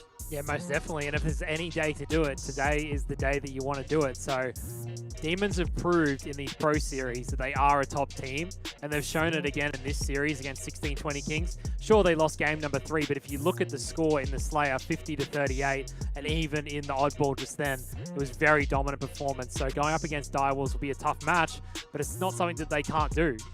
We've seen them perform before, and this is the time that they want to do it. So, and they are doing it. We just saw it against 1620 Kings. Yeah, and I think the big caveat for us here for the Demons or even the Direwolves as we look forward towards these next matches here, Josh, is the fact that they're still in the winners bracket. So even if they drop down into this elimination bracket, there are a few teams for them to get through, but it certainly feels like we've got some big boys in this top half of the bracket that when they drop down are certainly going to be feeling confident going into those final couple of series. Yeah, I totally agree, and I'm actually really keen to see what this next series is going to hold for us because Direwolves, I find that although obviously they're consistently a very, very good team, I've noticed that when they are dropped down into that elimination bracket, they seem to lose their steam. Now, they've got all the way here to the winners bracket. Obviously, they must be feeling good, but this is a team where they're either very good or just good, and up against this Demon squad coming off this win, I'm really, really keen to see how that's going to unfold. Yeah, I think that's going to be a tale of, kind of two sides here about whether or not this kind of extra bit of momentum from the Demons is going to be able to over-topple a team like the Direwolves. But we've already talked about it, ladies and gentlemen, so let's jump into this bracket so you guys can see exactly what we have been talking about for the last couple of minutes. It was a 3-2 scoreline, by the way, lads, against Team Immunity. The final map on Street Slayer, 50-49. It was a nail-biter. I was watching Dino's stream. They all absolutely popped off. It was a sick double kill from Dino to be able to close out that match as well. So Direwolves, it seems like so far, Hoggy, really starting to step up today when it counts. Yeah, exactly. This is when it matters. We've seen them be up and down in the past. And when I mean up and down. They're very up and down in terms of hey, we're top 3, top 2. And then next week we're like, oh, we're top 8. They're very, very up and down. But wow, the fact that they win a 50-49 against Team Immunity must be kicking themselves. But even though Team Immunity's in the elimination bracket, hopefully they can come through and maybe even have a rematch against Direwolves, and we'll be able to see that if that happens. Yeah, it's going to be absolutely gnarly for us to see how the rest of this elimination bracket does pan out. So let's go and have a look at it here, because we've got a few matches to start to talk about as well here for us, Josh. We've got Team Immunity going up against the Deathruptor fans. So this is where it really comes out for the Deathruptor fans to see if they can take a big scalp in Immunity. And then 1620 Kings being able to drop down here in this elimination bracket, go up against the Lolly Degenerers here. And that's going to be an interesting fight for us, because we've seen 1620 Kings be able to prove to us that they can even be a top 4 team as well. Yeah, I totally think that 1620 Kings are going to be dominating this elimination bracket. Not to say anything against Lolly Degeners, but I think that one's going to be, the conclusion is already written for me. What's going to be really interesting is the immunity matchup, because although, how many times, it's a broken record, we've talked about the experience on that squad, but when you lose a 50-49 against Direwolves, I don't know. I don't know how you're going to be feeling after that one, and, up against Deathruptor fans, there's a possibility of an upset. Am I thinking that's what's going to happen? No. Put a gun to my head and I think Immunity are going to take that one. But I think if anyone's going to cause like a crazy upset, maybe that's the series to keep an eye on. Yeah, it could be an interesting tale for us to talk about, especially because we're looking at these quarterfinals, right, Hoggy, and we're starting to get deeper into these best of fives, and that's where we really start to see a lot of the mental fortitude and even just the physical fortitude coming in from a lot of these players. It's going to be a lot of Halo for all these teams in this elimination bracket to try and get towards that top 2, and obviously if they fall down today, they've got a whole new set of tournaments to go through as well in this open bracket. But hey, maybe that's some questions we get answered a little bit later on today, because ladies and gentlemen, it is time for us to go to a quick break here so we can start to set our sights on our own elimination series here. Our next matchup on the main broadcast, we're going to have the Lolly Degenerers here going up against the 1620 Kings. So make sure you join us here for another elimination series here in the HCS Super Qualifier.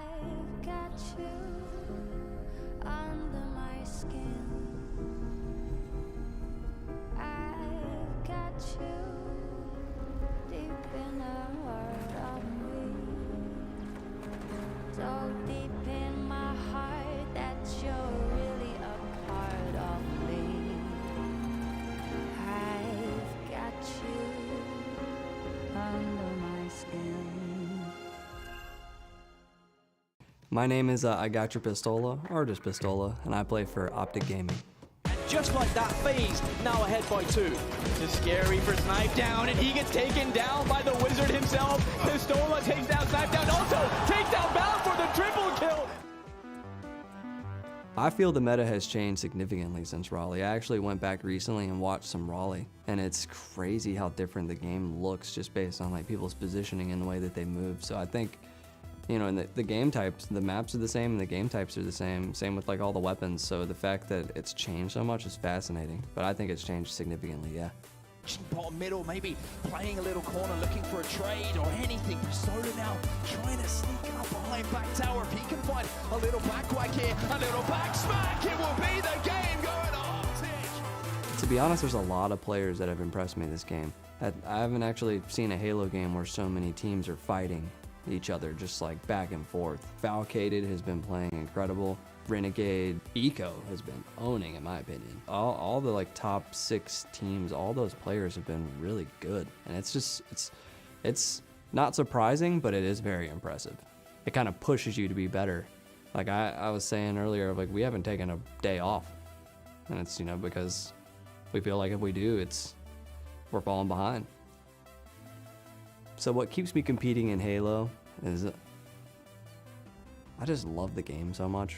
I just have always loved Halo. I love the kill times. I love the lore. I love the way that it feels. Being a Spartan is awesome. I even thought about like making a switch to COD or other games. I even played Fortnite a bunch, and it's just those games are fun, but they're not Halo to me. So Halo just always has like a special place in my heart. So I can't let it go. I love it.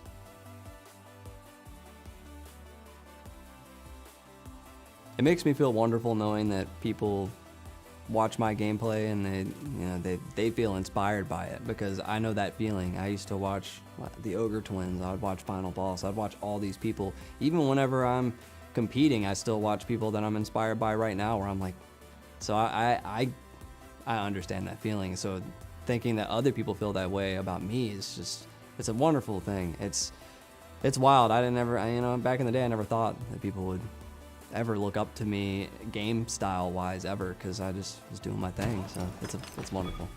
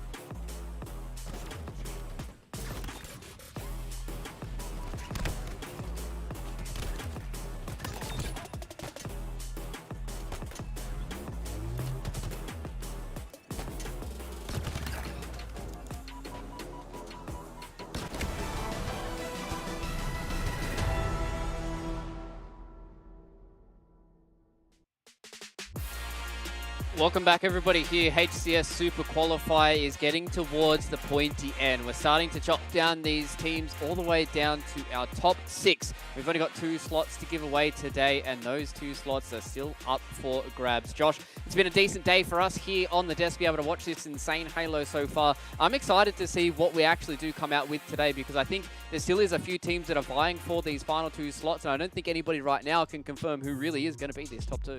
There's so much talent amongst these squads. We've talked about some of these big powerhouse names in Halo that we've seen throughout the day. We talked about the end of the game from Direwolves and Immunity, which I'm sure we're going to actually be seeing some highlights soon, I hear, pretty soon. But also, Demons versus 1620 Kings, the series that we just cast over. Demons just really popping off, and to think that talent such as 1620 now in the elimination bracket, where they're going to be up against some of the new wonder kids in the ANZ Halo scene as well, along with some of the established names as well, is going to be huge. And we've already talked about it several times, Luke, but playing for so much, I think there's just something in the air today about these guys playing that just really gives them that extra little bit of oomph in these games. And I think that that's what we've been seeing with these games that are coming down to the wire. Yeah, and especially because we also get to change the spotlight, kind of coming in from our top 3 to now to be able to move that down a little bit on the rungs. And I think that's a beautiful thing for us to be able to highlight some of these teams that might not have been gotten the spotlight for the last couple of tournaments, because we've had the likes of the Chiefs and Divine Mind really starting to run rampant. But lads, we talked about insane plays, so let's start to fall back and have a look at these final 10 kills coming in from the Direwolves versus Immunity match. I was personally watching this alongside everybody with with Dino in his perspective, but we can just see how tight it does get. This is where it starts getting a little bit slow for a lot of these teams. We see it right now. It is 47 to, what's that, 38, I think I can see. So the fact that this pulls all the way back towards like a 50 to 49 is insane to me, Hoggy. Yeah, the fact that there's only 3 kills left, Team Immunity must come back. They are on 40 kills. That is 40 kills. We can't quite see it because Dino's got yellow, but this game looks like it slowed down a lot as Vamp went down, and I guess Immunity used that to push in as Dino's getting caught out. But I guess the real question is right now for you, Hoggy, is like when you see these matches start to slow down, is this where you're really just starting to favor the much more experienced team with the cool, calm heads? Or do you want to try and see somebody, considering you only need 3 kills for the Direwolves, to really try and push out and see if they can make a hero play? Yeah, no, well, the fact that they slowed it down, obviously, they knew what they were doing at the time, but and it did work out for them because they do win this 50-49, but you could see Team Immunity have already sort of like taken control of the map, dominate. They had rockets in their hands. I think I just saw that Dante used a rocket to kill someone, and he killed himself, which actually probably would have given them a negative kill. Oh, that's true. I only just noticed it in the kill feed. I don't know. We probably can't go back. But yeah, Dante gets a kill at the bottom of B stairs, and I think he kills himself, which probably would have been a negative kill for Team Immunity, which is actually devastating to think about now because they lost by 1 kill. Especially with this, like you can see that there's push that comes out here, and that is the final 2 kills there for Dino. Gets the pop off 50 to 49. So maybe that might be something in the VOD reviews here for Team Immunity to go back and have a look at that. But the fact that Dino and the boys were able to just have the communication so they actually could understand that they could push those 2 guys there in B ramp. And it really goes to show that I think today is a on day for the Direwolves, right, Josh, where we talk about these guys where sometimes they can up, sometimes they can be down. I think today is a really on day for the Direwolves, and they're really starting to feel themselves for this final slot here in the Super Qualifier. Yeah, well, they got that 2-0 on Lolly DeGenos earlier, and then that 3-2 victory after Immunity, coming down to that 50-49 slay, which is just bananas to think about. I agree. I really think they're going to be popping as they go up against Demons. We'll see that in a moment, but obviously in the lower bracket, I think there's so much talent down here as well, Luke. We've talked about a bit, and now you've got Disruptive Fans, Immunity, 1620 Kings, and Lolly DeGenos, which, you know, that squad there, Lolly DeGenos, they aren't to be trifled with. Now, I made a comment before about I think that this one is probably going to be over, but luckily enough, we're going to be able to follow this one. So I am keen to see if there's going to be, you know, I'm not too good with my predictions, so I'll see if there's going to be an upset that comes out of it. Maybe a few tweets after this series might be throwing out towards him Maniac's way. But lads, let's start talking about this series. It is the 1620 Kings going up against the Lolly DeGenos here, and I think it is kind of interesting for us to talk about this, right? Because, Hoggy, we're looking at this 1620 Kings roster, and we've sung their praises quite a decent amount of times. We've seen these guys do a couple of laps around the block right now, and they've been able to show us today that at least have a little bit of the prowess to be able to make a crack towards this, you know, top 8 kind of slot. And that's all you kind of need to today for these Super Qualifiers, right? We've already said goodbye to 4 of these teams. There's 2 slots for today, and then there's 4 slots in next weekend as well. And I think 1620 Kings can make a really good shot for one of those slots. Yeah, no, we've definitely seen them, I guess you could say, be inconsistent. You know, in the previous series, there were points where they looked great, and there was points where they didn't look so great. Obviously, they managed to take the Strongholds on the street, so they did take a game off Demons. So you could say that they are coming in pretty strong. Going against the Demons, being able to take a game, sure, they lost the series, but they've got to be confident the fight that they put up in the series against Demons. So I would say they'd be riding a little bit of a high going into this series, especially against a team that is relatively unknown in terms of how well that they can play. Yeah, well, I think, you know, unknown is probably the best way to describe this team, right, Josh? Where we were having a look at this Lolly DeGenos roster, where we looked at this throughout the break and we saw some of these names that really start to prick our ears up a little bit. And I think these guys may be coming in as some dark horses, but certainly they do have some big slayers on this roster. Indeed they do. You know, big slayers. Divinity is always playing out of his mind. Jackson KB as well, one of those new entrants to the Halo scene who's just been popping off wherever you see him. Isaac obviously coming over from a game outside of Halo. I haven't seen him personally. Keen to see him go. And of course, Biz, for those of you who have been around the scene long enough, Biz comes with a wealth of experience. He's never really played near the top, I would say. I think that's a fair comment. Hoggy may agree with me, but that said, he is definitely an understated and underrated player. And I think here on the Lolly DeGenos lineup that we've got here, they may just cause the upset here, at least an upset that I would say, up against 1620 Kings. Yeah, and I think even if they don't get the victory here, just looking at the fact that they're a top 6 here in this open qualifier is just a pretty big step going in towards next week, right, Hoggy? And I think that's the kind of takeaway for a lot of these teams that have made it this deep into the bracket is you look towards next week and there's 4 slots that's open for a lot of these teams, albeit 2 of those slots might not be into pool play, it is directly into the championship bracket, but you still have a lot of opportunities for these teams to be able to make it towards the Super if they falter here today, considering what they've done. Yeah, exactly. Use today to gain experience for next week, especially going up against teams that, let's say, you could say that 1620 Kings might qualify today, for example. It gives Lolly DeGeneres a chance to play against a top team and get the experience that they need.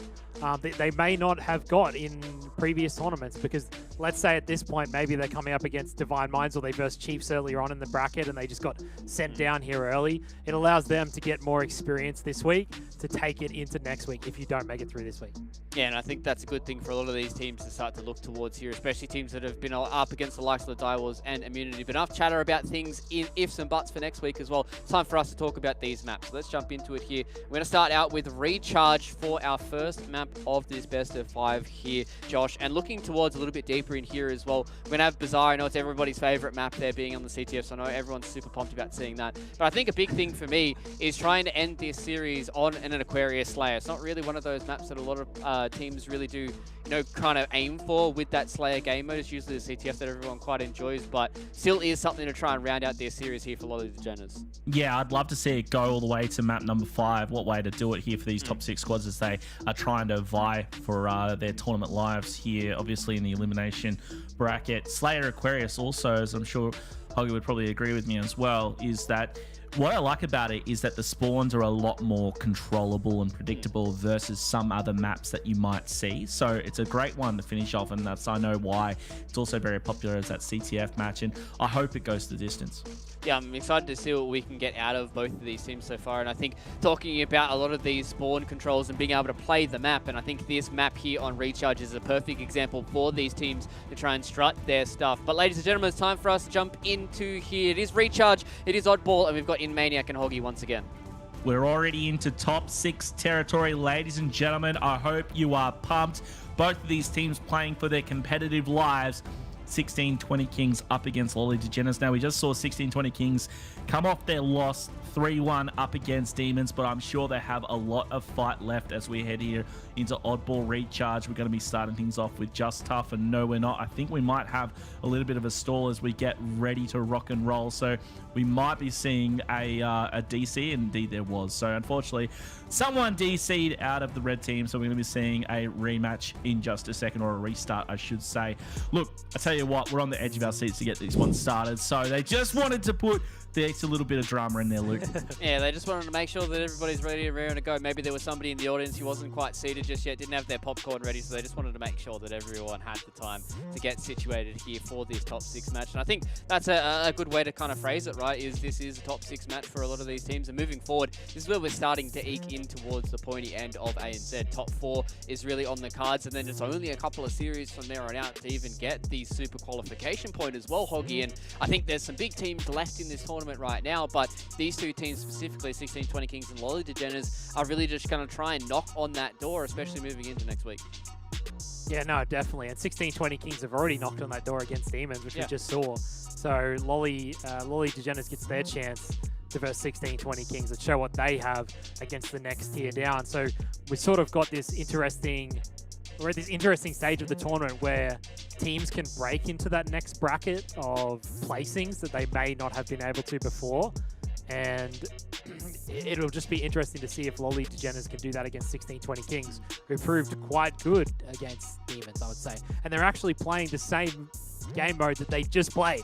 Oh, they're about to play Oddball on Recharge, and they just played Oddball on Recharge. So maybe they've probably spoken about what they've done wrong, and they can use that to help them in this first game. Yeah, maybe there might be a little bit of extra advantage going forward here. I think also a nice sort of shining light for Lolly Degeners, Josh, here as we look back towards the bracket is the fact that Immunity is still on the top side of this elimination bracket, right? Obviously losing that 3-2 to the Direwolves means they went to the top side of these quarterfinals, and if they do move forward, then they're probably only going to have to face them a little bit later on. But even the Disruptor fans might be able to take a notch out of that there, where we talked about in this elimination bracket that Immunity and Disruptor fans is going to be another tight series to look at. Yeah, again, you know, we were talking about it earlier. I think that Immunity are going to be the favored team in that one. There's just such a wealth of experience on that squad, and they're just animals. But Disruptor fans, I think, are one of those squads that are underrated time and time again, and I just don't think that they should be. They are down here in the elimination bracket, but they're right there with Immunity. Now, it could be argued, obviously there's different runs there, but both teams, they're here top 6 in this tournament, so don't rule out Disruptor fans, especially with Immunity. Who knows what's going through their heads after that very tough 1-kill loss when we went to Game 5 up against Direwolves. Yeah, and I think that's why, you know, a lot of people, when they talk about those kind of matches, they call them tilters, right? Because sometimes you look back at it, and even as Hoggy said, like with that rocket death, you know, maybe they're looking back at that and being like, maybe this could have been a 50-49 going in our favor instead of it being going in the other way. And that's where you really start to rely on these big kind of leaders in your team, right, to really start to reset the team, Hoggy, and make sure that this team Immunity, they still need to try and get towards the end here so they can get that super qualification spot, because I don't think they're going to be all too happy if they have to go to the open series here to try and vie for those last couple of slots for the super. Yeah, when we spoke to Voltage before, it felt like they weren't too worried about where they were, right?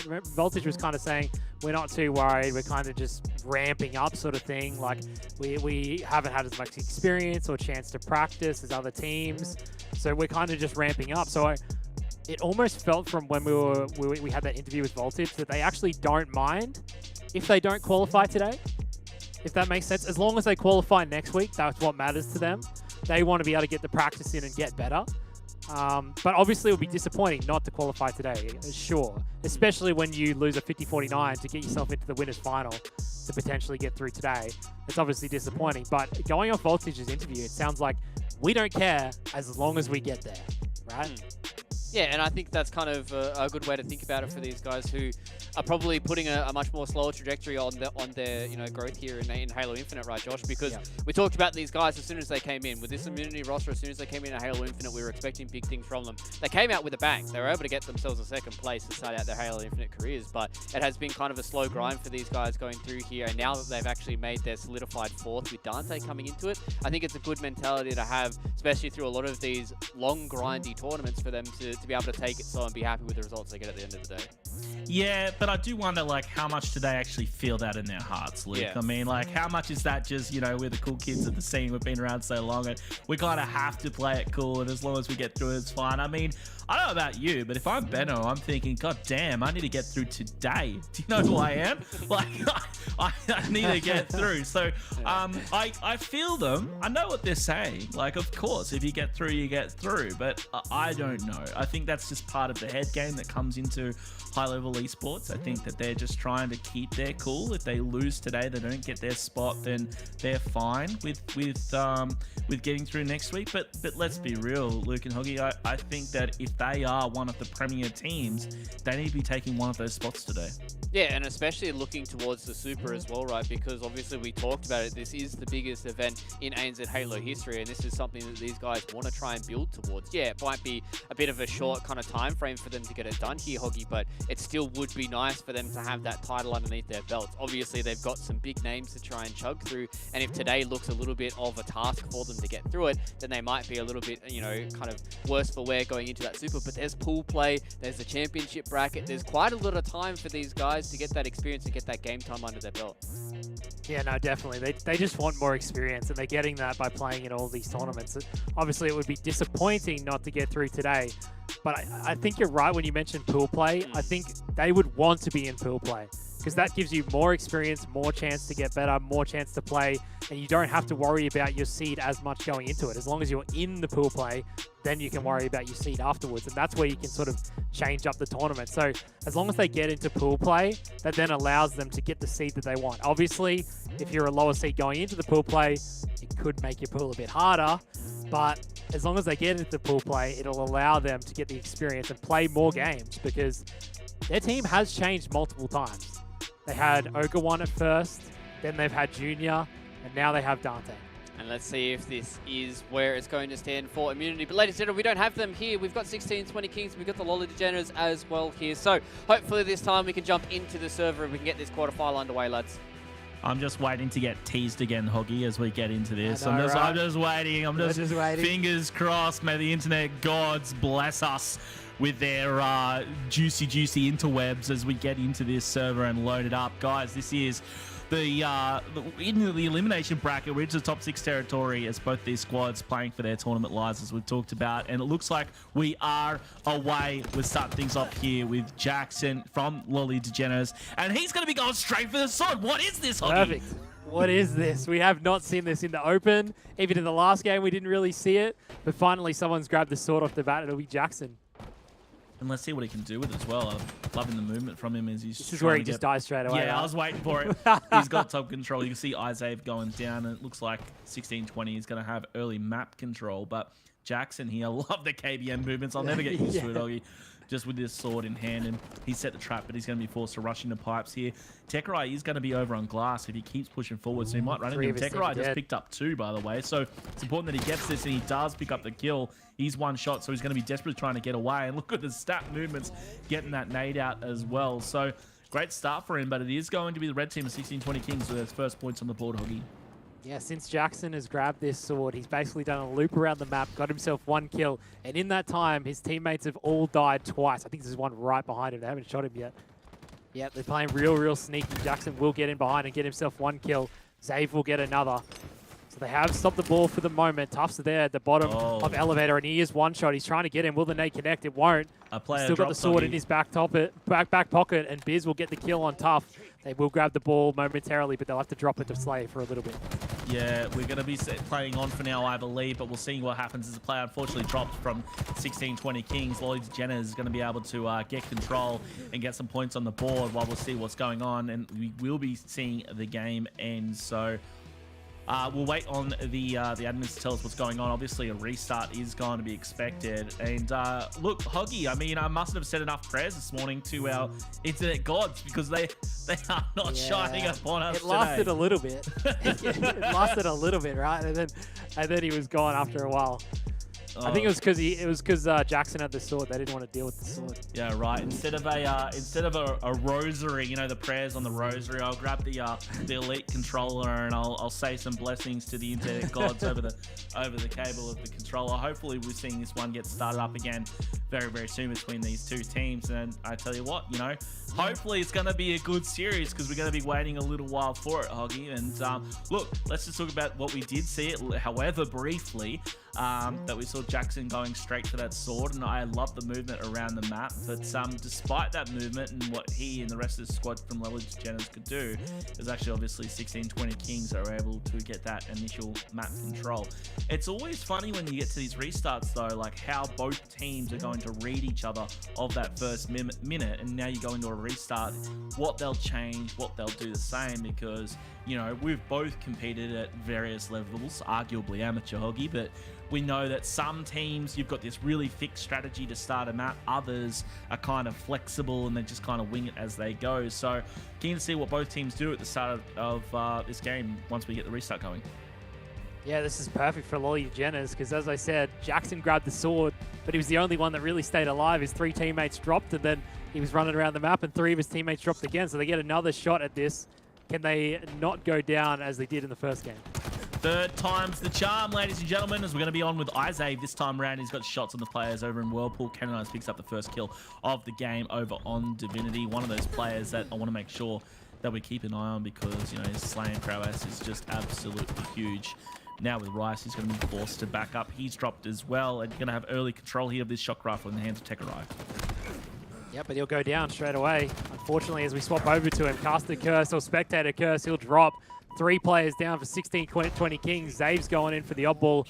But the last player of 1620 Kings, that's Rice. He'll get the kill and stop the ball from going out. So there's going to have to be more slays. We're almost a minute in without the ball really getting touched. A little bit of hot potato going on, and he's very standard. He's going to have Jackson. He's got the sword yet again, so Same kind of start for him. He's going to be watching top glass, charges out, does pick up the kill on Canonize. Vital, Rice is going to be spotted over on bottom left, and he does get a lot of shots out as well. Isaac calling out the players over on C. He does get the shots here on Tekerai. So Jackson in a great position here, backing up. He may or may not know that Canonize is back at C. Given his positioning, he may spot that in just a second. That ball, meantime, was reset. And, you know, we've gone all this time, a minute and a half into the game, and no one's got a single point on the board, Hoggy. Yeah, surely there was a chance where they could have grabbed it. 16-20 Kings had 2 players down, and they weren't really watching top middle from what it looked like, and Lolly DeGeneres still haven't managed to grab the ball.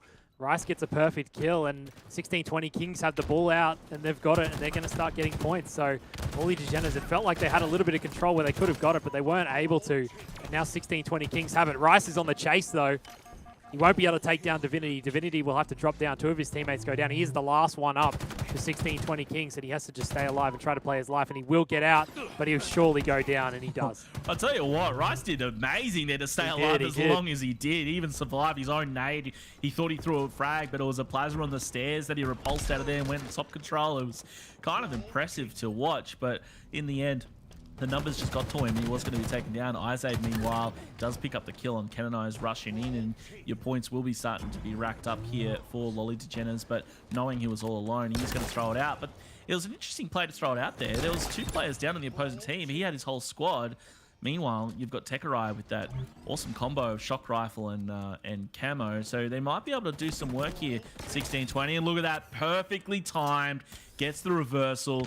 Dangerous with this shock rifle. Tekerai, amazing player for this 16-20 Kings squad, and going to be getting goal control here as well as they keep racking up these points. It's 20 points and climbing for the red team here as Jackson and the rest of Lolly DeGeneres, they've got top tower control and now pushing out as well. That was Biz who just went straight past him and able to get away with his life somehow, Oggy. Yeah, but he'll take on Biz and he will get the headshot. Tekerai is carrying the 16-20 Kings side for the moment, and Divinity was the last one up for Lolly DeGeneres. He'll go down. It's 4 dead for Lolly DeGeneres, but Tekerai has basically taken the game by the scruff of the neck.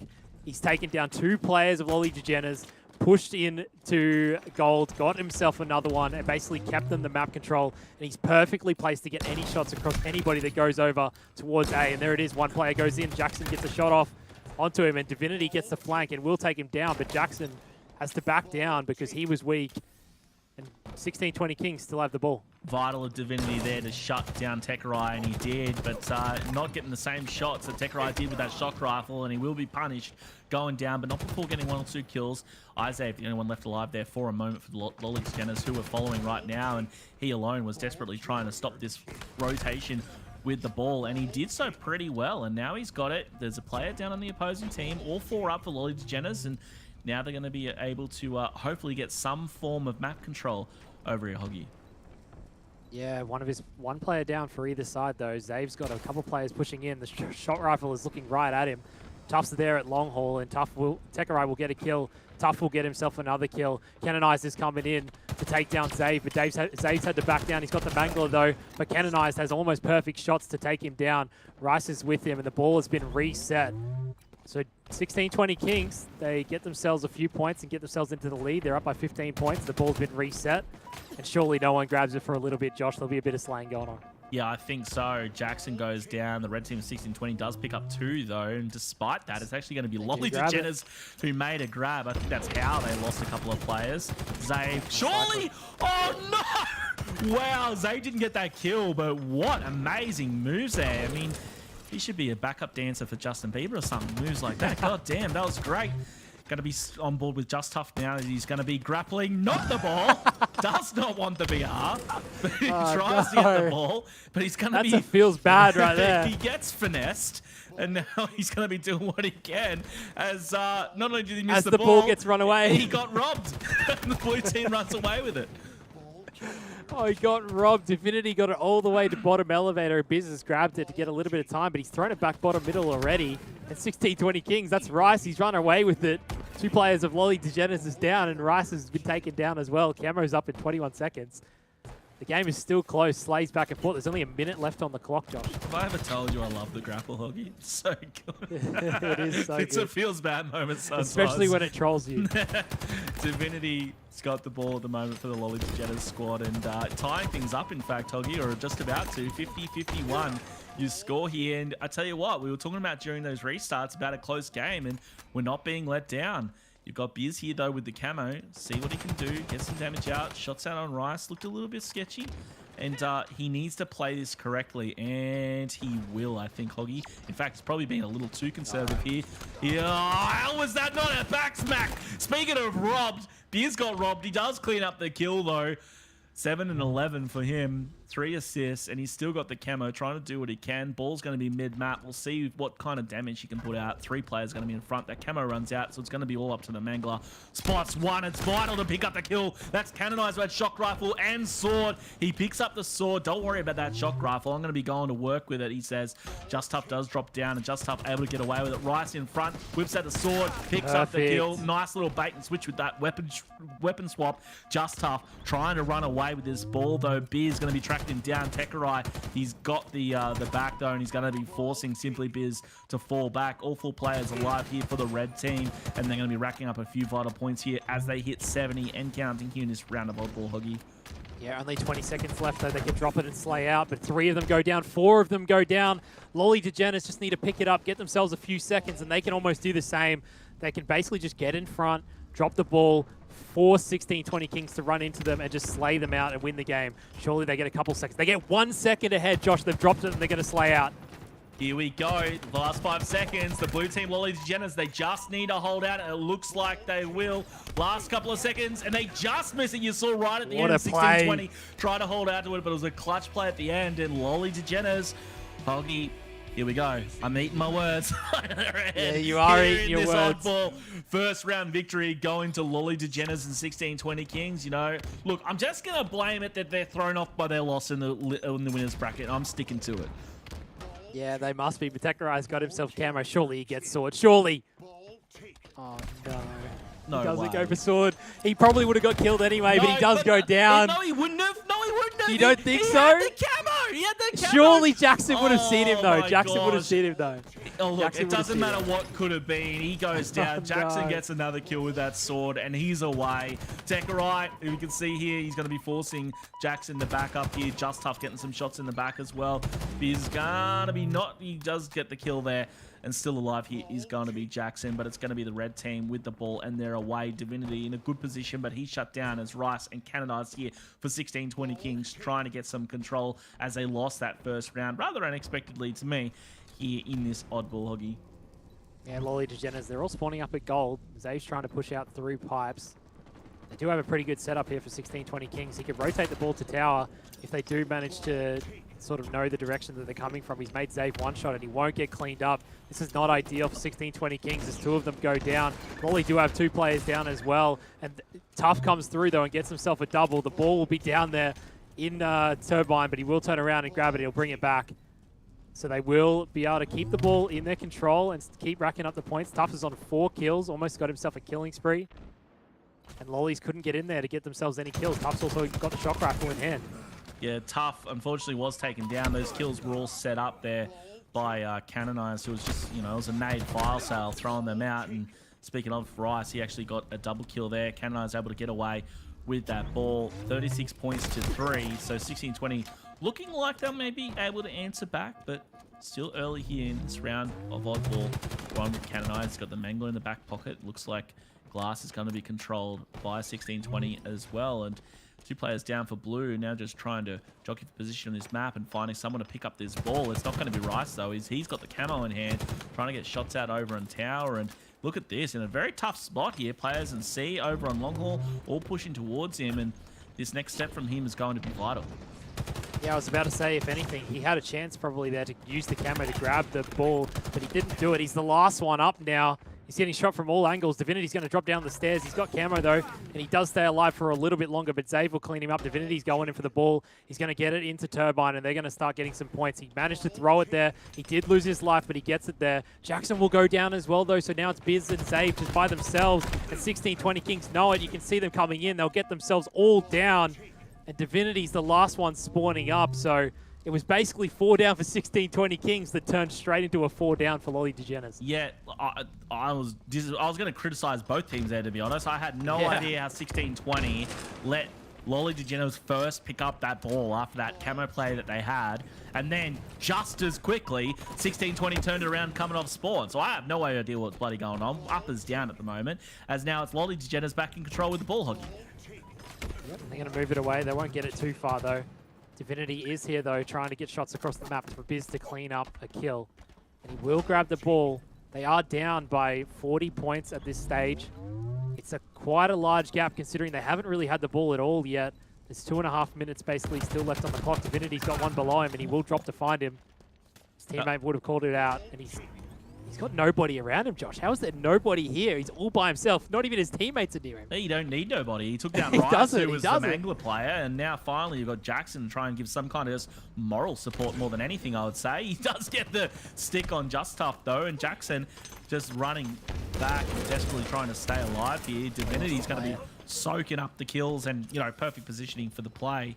Now on with Beers, who's in a great position to get that camo, and obviously not touching the ball, just wants to make sure he is fully in Biz before he makes his next play. However, it is going to be Just Tough that was able to grapple that ball away, and he's got control of it, and now Beers needs to make a move with this camo hoggy. Yep, he's playing it real slow, not really shooting. 2 of his teammates go down. He's got one next to him as well. Surely they're weak around the corner. He finds one. There's a second one that's one-shot, and he will get that as well. The triple's above him if he wants it. He's got the disruptor out, but the player drops down. Perfect timing from Tekerai, who is weak, and he will jump out. Jackson manages to take him down, only just, though, before he falls. And 1620 Kings have control of the ball for the time being, but Zave's going straight in off respawn with the Mangler, but doesn't manage to trade out with Tough. So Tough gets the Mangler taken straight to him, and he gets the ball as well. 60 points and climbing. Only 40 points left with Lolly stuck on the other side of the map. That was not a shot for Zave to miss, but if you notice, I mean, 1620 Kings had the support. He would have been cleaned up, but who knows what might have happened if he was able to stay control, maybe throw that ball out. Unfortunately, Tekerai here, who had that shock rifle, needed to get the reload in. Now passes that responsibility over to Zave. He's been able to slay out the most on his squad, actually. 12 and 7 is done well.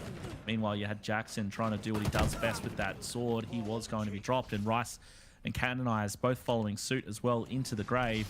39 points and climbing, though, for Lolly DeGeneres. Divinity, ball in hand. He's got the most objective for the team as well. So he's been putting in the work. As you can see here on your screen, Divinity is hiding over in the box. Top left, he's going to be challenged, though. Rice comes in, he goes down. That's going to be Biz with the sword. He's going to be getting a double here as well. Fantastic work. No more ammo left in that sword, so he's going to be picking up the Mangler instead. But Biz, you know, when it's time to shine, Biz steps up, and the squad here is very quickly closing that gap. It's now a 10-point game here with 1620, and remember, it was Lolly DeGeneres Hoggy who picked up the first round. Yeah, 1620 Kings lost control of this ball, and a little bit earlier on, but right before 1620 Kings went down, you saw Jackson B get a perfect spawn, a top goal to watch anyone pushing into elevators towards his teammates, but now 1620 Kings are canonized. They have camo, they have Mangler, they're pushing in. They get takedown 2 of them.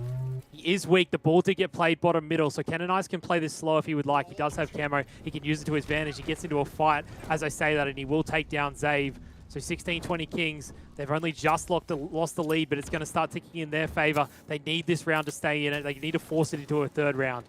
Here we go for potentially final play from the blue team here of Lolly DeGeneres. Final points being racked up by 1620. Saw Tekerai get a nade kill. Rush Canonized picked up one with that shock rifle. Last few seconds. Rush Canonized just needs to hold out, and indeed they will. We're going to be having 1620 Kings here clean up round number 2. We're 1-1 in game number 1 of 1620 versus Lolly DeGeneres and Hoggy. We've got a real game on our hands as 1620 are warming up here against Lolly DeGeneres. I'll correct you, Josh. We've got a real scrappy game on our hands. It feels like this game has been very scrappy for both teams. No one's really held a great setup. We haven't seen anything crazy from the camo users. Maybe Divinity can prove me wrong now. Although he just takes a one-on-one and manages to win it. He's got the Mangler in his back pocket as well. So hopefully he can use this to his advantage with the camo, play it a bit slower, get his team some kills, and actually get control and hold control. Because we haven't seen either team really hold a lot of control in either round so far. Divinity trying to turn that around though with some control over here in gold. He does have the Mangler in the back pocket. You've got Canonized down low. Here he is, misses the first shot, gets the second though, and the third. That player does have the shock rifle, so important to clean up that.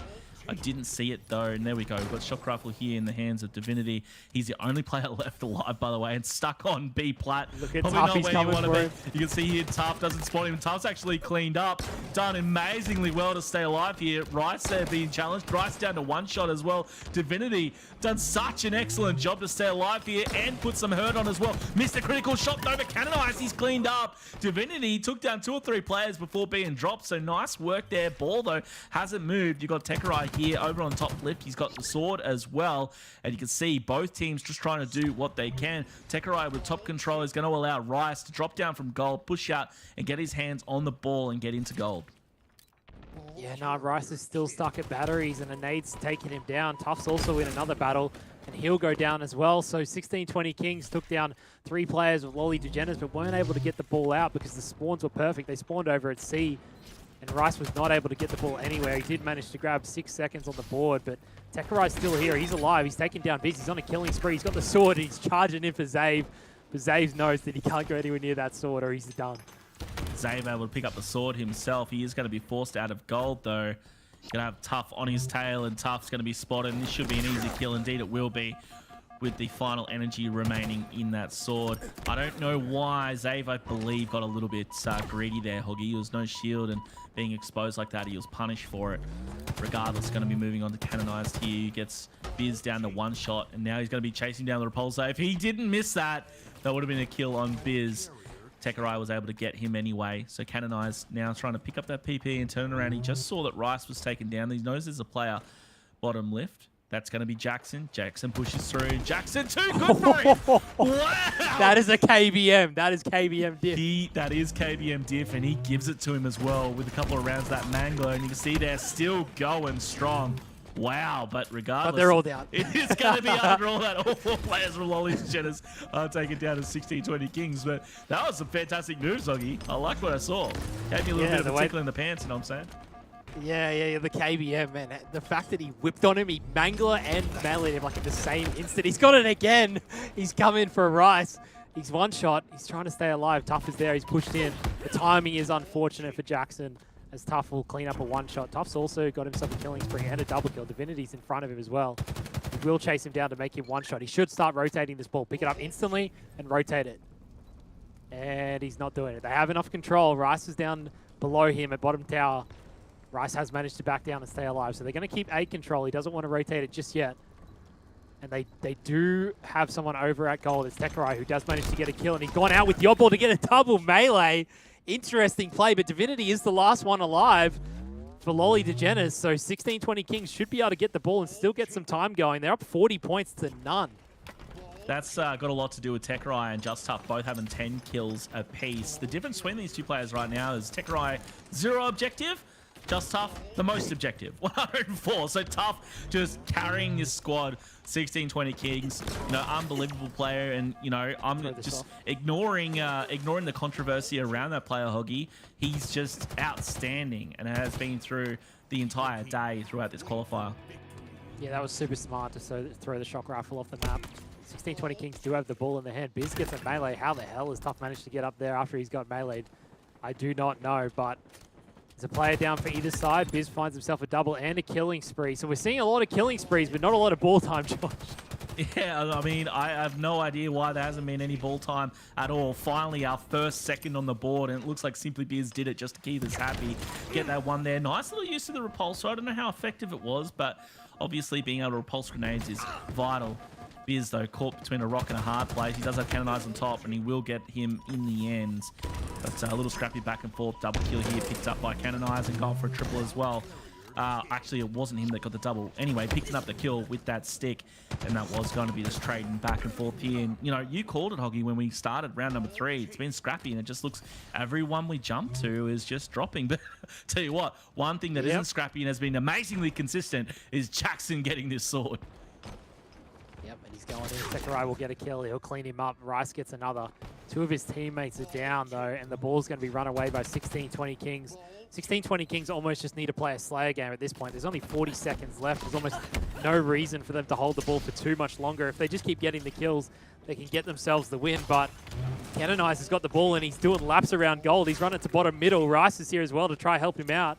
It's 1 down for either team. Sakurai gets them a double as well. Can the ball move in their hands? It doesn't even need to, really. Jackson's the last one stuck at elevator. There's only 30 seconds left. Indeed, and it's going to come down to this. You know, it's all about the time on the clock. 16-20 might wrap this one up here. 61-11 your score. Lolly Degeners need to make a move. Rice and the rest of 16-20 just biding their time. Last 10 seconds here, potentially. Camo, though, in the hands of Divinity, and Biz has the oddball. There's still an opportunity here for Lolly Degeners to come back, but Rice with that sword is going to be incredibly dangerous. It's about the Camo play, and he comes out on top, gets the Killjoy away with the ball as well. We might have some insane comeback here. Divinity, we jumped off him. I would have loved to have seen what happens there. Divinity actually stayed alive there with Tekarai, picks up a kill as well. Divinity holding on to it, and Lolly Degeners are still in it. They can't drop the ball, Hoggy. There's 2 seconds left. They must hold it for 30 seconds, and let's see how it goes, ladies and gentlemen. Divinity, he eats a nade. He needs to stay alive. Rice coming in. Nade's coming out. He gets dropped. Last few seconds. It's going to be 16-20 Kings. Clean up round number 3, and then get their first game here in this series. Yeah, when you're in that position, it's almost impossible to hold out, right? You basically have to play perfect Halo when you're basically playing a member down. Yeah. Divinity stuck there holding the ball. He's like, boys, help me, help me. There's nothing that you can really do. If the team makes a good push, you're probably in a lot of trouble because you've only got 3 guns and they've got 4. Yeah, exactly. And all it came down to in the end there was just those couple of nades coming in. Rice able to clean it up. But what a game, Hoggy. We went to round number 3. I didn't really expect it. And your final score when you compare them both, 231 to 198. I mean, that's a close oddball in anyone's eyes, to be honest. And we've seen the damage dealt here. Jackson, we talked about it. He popped off with the damage with over 12,000 there. 41.35 for Just Tough, though, who's been outstanding the entire qualifier. I mean, this has just been great. We're going to be seeing it here in the replays, the KBM diff there with the sword, Hoggy. Yeah, no, definitely. And like the fact that we sort of saw a very scrappy game. It was like we were playing Team Slayer like for 20 minutes and there's no kill limit. At times it felt like that's what we were playing. It was basically like 1,000 kills each, who's going to win sort of thing, with how little the ball was being grabbed. But there's definitely opportunities in those rounds where they could have grabbed the ball and got away with it. Yeah, I it's agree. just harder to tell when you know, 2 players are always down on each side. You know, neither team is recognizing when they can and can't grab the ball. You know, it was actually 16-20 despite their win, who I thought didn't get as much ball time as they should have, or had more opportunities than what the scoreline might show. I mean, I forget exactly when it was. I think it was in round 2, it might have been round 3, where 16-20, they had top left control, they had the camo control, they were firing on the 3 players pushing towards glass. Why one of them couldn't push out to get the ball and run back towards lift while that exchange happened, while there were 2 or 3 players over on long haul, I have no idea. And there was multiple opportunities like that. I suppose you can't argue results though, Hoggy, and it was 16-20 that came out on top.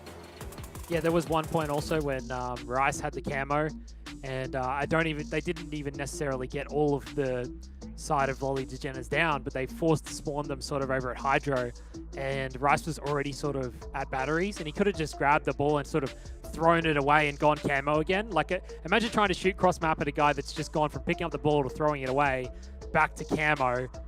How are you going to see him from C plat all the way over to B batteries? He could pretty much just walk away if he wanted. So there was multiple times when they probably could have got away with the ball and maybe made the game not as close as it was in the end. Yeah, and I also saw some pretty inconsistent use of the camo, Hoggy. Now, I don't know about you, but I mean, when we saw a couple of times players, or multiple times, where they picked up the camo and they're running straight into the middle of exchanges or popping shots while they were really exposed, and I think that just some more clever usage of the camo probably could have resulted in different outcomes. But look, all of that is behind us as we move into map number 2 here, which is going to be a great one, I'm sure, between these two teams. And again, I can't really pick it as we're going to be moving into the Slayer here on streets, and we're going to be seeing Tekerai and the rest of 1620 Kings do what they can here. We're on with Just Tough, though, up against the blue squad, and look at this, not a single shot fired at him. A free rocket. As he's got the rockets for absolutely free. It's just a bargain wait for him sale. to miss both. But look, missed one. Here we go. He gets the assist, and will he get one kill here? We'll see.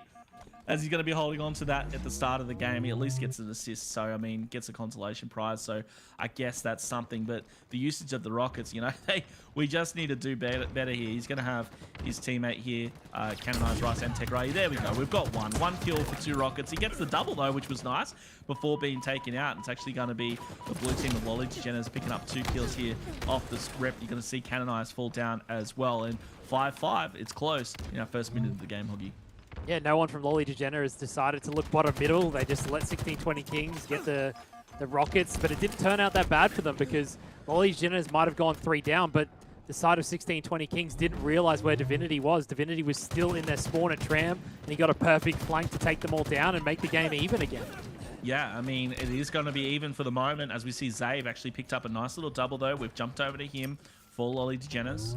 Teammate Jackson was just dropped over here on B Street. All 4 players from both teams up, coming off spawn out of C. Is going to be the red team. Meanwhile, Canonized, he's actually pushed up over on Purple Street, falling back now after picking up 1. He's going to be just here, dropping down to ATM, and oh my gosh, ripped off from a back smack, but he does pick up the kill anyway. Zave still up here, 4 and 2 to assist, and under pressure, he's going to have to drop down to ATM. Rockets up in 20 seconds, and we'll see what battle takes place for that. Bulldog does come up, and it's going to be Tekerai who gets that before being dropped, and just back and forth here. Great comms for both teams, but, you know, our buzzword for this series seems to be scrappy, and I would agree. It's very scrappy off the start. 11 and 13, and running away from the upcoming Rockets is going to be Rice, as he just wants to make sure that they've got Tyre's control. Wrapping around for it, it's going to be Jackson that gets away with it, though. I would have liked to have seen Rice keep an eye on those Rockets, Hoggy. Instead, he gives them away. Yeah, he does. Jackson manages to grab it. It's basically flipped on its head. The first Rockets was grabbed for free by 1620 Kings, and this time Jackson runs away with them for free. Can he get himself some kills? His teammate will go down. He does find 1.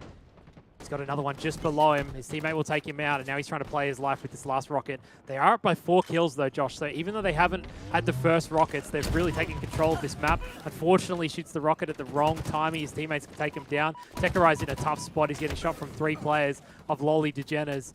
And the Lolly Degeners have jumped out to a 4-kill lead now, Josh. And 1620 Kings are trying to clean up the scraps at A. Yeah, I could. Oh my gosh, that was just a nasty BR coming out of Tough there. But I could say a lot about the rocket use, but anyway, we'll leave that in the past, and hopefully we get some more entertaining use of it next time around. We're on with Tekerai, who's 4 and 6 off the start, and we don't typically see him running negative in the Slayer, but he is so far. No assist to his name as well. So hopefully we'll see him pick it up as along. And as I say that, he picked up his first. Now the blue team, they are trapped like rats right now. Jackson, he's going to be just around the corner, and Tekerai may not spot him. He's going to be showing his back to him. Jackson might be able to clean this up. In fact, we should see that. No, we got to disconnect. I'm not sure what's happening there regardless. So. Tekerai moved away around Jackson, so not too sure what's happening with Jackson. We'll come back to him. I'm going to follow the game anyway. We're going to be seeing, I think, yep, we got a pause. Just a little bit of a pause here in gameplay, as it looks like Jackson has disconnected, or at least he's not moving. So we'll find out what's going on. Looks like 1620 trying to still pick up kills here. Tekerai does get the kill on Simply Biz. And either Jackson has disconnected, or he is doing a perfect... I guess he's trying to... We don't know yet. So I'm just sorry, guys. I'm getting the updates. So we're not too sure if he's disconnected yet or not. He's doing his best impression of a mannequin if he's not disconnected. Pretty much. Or as absolute troll. Imagine that. Just best troll ever, where you just pretend to be disconnected. Anyway, the game is playing on, and you're going to have rockets in the hands of Rice. We'll be seeing how this one plays out. Can he shoot an AFK player? Tune in next time.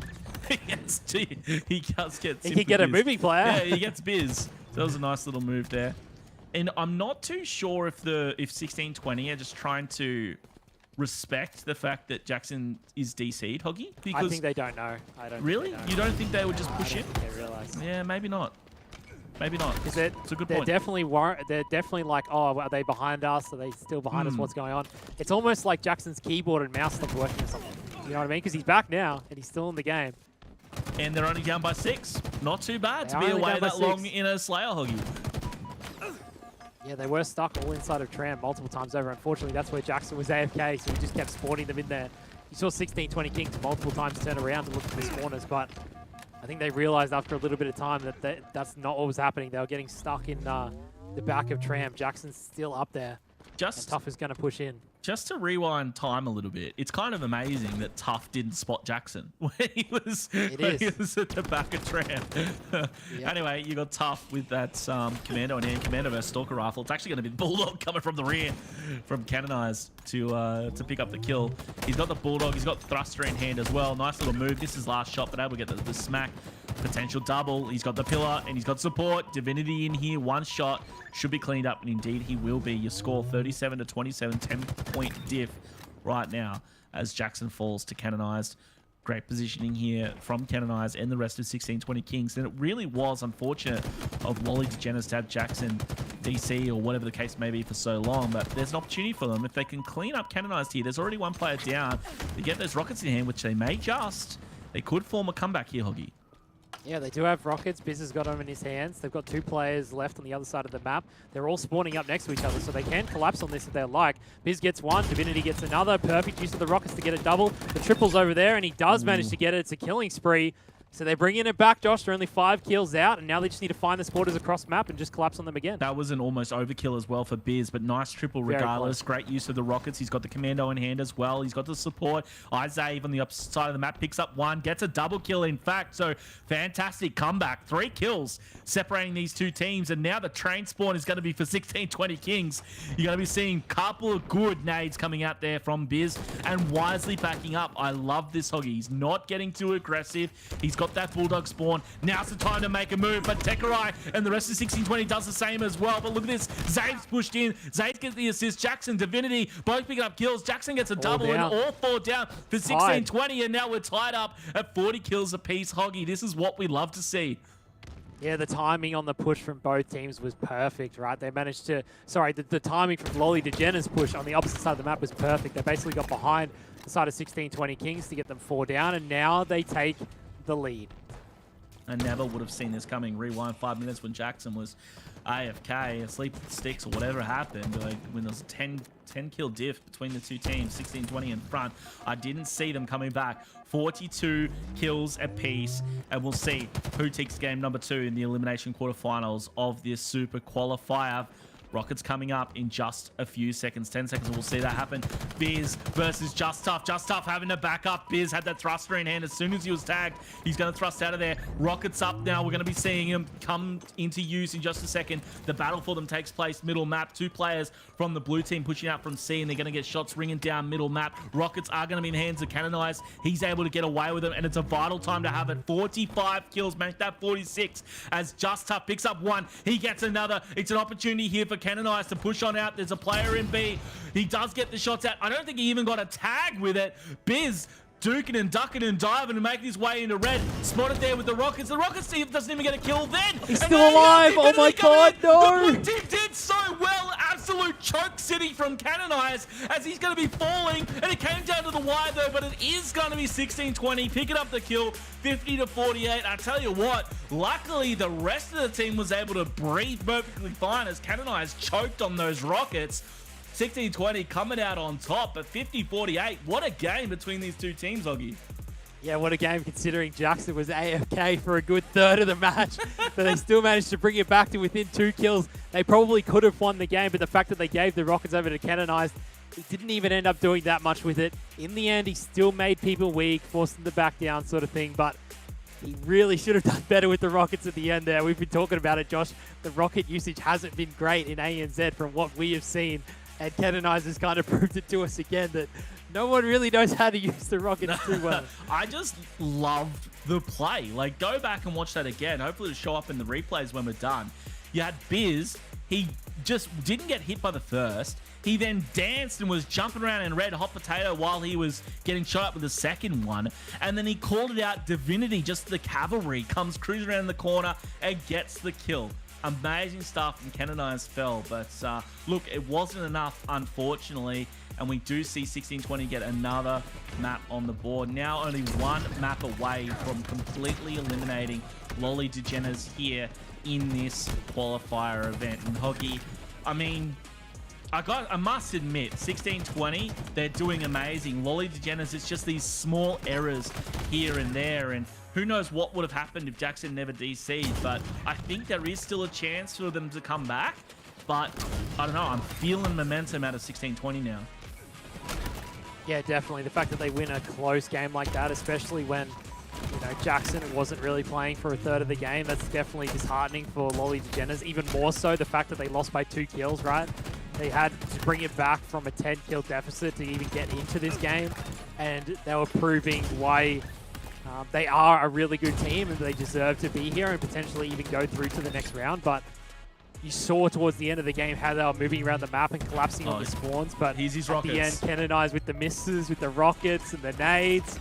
He gets taken down, but luckily his teammates were there and they pushed in to clean up the kills for him. Yeah, indeed they did. We just got word as well, by the way, that Jackson's mouse broke. So his mouse broke halfway through the game. Yeah, because it didn't look like a DC. He stayed there the whole time. So he had to quickly just either plug in another mouse or controller. I'm not too sure how he played on, but regardless. So we had a hardware failure. Jackson was able to hang in there, and I'll tell you what, credit to the team to be able to get it to 50-48. 100%. I mean, that's something. And again, I'm still just in awe over that final play with those rockets that were missed by Canonize, and Divinity and JB is that great combo there. But again, the reinforcements came in from 1620 Kings and able to clear out the blue team, and we saw a 1620 victory. We're now going to be going to possibly the final map here, Hoggy, in this qualifier, and this is where it's all going to come to, you know, an end, bittersweet, or we're going to be continuing on for potentially for Lolly Degeners. They need to win this next map.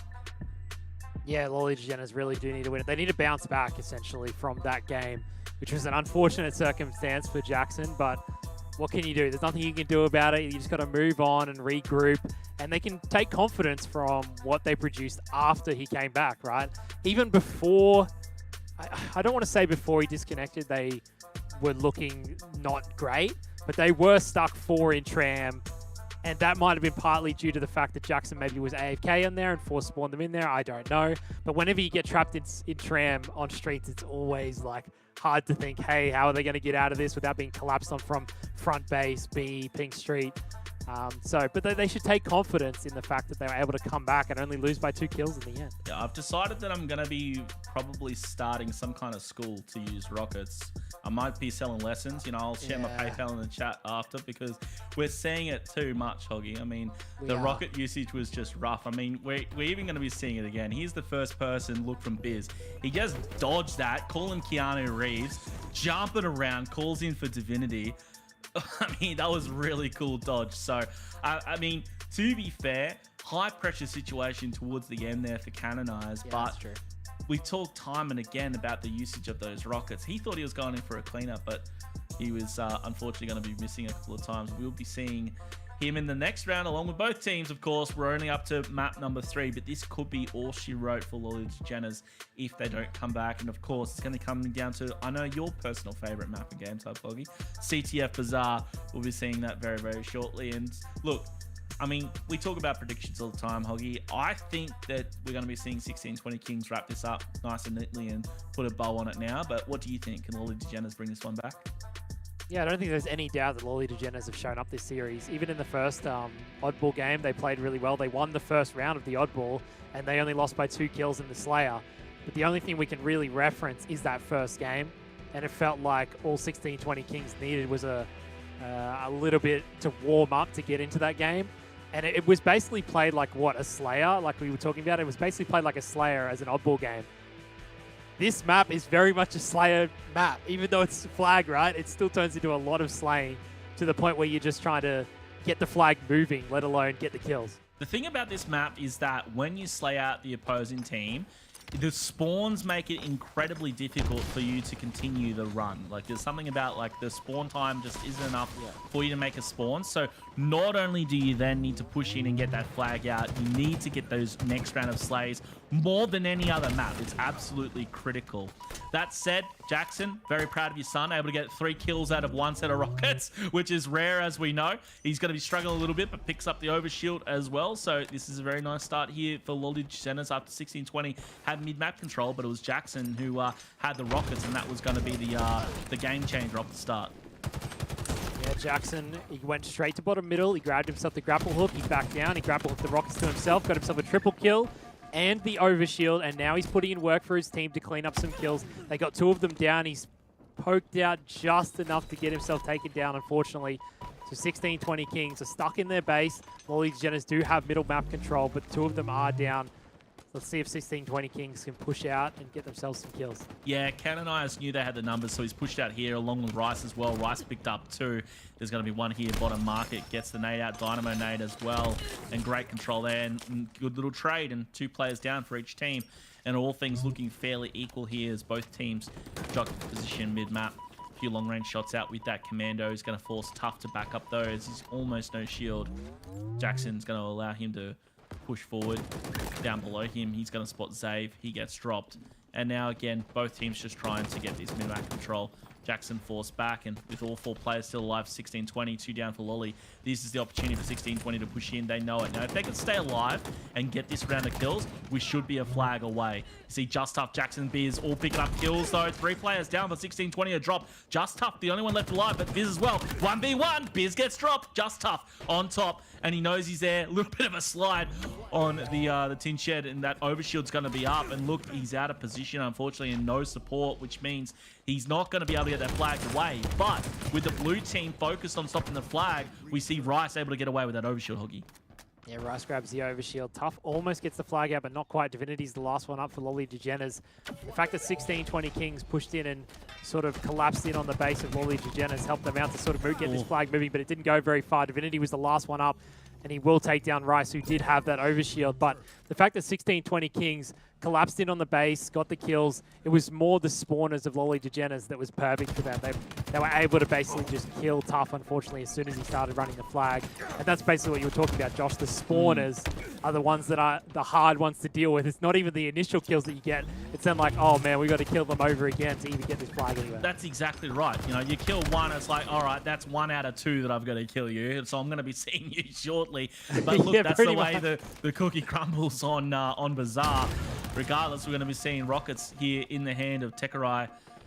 Picks up 1. rocket? I was waiting for it, Hoggy. Yeah, I was waiting for it. Dude, I tell you what, you know that famous YouTuber, Uncle Roger? I'm going to be like, Uncle Roger with the rockets. Uncle Maniac with the rockets shot out and stuff. What a white bloody, killing spree though for Tekerai. I can't complain with the results. Flag in the hands of Rice. They're going to be able to get away at the moment as well. And we'll see what they can do. You can see map control, and they're pushing out here. That flag is moving past halfway. Rice in a good position. Jackson, he's overextended, and he does shut it down. He's got the Mangler. He's got the support of Zave as well. And this is what I was talking about. The spawns coming out of Alley, they're able to push forward. They went right around. And to be honest, I would have thought that 16-20 expected that push, expected the overextension. But they didn't, and now there's an opportunity, in fact, for Lolly DeGeneres to pull a flag here. Yeah, exactly. A perfect overextension by Jackson to get himself a double kill. His teammates were there as well. He had 1 player with him to help him out. Jackson is still alive as well, so he's managed to get at least 3 kills in this life. Maybe 4. The overshield is there as well. Biz goes in, and he'll get it. Tekerai is just trying to defend his base. He's up in his BR, sort of stuck there. But Biz does have overshield, so maybe they can use this to push in as he goes down through alley. He has Mangler in hand as well.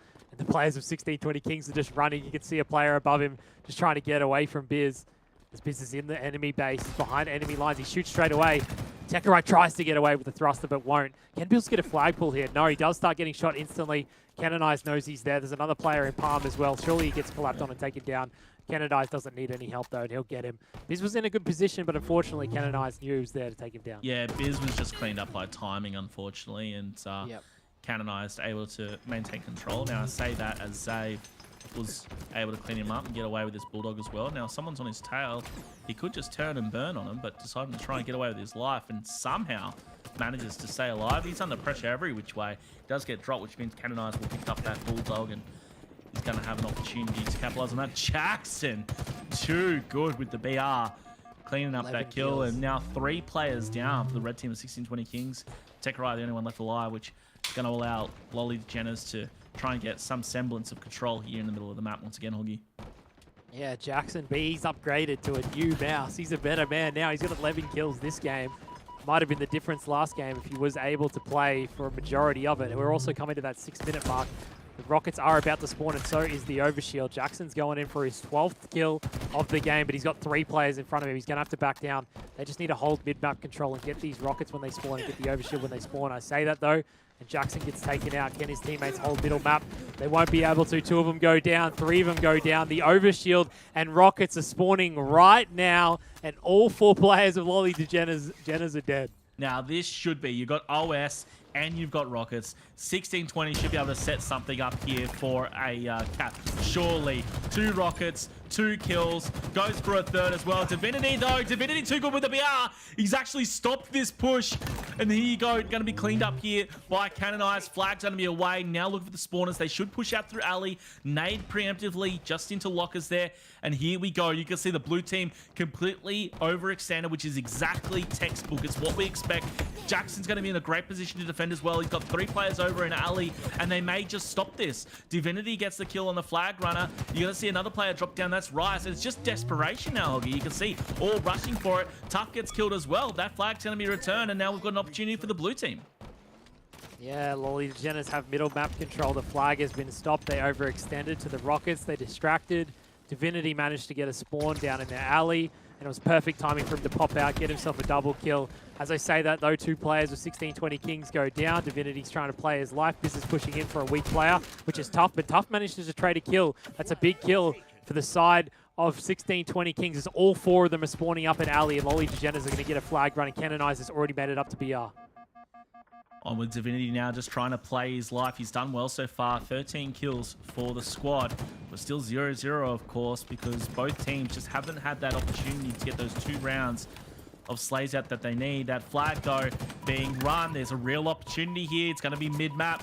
Simply Biz, he needs to make a move for it. Jackson, the only one left alive, needs to try and do what he can, but it's not going to be an opportunity. He's forced to back up, and that flag is going to be returned. OS, though, up in just a few seconds, Hoggy, so they might be able to make a move on that in 10 seconds' time.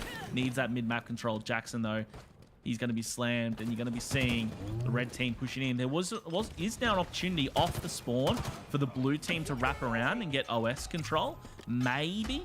You see Jackson's probably the closest to that, but I don't think it's going to happen. He's the only one left alive, so his choice instead is to overextend and pull flag, which, given the circumstances, might be the play, but that's allowed Rice to get OS uncontested, Hoggy. Oh, he's got to take on Jackson, and he does win. He had the Overshield to help him there. He doesn't want to run the flag. He's going to turn around to try to slay his teammate's going to grab it. He has the Mangler. 2 players are pushing in through double doors. Can they get the flag in? Rice is here trying to get the kills. He will take down 1. His teammate gets another. There's only 2 players left for Lolly Jenners, and Zave's the last one up. He won't be able to get the kill. Tough gets it in. And finally, we have a cap on the board for 1620 Kings. After what felt like an eternity, 1620, first cap on the board, and, you know, it was a really tough position there for Jackson off spawn, Hoggy. Do you try and make a move towards mid-map for OS? If on the way you did that, you're probably going to be slaved out, or do you overextend? And to be fair, I think he did a great job at defending, but the numbers were just against him. And I actually thought Zave coming in as the final, you know, assault for the blue team, there was an opportunity, but the flag was already too far gone. 1620 got on the board, and now on the reset, there's an opportunity here. Another, I'm just going to call him Infinite Rocket, coming out from Just Tough, and he gets slayed down for it. Yeah, actually ANZ Rocket. That's probably fair, all right? ANZ Rocket's coming out, and unfortunately wasn't going to be able to capitalize on it. Zave, though, almost cleans up Canonize. He's going to be dropped with that Mangler in hand, and, you know, with 2 minutes 30 left on the clock, 1620 just really, they just need to play defensively, Hoggy, if they want to.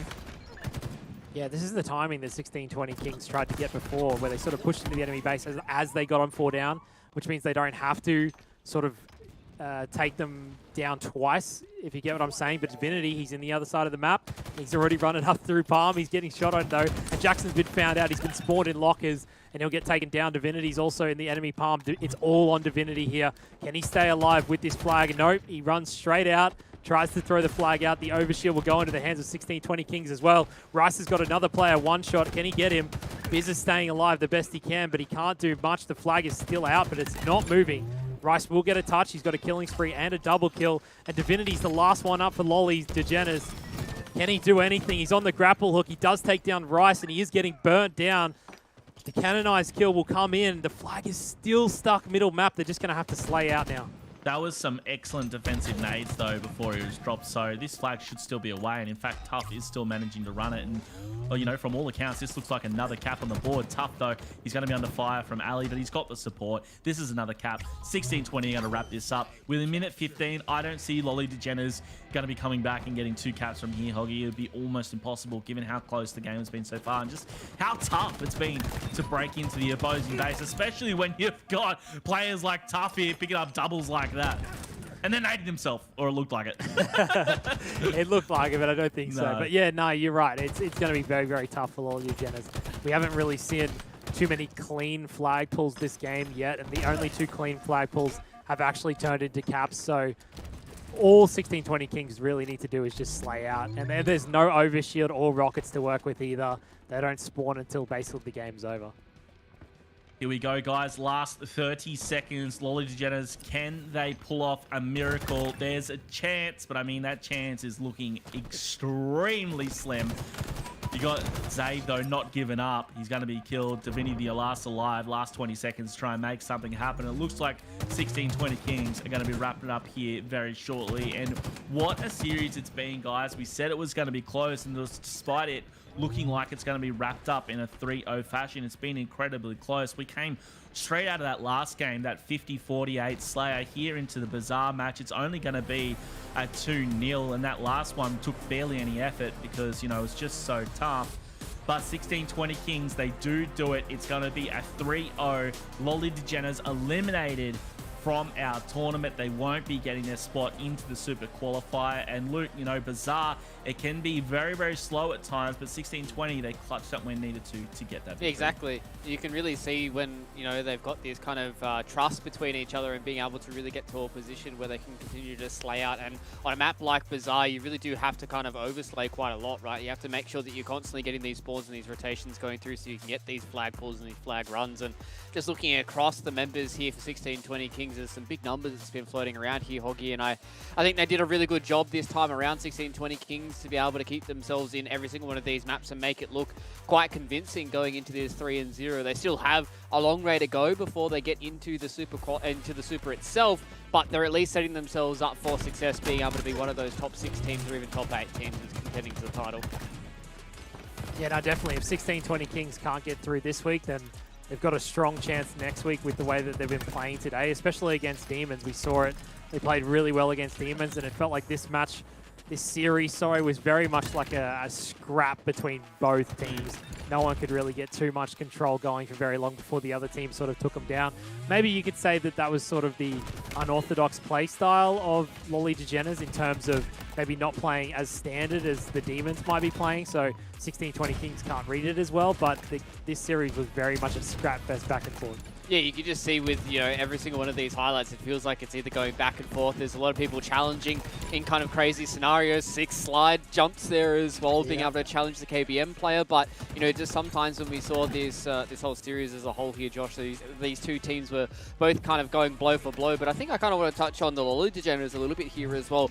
Obviously, not getting the victory here is never a good feeling in one of these tournaments, but these guys can certainly come back next week. And I think the caveat going into next week of these open qualifiers is the fact that we're going to have 6 big teams being able to take out of this qualifier, and there's 2 extra slots going into next week as well. So there's going to be plenty of opportunities for a team like Lolly Degenes to be able to make it towards the Super. Yeah, there's a lot of individual talent on this squad, and you know, we saw them really put on a show here. And as you can see here, I think this is the fantastic way to look at it. 231 to 198, close game. It went to the 3rd round in that oddball, 50-48. You had a disconnect on the blue blue team of Lolly DeGeneres. Who knows what would have happened there? And then 2 on Bazaar. Well, look, it's freaking Bazaar. Who knows what way it would have went if the maps were different? So definitely don't rule out Lolly DeGeneres, and I'm sure they're going to be putting on a show next week.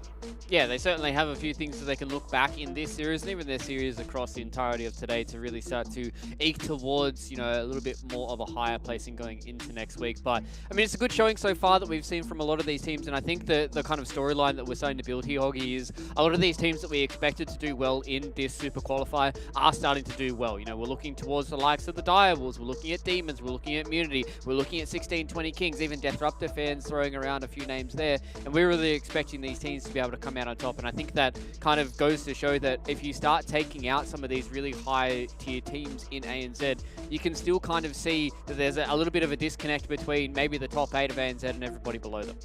Yeah, I think that's definitely a fair point. We're definitely seeing that in series such as this, or probably the Immunity series against Deathruptor fans. I don't know what the score was there, but there might have been a bit of a disconnect in sort of the quality between those two teams. I don't know. Maybe if we find out the score, then we'll know. But it does feel like, yes, there is a bit of a disconnect between the top 8 and the rest of the field. But it gives a chance for teams to come in and come through and play against these teams and get the practice that they need. But I think today's gone pretty to like how we would think it would go, basically.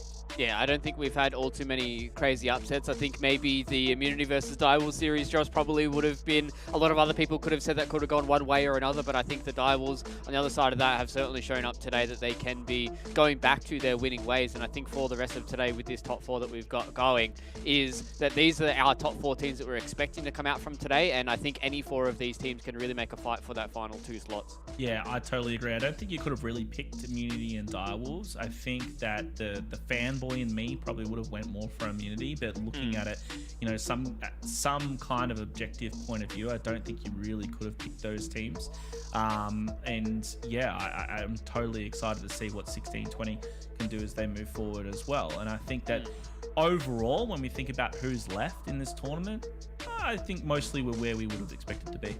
Yeah, 100%. Seems like it's all normalcy here in ANZ. But ladies and gentlemen, we've got our winners interview to jump to. So we've got Rice on the line. So let's bring him in and let's have a chat to the KBM master here. Rice, it's good to finally have you here on the broadcast. We've hyped you up quite a lot. We've seen a lot of your sick highlights throughout the entirety of Halo Infinite so far. So I guess the first question from me to you is the fact that obviously there's been quite a lot of roster mania going through so far. Is this the roster that you guys are hoping to stick together for towards the end of, you know, obviously the Super and even into Kansas?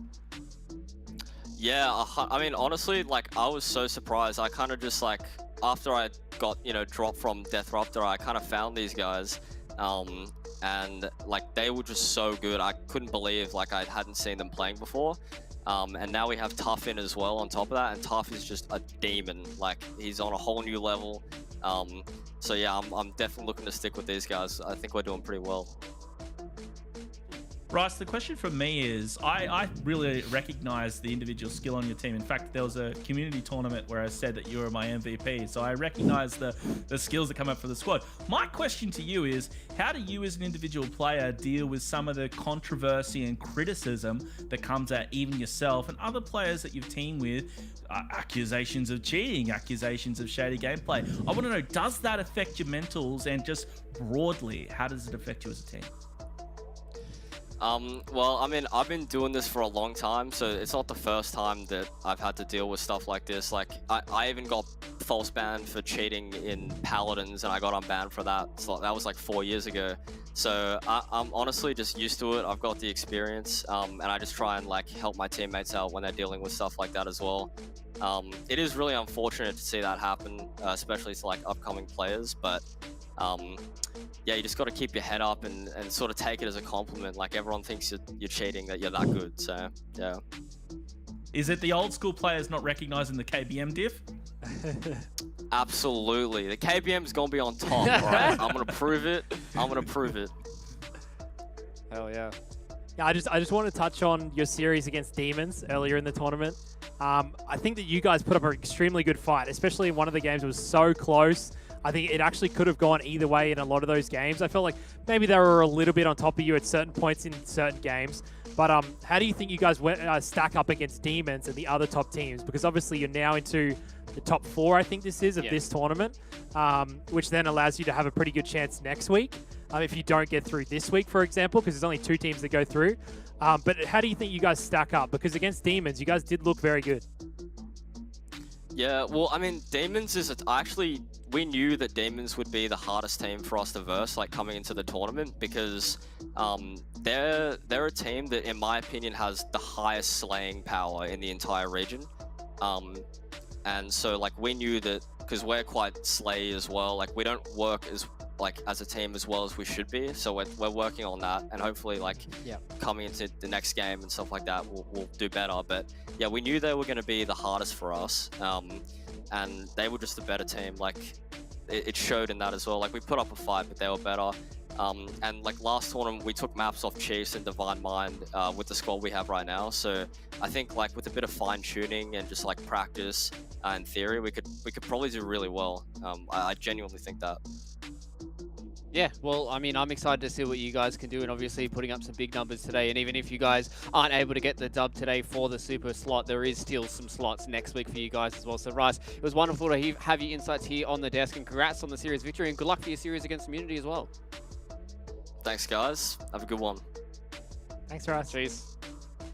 It's always good to finally hear from some of the members that we've talked about quite a lot here on the desk, and I'm super excited to see what Rice and the squad can do moving forward. But speaking of moving forward, ladies and gentlemen, it is time for us to get in towards our winners final. This is where we finally get to decide who is going to get one of our slots in the Super. Is it going to be the Direwolves or is it going to be the Demons? You guys have to wait and find out after this short break. We're going to have more HCS Super Qualifier after this.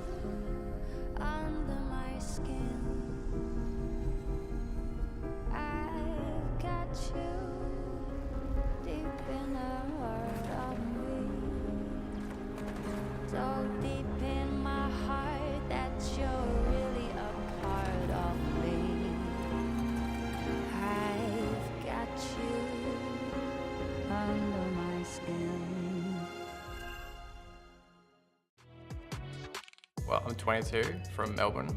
I've been playing Halo for, this is my 10th year, I think. I started playing in like 2011 when I was like 10 or 11. I've been competing since like the back end of Halo 4, when I was like 15.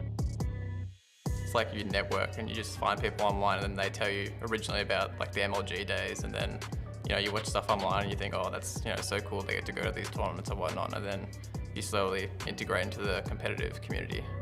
We're always Team Munchie.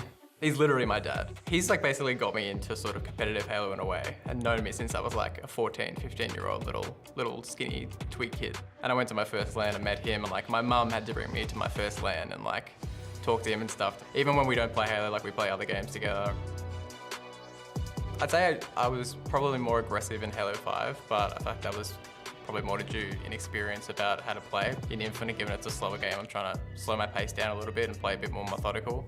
My ideal loadout would be a BR and either like Heatwave, Mangler, Bulldog, just something I can rat with and be really annoying and get in people's faces with.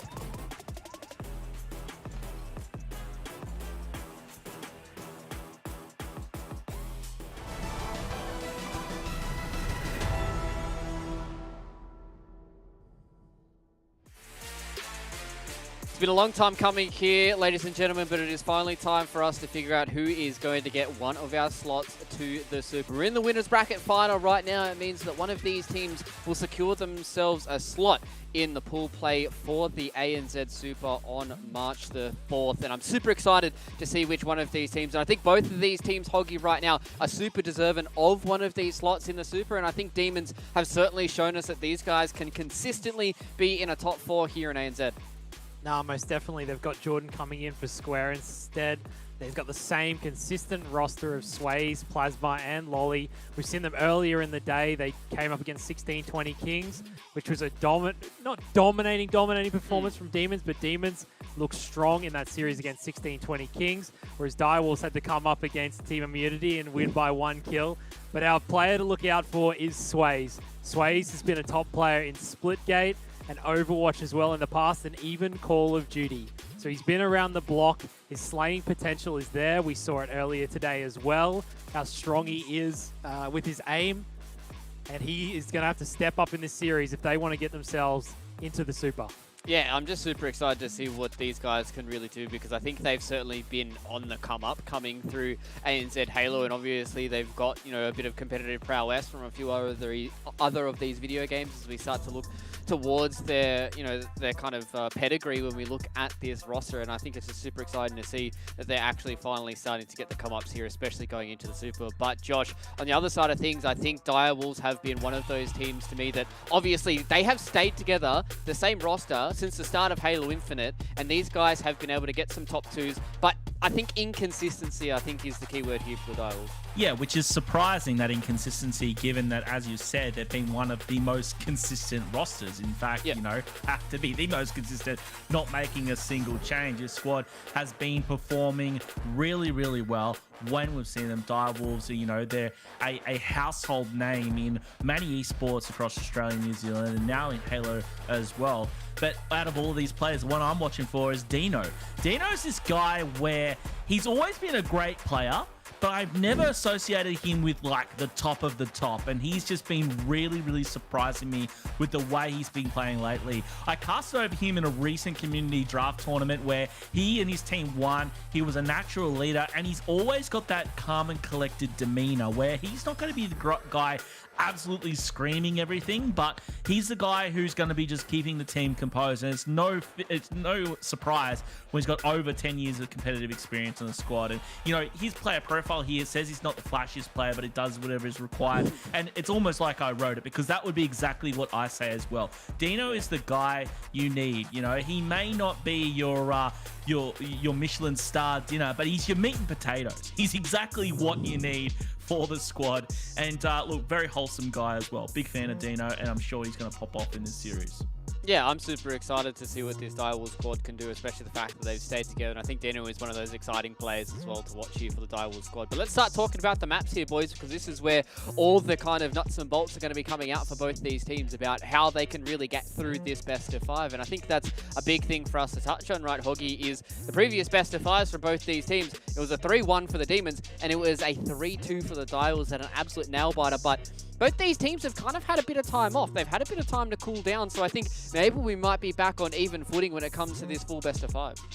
Yeah, most definitely. I don't think there's any way we could say that one team is necessarily stronger than the other right now. Maybe you could say that Demons are more consistent in terms of how they have been playing recently. So you could maybe make a case to say that they should come out on top against Direwolves. But Direwolves, the fact that they are inconsistent means that they could win on any day. And today could be that day. They've got to play another 5-game series. They do not want to go to the Slayer. I can tell you that much. They do not want to go 50-49 2 times in a row.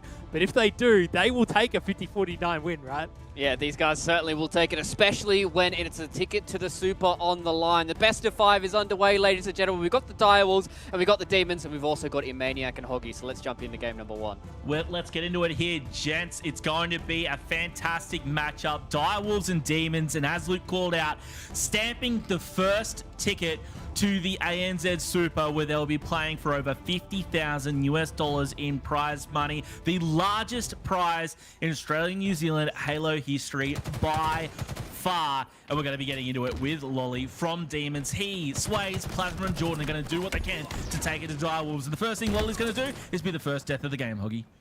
Yep, so is Sway. He'll go down. Camo is there. Plasma's going to grab it. Surely he gets cleaned up. He does. Overkill for Dino off the start. We didn't get to see it, and he grabs the camo, and Zirkle grabs the ball. Of course, it's Dino. As I said, he's the guy to watch out for. Now, we were saying that he doesn't make the flashy plays, and Overkill off the rip is pretty flashy, if you ask me. He sets the trap as well, manages to stay alive, and that's excellent. It is going to be Plasma cleaning him up, but what does he care? He got the over off the start and gets the first few points on the board for Direwolves as well. And that's, you know, that's one way to start a series, Hoggy. Yep, and it's one way to go 4 down, because Direwolves is 4 dead. And Demons have the ball. Lolly's got it at Elevator. They have a slight setup going. They do have Sways over at top gold as well, so he'll have a perfect cross on anyone trying to push over towards Elevator. So not a bad setup for the side of Demons. Not too shabby at all, as we see Lolly just playing careful. He's got Plasma there to back him up as well. Deciding to play it out, and as there was a big push coming through Whirlpool, so I do like that play. Plasma's going to be cleaned up here by Dino and Balls as well. Dino on your screen right now, 6-1 off the rip with an assist to his name as well. Bald, meanwhile, picking up the points while he can. Jordan clutching in on lower tower. Meanwhile, you've got Plasma with the perfectly timed grenade able to clean up Dino. It's going to be forcing Zirkle on the defensive. He does get dropped as well, unfortunately. Meanwhile, Vamp trying to maintain this goal control, and he's going to be taken down with that remote detonation. Cleaned up there. Great awareness from the Demon squad, and thanks to that awareness and some great kills, they're actually going to be able to get some control, but I don't think it's going to last very long. Yeah, Ball managed to get a perfect 4-shot. He'll grab himself a Mangler. He'll go bottom middle. The ball's down there as well as the camo. He will get the camo and he will get out with the Mangler. The sword's there if he would like to grab it. The ball's getting moved away by his teammates, but he's trying to play it slow to get the kills. He can get himself on a killing spree, and he does. He's got the camo in hand. Lolly's in front of him weak as well. He'll get himself another kill. And Ball's playing this camo perfectly. No need to grab the ball, just keep slaying out for his team. Sways trying to spot the player, and it looks like he will get taken down. It's going to be Balls dropping. Waiting for the support coming in. Here comes the cavalry through. Bottom tower, Zirkle over on C-Plat. Dino's making his way to top tower. Vamp's down low. It's going to be Plasma, though, to clean him up. Responding back is going to be Dino. You've got Jordan being chased by Dino. In Whirlpool, he's one shot, and he does get cleaned up by Zirkle, in fact. Meanwhile, behind him, you've got Lolly. Lolly's got the Mangler. It's going to be forcing Dino out. He was down to one shot. Sways picks up a nice little double, cleaning it up for the squad. Vamp, though, this whole time has been racking up points, Hoggy. It is very close, though, here in our first round of Oddball. 27 to now 27. Things are tied up here by Demons with Plasma holding onto the ball. Sways picks up a double, which is going to be great for this squad to be able to try and get some semblance of control over here in gold. Sways tries to get the ball away and he'll go down. Vant was the last man alive for Direwolves just before, and he ran the ball away just to get a few seconds on the clock, and then he throws it back bottom middle. That's the scrap time that's going to count right at the end of the game for your team. Two players of Direwolves get a kill. Lolly has the Mangler in hand. He's going to get challenged by another. He does manage to shoot out a grenade that was thrown, and he does back down somehow. Dino is here behind him. The grapple hook is there. Surely he should grab it. He is weak, though, and he will back down. Sways will get a kill in the meantime. Jordan gets another. How is he still alive, Josh? He does go down in the end. Dino will find him. Sways is here stuck. His teammate's one shot next to him. He'll take down Dino. Will he play it? He's thinking about it, but he doesn't want to just yet. The three players of Direwolves are not there. The camo is spawning right now. Sways is probably thinking about rotating this, but he's going to keep getting the scrap time, and this is what they need, Josh. This is the sort of scrap time that we weren't seeing in the previous series. This control was actually set up by that previous play from Lolly Hoggy, able to stay alive so long, get Whirlpool defense. So they allowed Sways to stay along so long. He's finally taken down, but look at the score, 50 to 29. They're able to get it in front by 20 seconds. It's going to be a forced play there by the player being dropped. So excellent work by Demons to get this lead. Yeah, but camo is in the hands of Vance. He picked up the Mangler and uses it, and Lolly almost turns it on him. A random nade cross map from Jordan will take him down. Three players dead for Demons. Plasma's the last one up, and he's up top glass. Direwolves will move the ball to Elevator and get themselves a setup, and Bald is going to play a really sneaky angle at C. Yeah, he's playing a little rat. The trap's set. He's a little rat. The trap was set. Vamp actually picks up the kill, cleaning it up from tower. Jordan's going to be bottom tower, and he actually wasn't spotted. Bad timing there, but he gets smacked. That's a triple kill here for Vamp. Where's the final one? It looks like it's not going to be around, so unfortunately going to miss out for that one. But the triple there from Vamp's going to allow Direwolves to get control of this ball. He is cleaned out from tower, though. Zirkle, Sways, both getting kills. Going to have a little bit of combat evolved here. His sword's picked up. Great timing for it. Ball's taken down by it. Unfortunately, Sways does fall. You can see here just trying to vie for control here. Middle of the map. Ball's going to be reset. Vamp trying to get some kind of control here. 50 to 63 is score with the blue team of Direwolves in front here. Plasma, he's going to be distracted and get back smacked. In fact, actually, Bald's going to be cleaned up with the kills. Vamp gets another. That's going to be two players down, maybe three right here if Sways falls. Sways hanging on, hanging on, hanging on, still hangs on. Able to get away into bottom tower. He's going to be surely a nuisance in just a moment. Plasma and Jordan both picking up kills, which is great timing because that camo is about to come up, Hoggy. Yeah, 3 dead for Direwolves. Vamp's the last one up. He's going to spawn his teammates at Elevator. Trying to play his life. They are up by 13 kills, but Demons knows where they are. They're pushing him for the spawners. Plasma's getting shots on Zirkle. Zirkle is all alone at the back. Bald cleans up one. Zirkle will go down from Jordan. Dino cross map, trying to put shots out for his team, but he'll go down as well. Jordan gets himself a double. Direwolves still are 13 points in the lead. There's only 50 seconds left on the clock. So Plasma and the side of Demons are going to have to grab this ball because they're down by 13 seconds.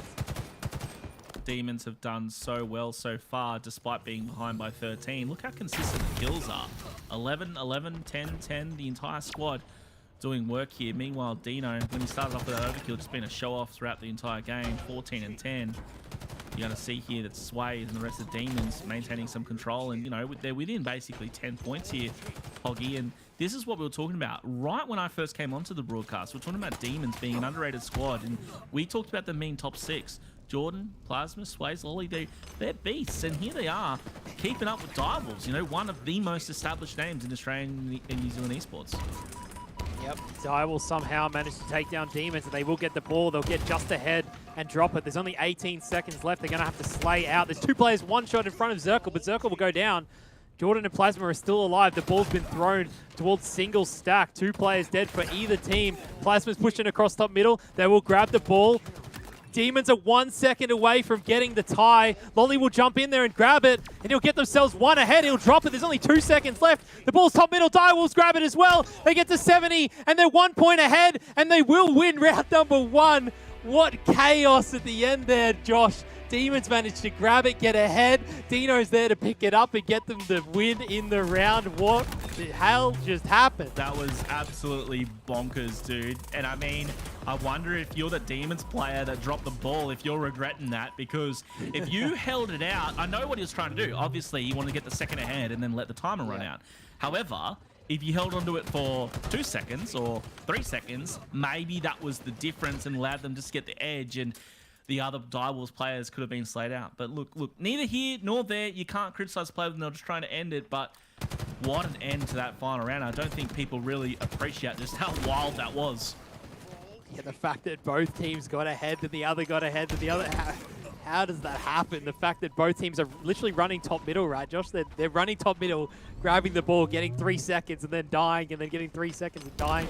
That's something that you don't really see every day. No, you don't at all. We are here into round number 2 now, which means Demons behind here in this map. They need to come back, and so far, not a great start. They were down by 20. They've got control now over here on Lift. Vamp charging in. There's only 1 other player up, so Vamp probably being a little overzealous. Then again, you know, if you're Vamped, if he's feeling himself, why not, man? Why not? It looks like they did actually get control, Oogie. Yeah, 3 players are down. Lolly's the last one. He takes down Vamped. He'll find another, but he won't be able to get him. Lolly will get killed. Will get the kill on Zirkle, though. Direwolves will get a little bit more scrap time. There's only 2 of them up, but the ball's getting rotated towards tower because they're spawning over at C. The Demons have somehow grabbed the ball. They took down ball. Jordan's grabbed it, and he's getting even more scrap time.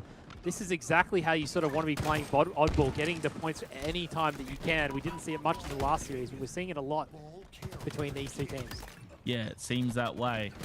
3 players down for Direwolves, so Ball's the only one left alive. In fact, he'll drop as well, so all 4 down and all 4 up for Demons. So this is their opportunity to get a setup going, that camo up in a few seconds. Looks like no one was focused on it. Vamped might be making a play for it, he and the rest of the Direwolves squad. So that camo, I think it was actually grappled away. Vamp might have that in hand. You see there, picked up Dino. Lolly's going to be backing up now. And the ball's actually going to be in the hands of, I believe that was Plasma there for a moment. Now we're over with Vamps. He does have that camo, as expected. He does clean up 1, maybe Lolly. He's going to be tagged from behind. Lolly coming out on top, though. Big kill. Was a very big kill. They're going to be seeing here, pushing in, is going to be Jordan. And breaking this setup. Direwolves have done very well, but it's still Demons in control, and Lolly has that ball in hand once again, Hoggy. Yeah, Direwolves, they tried to push through Turbine. They sort of bait and switched and tried to do the best they could to get some shots out before they died, and it didn't work out for them. Demons were able to stop their push. It didn't really matter too much what Direwolves did in the end. The way they were baiting and switching didn't really work out. It doesn't help when, you know, you can't get that kill on Lolly. You know, Lolly with a huge kill. It comes down to how clutch can you be in those moments as well, and it was something that Demons showed perfectly there. Demons trying to do what they can to come back because they need to win this round just to tie things up after that 1 point insane win in round number 1. I tell you what, Sways, if he keeps popping doubles and getting great ball control like he's got here, it may just happen. Reset now. Ball's trying to do what he can to team up and get control of top goal, and 2 players down for the red team, and made 3 with Lolly. You can just drop there. They just need to get this ball. Someone get the ball. Jordan's pushing in to put the pressure on and gets 2. That's probably why they didn't. And Demons being very aggressive here. on this Oddball match on Recharge. Still with Jordan, doing what he can. Plasma, his teammate, who I've shouted out many a time, almost about to break into double-digit kills relatively early into this round. You've got the bag coming out, as is tradition. He gets dropped. Dino, ball, both answering back. Now we might finally get a ball touch. No, Dino just being a bit of a tease as that new camo comes out. Wild shots. And it looks like Lolly. Lolly will be shut down. And that was a vital kill. Great awareness from Dino to pick up that kill. Yeah, you wanted him to grab the ball, but I think a kill on the camo player is probably just as good. He gets a trade as well on Jordan.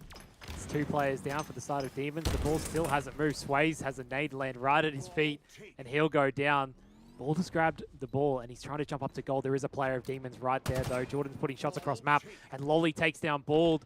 Vamps surely knows that there's a player next to him now. And it is Lolly. The ball was dropped bottom middle, though, by Bald. He jumped up, he's turned around straight away and thrown it straight back out so that so that Demons cannot get any time. Vamps just playing a ring around the rosy with Lolly, and he will find him, gets the melee on him.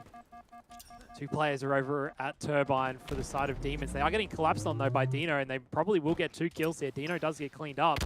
The ball is still down with 1:40 left on the clock. The ball hasn't been touched for a while, Josh. Yeah, and Vamped and Direwolves, they need to get a touch on it, you know? Like, I mean, now that the ball's been reset, there's an opportunity here for Vamp. He's getting nades left and right, so time's going to be ticking. 90 seconds left before this round ends, and it's 61-29 with Demons in front. We may be going to round 3 if this stalemate continues. I think we need to see Direwolves capitalize more on these kills.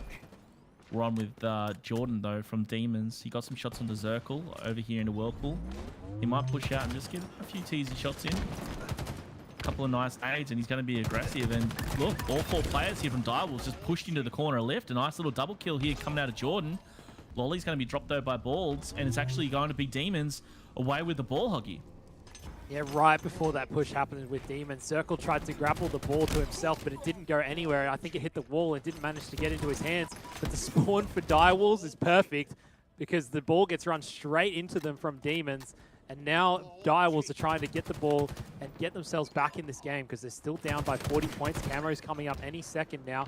And it's a player from the side of Demons that does have it. Circle is trapped all alone at top glass. And it's Jordan who has the camo in hand. The ball will get thrown down, but it's only 49 seconds now, Josh, with the camo. He thinks about going for the ball, but he doesn't want it. He just wants the mangler. And they could probably just slay out at this point, use this camo to their advantage to get the kills that they need. Yeah, I mean, with 30 seconds left on the clock, if you're just slaying out with camo mangler, that's probably the play.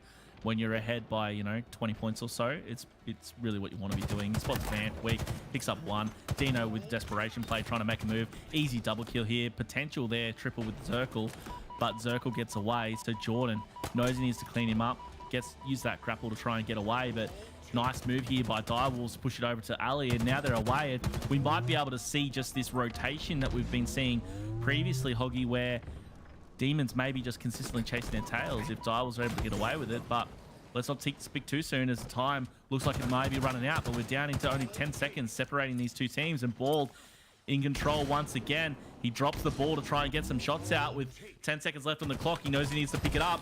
Points being racked up by Balds. All 4 players of Demons are still alive and just doing a dance around through the jump up here. He gets dropped.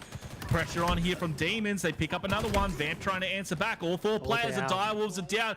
This is it. Demons could wrap it up right here. Look at this. They're just running the time and a run out. There it is. Demons, they answer back, and it really could have gone either way in round 1, but in round number 2, Demons, Hoggy, looking good. It was almost deja vu, though, Josh. Bald had the ball, and he was trying to get there. They only dropped it with 4 seconds left to get, because imagine if he'd got 1 second ahead, and then they just slayed each other out, and no one could really grab it, but it was almost deja vu, Josh. Almost. That wasn't with Demons able to get the win. We saw Lolly there trying to make a play towards camo. Very scrappy back and forth here. Dino there comes out with Demons. 2. Yep. And now camo's going to be in the hands of Dino, and Bald's away with that ball. Jordan trying to get glass control. A couple players over on C plat, but Direwolves are well set up here, and they've got the camo still with Dino. He may be able to slay out this player, and Glass needs to watch the player who pushed him, though, from long haul. Now wrapping up through gold. We'll see what he can do. Clean up kill on 1. That's Jordan who gets dropped. Now looking for the next. It's going to be Plasma making a nuisance of himself in Whirlpool. He was taken down. 3 players down from the red team. So Direwolves, very good start here in round number 3. Yeah, the camo has pretty much been the catalyst. Dino's sort of been calling them out from what he's been hearing, what he's been seeing, and his team has worked together to take down the kills. They still have a bit of a setup. Dino's got himself the Needler. Pretty unorthodox to have a Needler in hand, and he's the last one up. Can he get himself a kill? Jordan has managed to stay alive after getting a few kills. No, Dino goes down. Sways will take him out. The ball's trying to get into tower, and they do get it into bottom elevator to hold out a little bit for the time being. 2 players are down for Direwolves right off respawn. So there won't be much of a push coming in from Dino and Vamp. They're going to have to wait for the respawns. Jordan just gifting a couple of kills to Sways, who was holding top gold that whole time. And, you know, in that position when all of the pressure is coming towards lift, that top gold control is vital. As we know, Hoggy, perfect setup.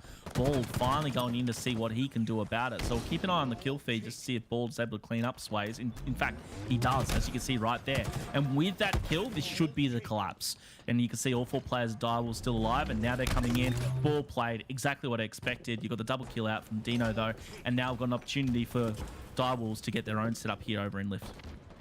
Yeah, unfortunately the ball got played. Dino was forced to go down. He gets almost back smacked by Lolly. He gets double the triples there. He will challenge and make Plasma weak. The camo is up as well, and surely Dino will be able to grab it. If he can clean up Plasma here, they'll be able to grab it. He does repulse him away for the killing spree. The sword is there for the grabbing, and he will go for it. The camo surely was grabbed by Vamp. They have the ball as well, and they've moved it over towards Hydro. They have taken the lead as well. They're up by 12 points. And Dino has the sword, and they also have camo. I like those shots ringing out from Dino, trying to get Sways. Able to get away with just a little bit of his life. Sways challenges, the sword's there, but unfortunately he's taken down. Switches out the sword, should be a nice little double. Picks up the double, Sways is there. And the ball was not played with all 3 players down, all 3 players down left there. Oh my gosh, that was... Oh no! Yeah, that was What is he doing? that was a no bueno, Sways. Not too sure what was going on there. He threw the ball over and then threw himself into the water. Someone might want to tell him that's not how you play the ball. I have no idea what happened, Sways. I have no idea what that was. Forgot how to play for a Something moment. tells me he wanted to throw the ball over, and then he wanted to pick up something that was over there, but there wasn't anything there. Yeah, he just got confused. Ball was playing in the end. I like the very scenic point of view here. Gonna be playing on though. Sorry, I'm just a little dumbfounded by the play there from Sways. We'll be moving on. Let's leave that in the past where it should probably belong. Dino here with Direwolves. They're only in front by 5. Reminder, guys, this is round number 3 here in this oddball. We will be getting a winner from this round. We're on with Vamped. He's been playing really, really well in previous rounds. A little bit of a slow start for him here in this one. Dino, though, our player to watch out for. 9-4 right now. Lots of great shots ringing out from there. Did you see that repulsor to get away? Sways played that so well. I think he's just trying to redeem himself after what happened over previously where he took himself in for a dunk. Yep. So yeah, this round has been very different to the previous rounds, right? We've got 3 minutes left on the clock. Both teams have almost 60 points, Josh. So this is very, very different to what the other rounds have been. I think there's no doubt that this round will have a winner by the points rather than the time. And you can see Demons, they have the ball in a bit of a setup, but they've decided to push in to try to take down Direwolves, and it doesn't work out for them. 3 of them go down. Jordan's the last one left. Vamp gets himself a double kill and runs away with the ball to take the lead for Direwolves. And surely we have a winner by points this time, Josh. You would think so. There's plenty of time left, and Direwolves only need 25 points to wrap this one up. See their Plasma. He's going to be taken down, and I would have thought that was fairly premature to play the ball, because look how long he's been able to stay alive here. He could have played it in front of him, but I guess to be fair, he wasn't sure he was going to get that kill. Regardless, it was played. He picked up one before being dropped, and ball is once again in the hands now of Lolly, so... You know, we'll see if that was the right play or not towards the end. Double kill here, though, for Dino. Going for a triple as well. He's hungry for it. Sways, though. Sways has that Mangler. Dino able just to dance around, and those nades coming out aren't going to stop him. And now he's got the ball in hand as well. Ball goes to ball down low. Lolly's going to be cleaned up, and Dino, he's just on a mission here. Double anyone else on his team with kills, and going to be able to grapple the ball towards him. Mangler in hand. He might even clean this player up in tower as well. Misses a vital shot. So there's 2 players down for Direwolves. Nade coming out, though. Unfortunately, was going to miss. Zirkle doing what he can. Shots from behind. He's cleaned up. And Demons look like they're in a good spot. They're away. They've got sea control here. Bottom tower. Direwolves pushing in with a vengeance, but it's going to be Demons in front. maybe 10 seconds here left. They're in the perfect spot in the corner. All 4 players from Direwolves, though, are up, pushing in, and now it's going to be God, he caught They it. saved it absolutely clutch. Oh, no. Direwolves here, they might come back. All 4 players here. Zirkle set up in top tower, but you've got here Jordan. Jordan coming in. He's got the smack. Ball still alive. There's going to be another player coming down from bottom. What's the score? 97-90. It's reset. Who's in position? Who's there? Sways. He's in position for it. Demons might be away. He gets cleaned up, and now you're going to have Direwolves all coming in. Picked up here by Zirkle. Zirkle needs these points. He needs the team. Jordan's going to be over on glass, though. Who's in a position to stop him? Things are tied up. Last few points. Direwolves might have it, and Direwolves somehow clutch up in that oddball. 2-1's going to be your final score, but it was a nail-biter. Yes, it may have been scrappy, but what an entertaining game that was. And I just need to go back and saw what took place over at doubles. I could not believe near the box there where it just went back and forth, back and forth. It was the tunnel push, bottom mid. They weren't expecting it, and that's where almost clinching victory was Demons, but Direwolves on top, Hoggy. Yeah, it was smart to play the ball in the end, but his teammates weren't there. Sways, you could see Sways, he was trying to grab it as soon as he respawned. He was sitting on top of it, waiting for it, but he got taken down instantly by Direwolves. They knew that they couldn't let him get away with the ball, and somehow Zirkle gets the ball and sits top middle. So unorthodox to be able to get their top middle, but they weren't able to push in. They stopped the side of Demons getting in anywhere, and Zirkle just stayed alive one shot to win them the game. I couldn't believe that. Dino's overkill. We're going to be seeing that hopefully in the replays, but what a game of Oddball, Huggy. It was so close, and if you tally all the points together, it was a 1-point game. It just shows how close it was. Absolutely insane, and it was great to see. And this was actually Dino's overkill. We got that triple there, and it was complete janitor play, but absolutely love to see it. It was fantastic as we head into the rest of the replays of what was a stellar matchup between these two squads. And Hoggy, we said it was going to be close. I didn't know it was going to be 1 point close. The Direwolves, potentially the expected result, cleaning up and getting the W in that game 1. Yeah, it's tough to say which team really, deserved to win it or should have won it. The game was literally so close. Every round, 1 point in the first round, so close in the second. And even in the third round, there was only, 7 points in it, I think, or 10 points in it. The game was just so close, so back and forth. Both teams sort of held a setup for periods of the game, but there were the first 2 rounds, it was basically just Slayer. A lot of the time, the ball was just on the ground, and they were sort of slaying back and forth. The last round was the only one that was really different, where teams sort of got more control and held on to it for longer to get it to get the game to go all the way to the end.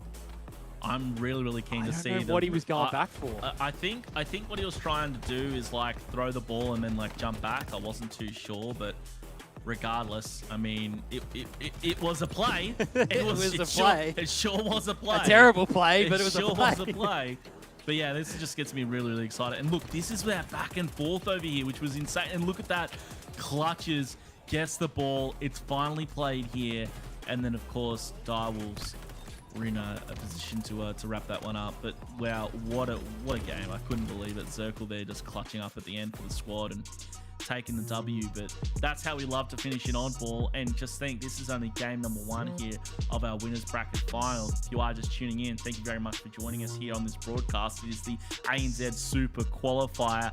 The winner of this series will be the first to stamp their ticket from this tournament and from the qualifiers to join the already qualified teams that are going to be waiting for them. 2 this week, 2 next week. And Hoggy, I think, both teams are playing like they want it. We talked earlier about this strategy for Immunity where they get their experience in. It doesn't really matter if they qualify today or next week. I think it needs to be done here, and both teams here, thankfully, playing like they want it done now.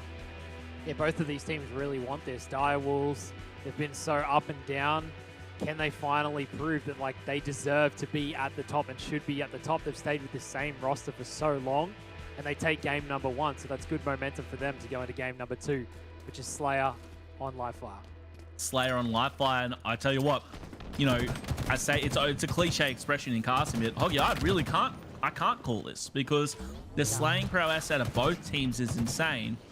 But Demons coming off a loss, maybe they're a little bit more motivated here to try and come back. It is Direwolves to get the first couple of kills, but look, just like that, answering back, and now it's 2-2. And you really can't call it this early in the game. Yeah, no, you can't. The sniper was down bottom middle too. I think the side of Demons have grabbed that. Overshield's about to spawn, and they've also got that. Sways runs away with the Overshield. Player bottom middle, it's Bald and Zirkle, who are both bottom middle. Vamped goes down. Lolly's trying to get the snipe top middle, and he does. He gets the headshot on Dino. 3 down for Dywall. Zirkle's the last one left at top tower. Lolly's still alive. Zirkle's trying to chase him, but he isn't able to get him yet. Lolly backs all the way down to bottom tower. Plasma shows up with the Mangler and takes down Zirkle. What can he do with the snipe? We've already seen one headshot top middle. That was fantastic movement for Lolly, and great to get away. Sways might be baiting the player out. That is Vamp going to be coming out. I'm not sure if that connected, but he got the kill regardless. That was a nice little double there. Challenges Dino as well. Challenge? Pop over, tries to get it. Oh, that would... Oh, I tell you what, he should have just got it by consolation. Regardless, able to get a couple of kills, and they're now ahead. What was it? It was 2-2, 3-3. Now it's 11-4 Hockey. Demons in front. Yeah, it's blown out. The fact that Lolly has basically played his life for so long. He's had the sniper for almost what feels like the whole game, because Dino managed to run away with it and got taken down. So Lolly's had it ever since. He's used every shot in it. Dino didn't even fire a single shot, but it will run out now. His teammate is pushing bottom middle. That's Swayze. He takes down one. He's trying to take down Bald as well, but Bald will back down into house and stay alive. Overshield is about to spawn, and Demons have majority control, but Dywalls are there, and they will contest it. 13-4 your scoreline. Remember this, guys, as either Dywall's going to form a really crazy comeback, or Demons are going to have one of the most amazing Slayer games we've seen. We shall see in a moment. The fight for Overshield takes place. You're going to have Lolly here. He gets dropped. Dino, the only one left alive here for the Dywalls. Not too sure he got away with that OS. It's still there, in fact, as Plasma makes a move for it. And it will be Demons in control for the second time in a row of this OS. Keep an eye on who's going to have that next snipe control as well. But with this OS, Plasma is looking for what he can. 17-7 as Dywalls need to form the comeback. Losing half his OS already. In fact, now loses the rest of it with a couple of great nades coming in. Jordan, he's making a call out towards Ness, trying to spot these players. Plasma hasn't been able to make anything of that OS, unfortunately. And in fact, it's going to be Dywalls who answer back with 2 kills. Pink Mist coming out. Dino getting some shots out. He's going to be forced to back up. All 4 players just waiting for a couple of nades. Dino's on their tail. Who's going to be picking up the kills? I don't know how they're all alive. And now it's Bald with the snipe. Doesn't connect with that one. I don't think he was able to pick up the kill. Turns. He needs to get away with this sniper rifle. He was going to be tagged up by the player and scoreboard. They do chase him down now. Plasma, I don't blame him for chasing that. He needs to stop that power weapon control. Teammate picks up another kill. Plasma gets a double, in fact. And now Zirkle, the only one left alive. Heatwave, Sniper, all in the hands of Demons. They've got control. Zirkle tries to answer back by taking down 1, but your score is 21-11. This 10-point gap has remained, and Demons showing that they're really in it and want to try and take it all the way through to the grand final, which, as we know, we don't even need to see because they're going to be stamping their tickets. So really, it's down to this, and Demons playing like their namesake. They are looking like Demons right now. Zirkle, though, doing what he can to answer back. Oh, would have been wild if that connected. Regardless, able to get away with that snipe. Vant, though, needs to be called out, Hoggy. We call out the good. We need to call out the bad. 1-7 with 2 assists. Rough start for a player that arguably has always been known for his slaying ability. Yeah, very rough game for Vant. He needs to get his teammates need to rally around him, essentially. Plasma's going to get challenged by 2, and he will take off the Overshield, but we saw the Overshield get picked up by Demons last time, and it didn't really get used too effectively, and instantly Plasma takes off the Overshield from Vamp this time. Vamp won't be able to use it to help himself get another kill, but Zirkle will take down 1. They are pushing in, and 3 players are down for Dywall. Zirkle's the last one up, and he'll go down as well. This is a demolition from the Demons. They're taking down Dywalls every time they see them. It feels like they're sort of collapsing on them every time. If they'd used that previous Overshield that they got more effectively, I think this game would have been way more blown out than it currently is. I totally agree. And I mean, what a blowout it is. 31-19. Now, obviously, some quick math will tell you that's more than 10 points in the lead to Demons. And they're, again, so consistent, Hoggy. 2 points or 2 kills separate the top from the lowest Slayers here on the Demons. Meanwhile, on the opposing side, you've got 8 kills for Dino, 2 for Vant. So the consistency of Demons has just really, really impressed me, and which is surprising, right? Because we talked about how Direwolves have been together, this squad of 4, together for so long, Bald, Dino, Zirkle, and Vamp, since the beginning of Halo Infinite. And the inconsistency is really shining through here, which is surprising. Well, actually, on paper it would surprise you, but this is what we talked about with the inconsistency from this squad. Yeah, no, definitely. This is definitely the inconsistency that we were talking about. And I would even say that Demons have been very consistent. So we're sort of got the opposite spectrum of either team. Well, they're always right top here. 6, right? So yeah, exactly. They've always been near the top, and Direwolves have been very inconsistent when it comes to that. So we're seeing that exactly in this game now. As there's a 13-kill lead, it's just getting bigger and bigger. Zirkle manages to get one back to keep it within 12, but every time Demons are sort of getting one weak, their teammates there to clean them up. 11 kills to Jordan. He's been doing fantastic with 6 assists to his name as well. I say that, but he was cleaned up by the perfect shots from Vamp, so maybe Vamp has heard us and hopefully he'll wake up. But this score's 40-27, and the slaying ability of Demons has just been wild, and the heatwave ability of Bald, a little shaky. He does clean up Lolly in the end, though. Bald himself going 7-10 here in this game, and every single player of Direwolves going negative, and when your scoreline's 41-29, that's not surprising. We're still going to be following Bald, though, as hopefully you can form some kind of comeback against Demons, but it's looking fairly shaky right now as Lolly picks up yet another kill. Lolly himself gone 12-7. And even the lowest scoring kill Slayer on Demon's squad, which is Sways with 9 kills, he's got 10 assists. He's gone 9-10-7, which is wild statistics here in this Slayer. Doesn't surprise me that they're only 6 kills away from victory, and with 5 minutes left, Direwolves trying to do what they can. Bald, can he bring something back? With Sways picking up double kills on both Zirkle and Vamp, I don't think it can be done. Now another one from Lolly. It's going to be over before we know it. Sways is going to have that snipe in hand. It's 48-33. Can we see some kind of finesse plays coming out from Sways before the end? Maybe not. He might be just baiting out the rest of the Direwolves squad to clean this up for his squad. 48 kills to 33. Final couple of points, and look at that. Fantastic work here from Sways. Final kill. It's going to come down to this. It looks like it was cleaned up by Lolly. 50-34.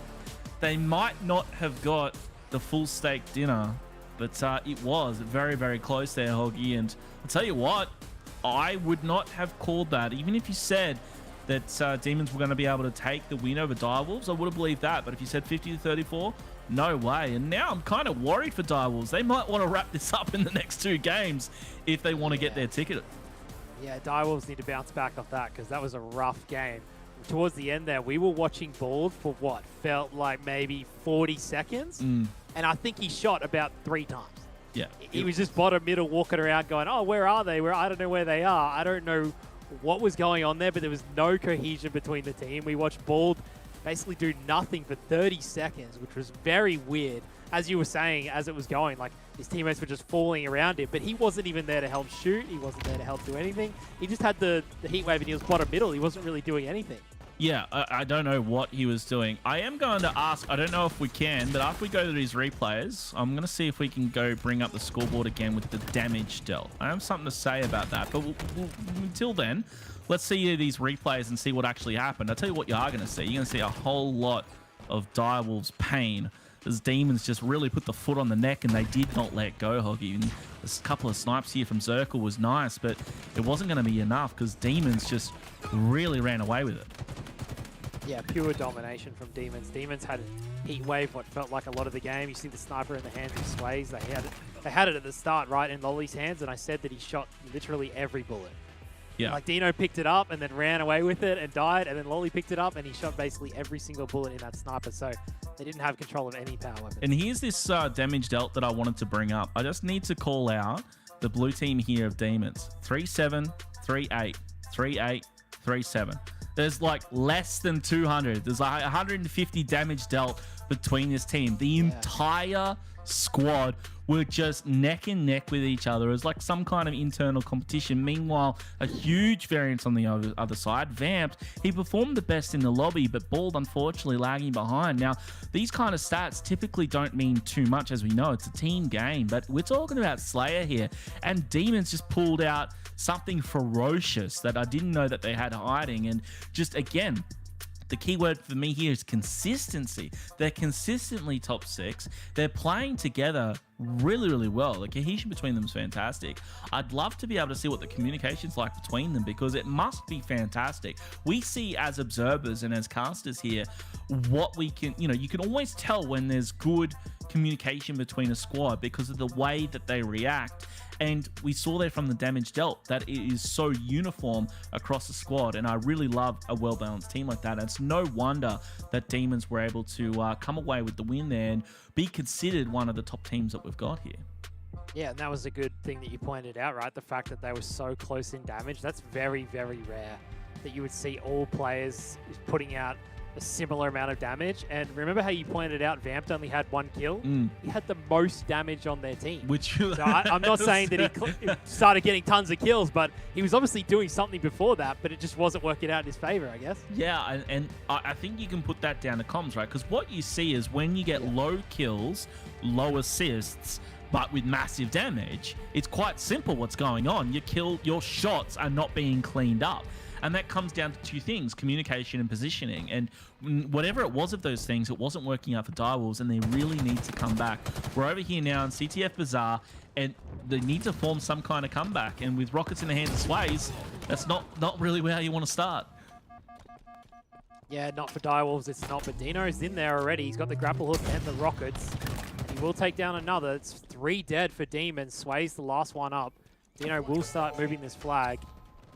They do have overshield as well, so they'll start moving this through the enemy palm and get it towards bottom middle, but they're going to have to slay out. They cannot just keep running this across the map. They're going to have to turn around and start slaying out. It's 1 dead for either team.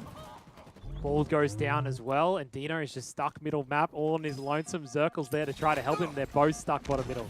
Those Dynamo nades look good though, but meanwhile, all this is happening and the flag is going to be away. Jordan was able to run that one out. Jordan is cleaned up though. 2 players down for Direwolves, 2 down here for Demons. Flag was returned there by Lolly, so Lolly did excellent. Ball trying to do his best windmill impression on Lolly. He's able to just sneak away. Lolly's got the support of Plasma as well. Going through to the double doors of death though. As long as he's cleaned up by Vamped, and now he's going to be caught in a hard spot because Ball's there. But the reload timing, unfortunately, he's going to be dropped. That was very unfortunate. Dino was able to clean him up though. You can see both teams just trying to do what they can. And look, just classic bizarre things, Hoggy, as we try and wait to see which team can try and make a move and maybe build something up around these overshields coming up in 20 seconds. Yeah, just a fight for middle map control. Vamp's trying to put shots out where he can. He's got a player down bottom middle. That's Plasma. There's another one in the opposite bar as well. Plasma will clean up a kill on board, and Vant will clean up Plasma. So the overshield will be in the hands of Direwolves. He's still got 10 seconds, until it spawns. Vamp goes down. So maybe they will lose it now. Dino takes a fight across map, and Lolly cleans him up. There's another player there from Direwolves. It's Zirkle. He runs in to get the overshield, and he will pop it, and surely he challenges Jordan. He finds another bottom middle to make him weak. There's 3 players on him, though. Zirkle's in a tough spot. He thrusts away. He does get a kill, though, before he dies, but he will get taken down. Overshield is essentially burnt, and it's just still a fight for middle map control. Yeah, I mean, we know what it's about here on Bazaar CTF. It's basically just a market slayer with a splash of CTF chucked in when you can afford the time. And hopefully we'll be seeing one of these teams able to capitalize on it now. Maybe it's Dino with this Bulldog in hand. Those Rockets going to be up very, very soon. They might be able to do something. You can see Ball. It's going to be up in the grill here of Demons, and Dino walks in the front door. There's going to be one player. It's going to be Sways. That was a nice perfect, I think, and he got double kill clean up as well. And when you're on the back foot, that's exactly what you want. And this is going to allow them now to push out. Those Rockets up in 5. They need control. Zirkle's going to be over on his balcony though. Plasma needs to shut him down, and they need to rush up these rocks, and they do. So that was a nice nade out, but those Rockets, they do come out. Sways picks up the kill on Dino. Ball answers back on Lolly though. 3 players down for Direwolves. Ball's the only one left alive. Demons able to make a play out of this, Hoggy. Yeah, he's stuck in his lockers. Sways finds him. He's got 1 rocket to work with as well, and he'll find the second. Killing spree as well. Vamped will go down as well, and Dino's the last one alive. He's in the back of the base. He is weak. Plasma's going to have to challenge him, and he does. He uses the thruster to get in there. His teammate helps him clean it up, and they'll start running it through Palm. But he needs to be careful of the respawners. That's why he's taking it slow. He's checked his corners, and then he's going to start moving it.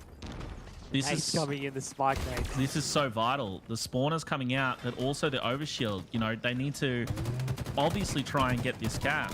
But this overshield is going to be extremely important. So you want to be able to make sure you don't forget about that. And with that flag now reset, you've got mid-map control to Direwolves, and they should get this OS as Vamp goes for it now. So it was really, really tough. The flag carry was, you know, probably expected as they were slayed out.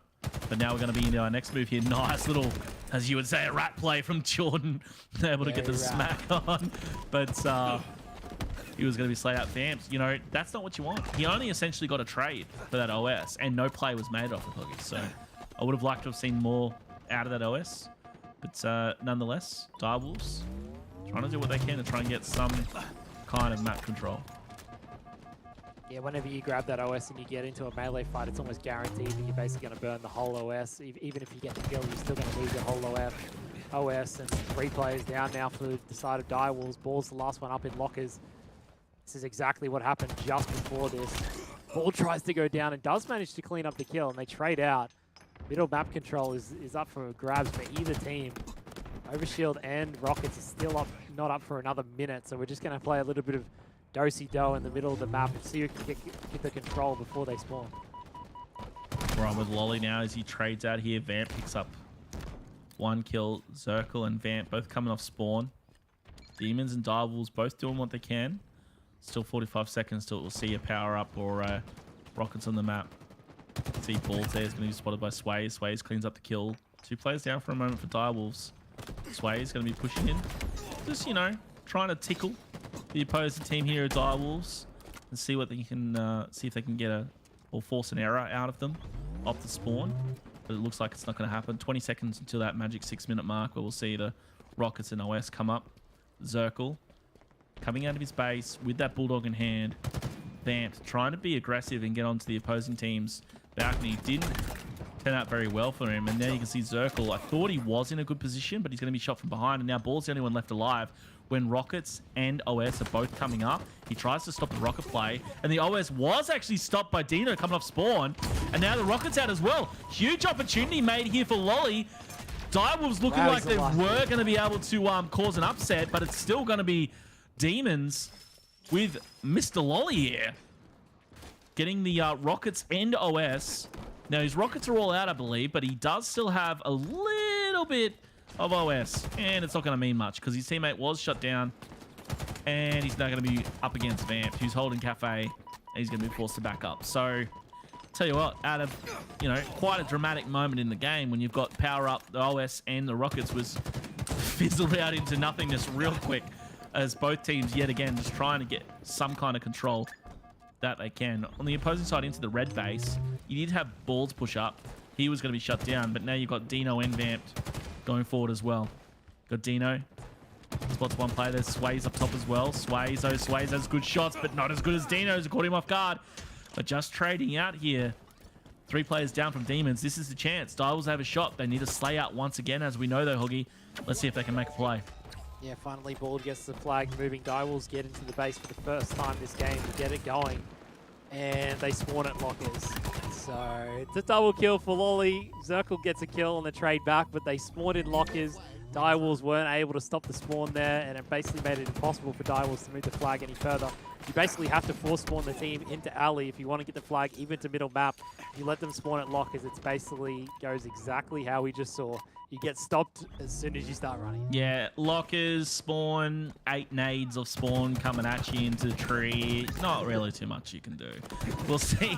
We'll see if they can make some kind of play happen, though. There's OS is coming up in a second. And look, there was a nice little double kill from Sways, and OS is coming up. This is the chance. Biding his time. He ran straight past it, though.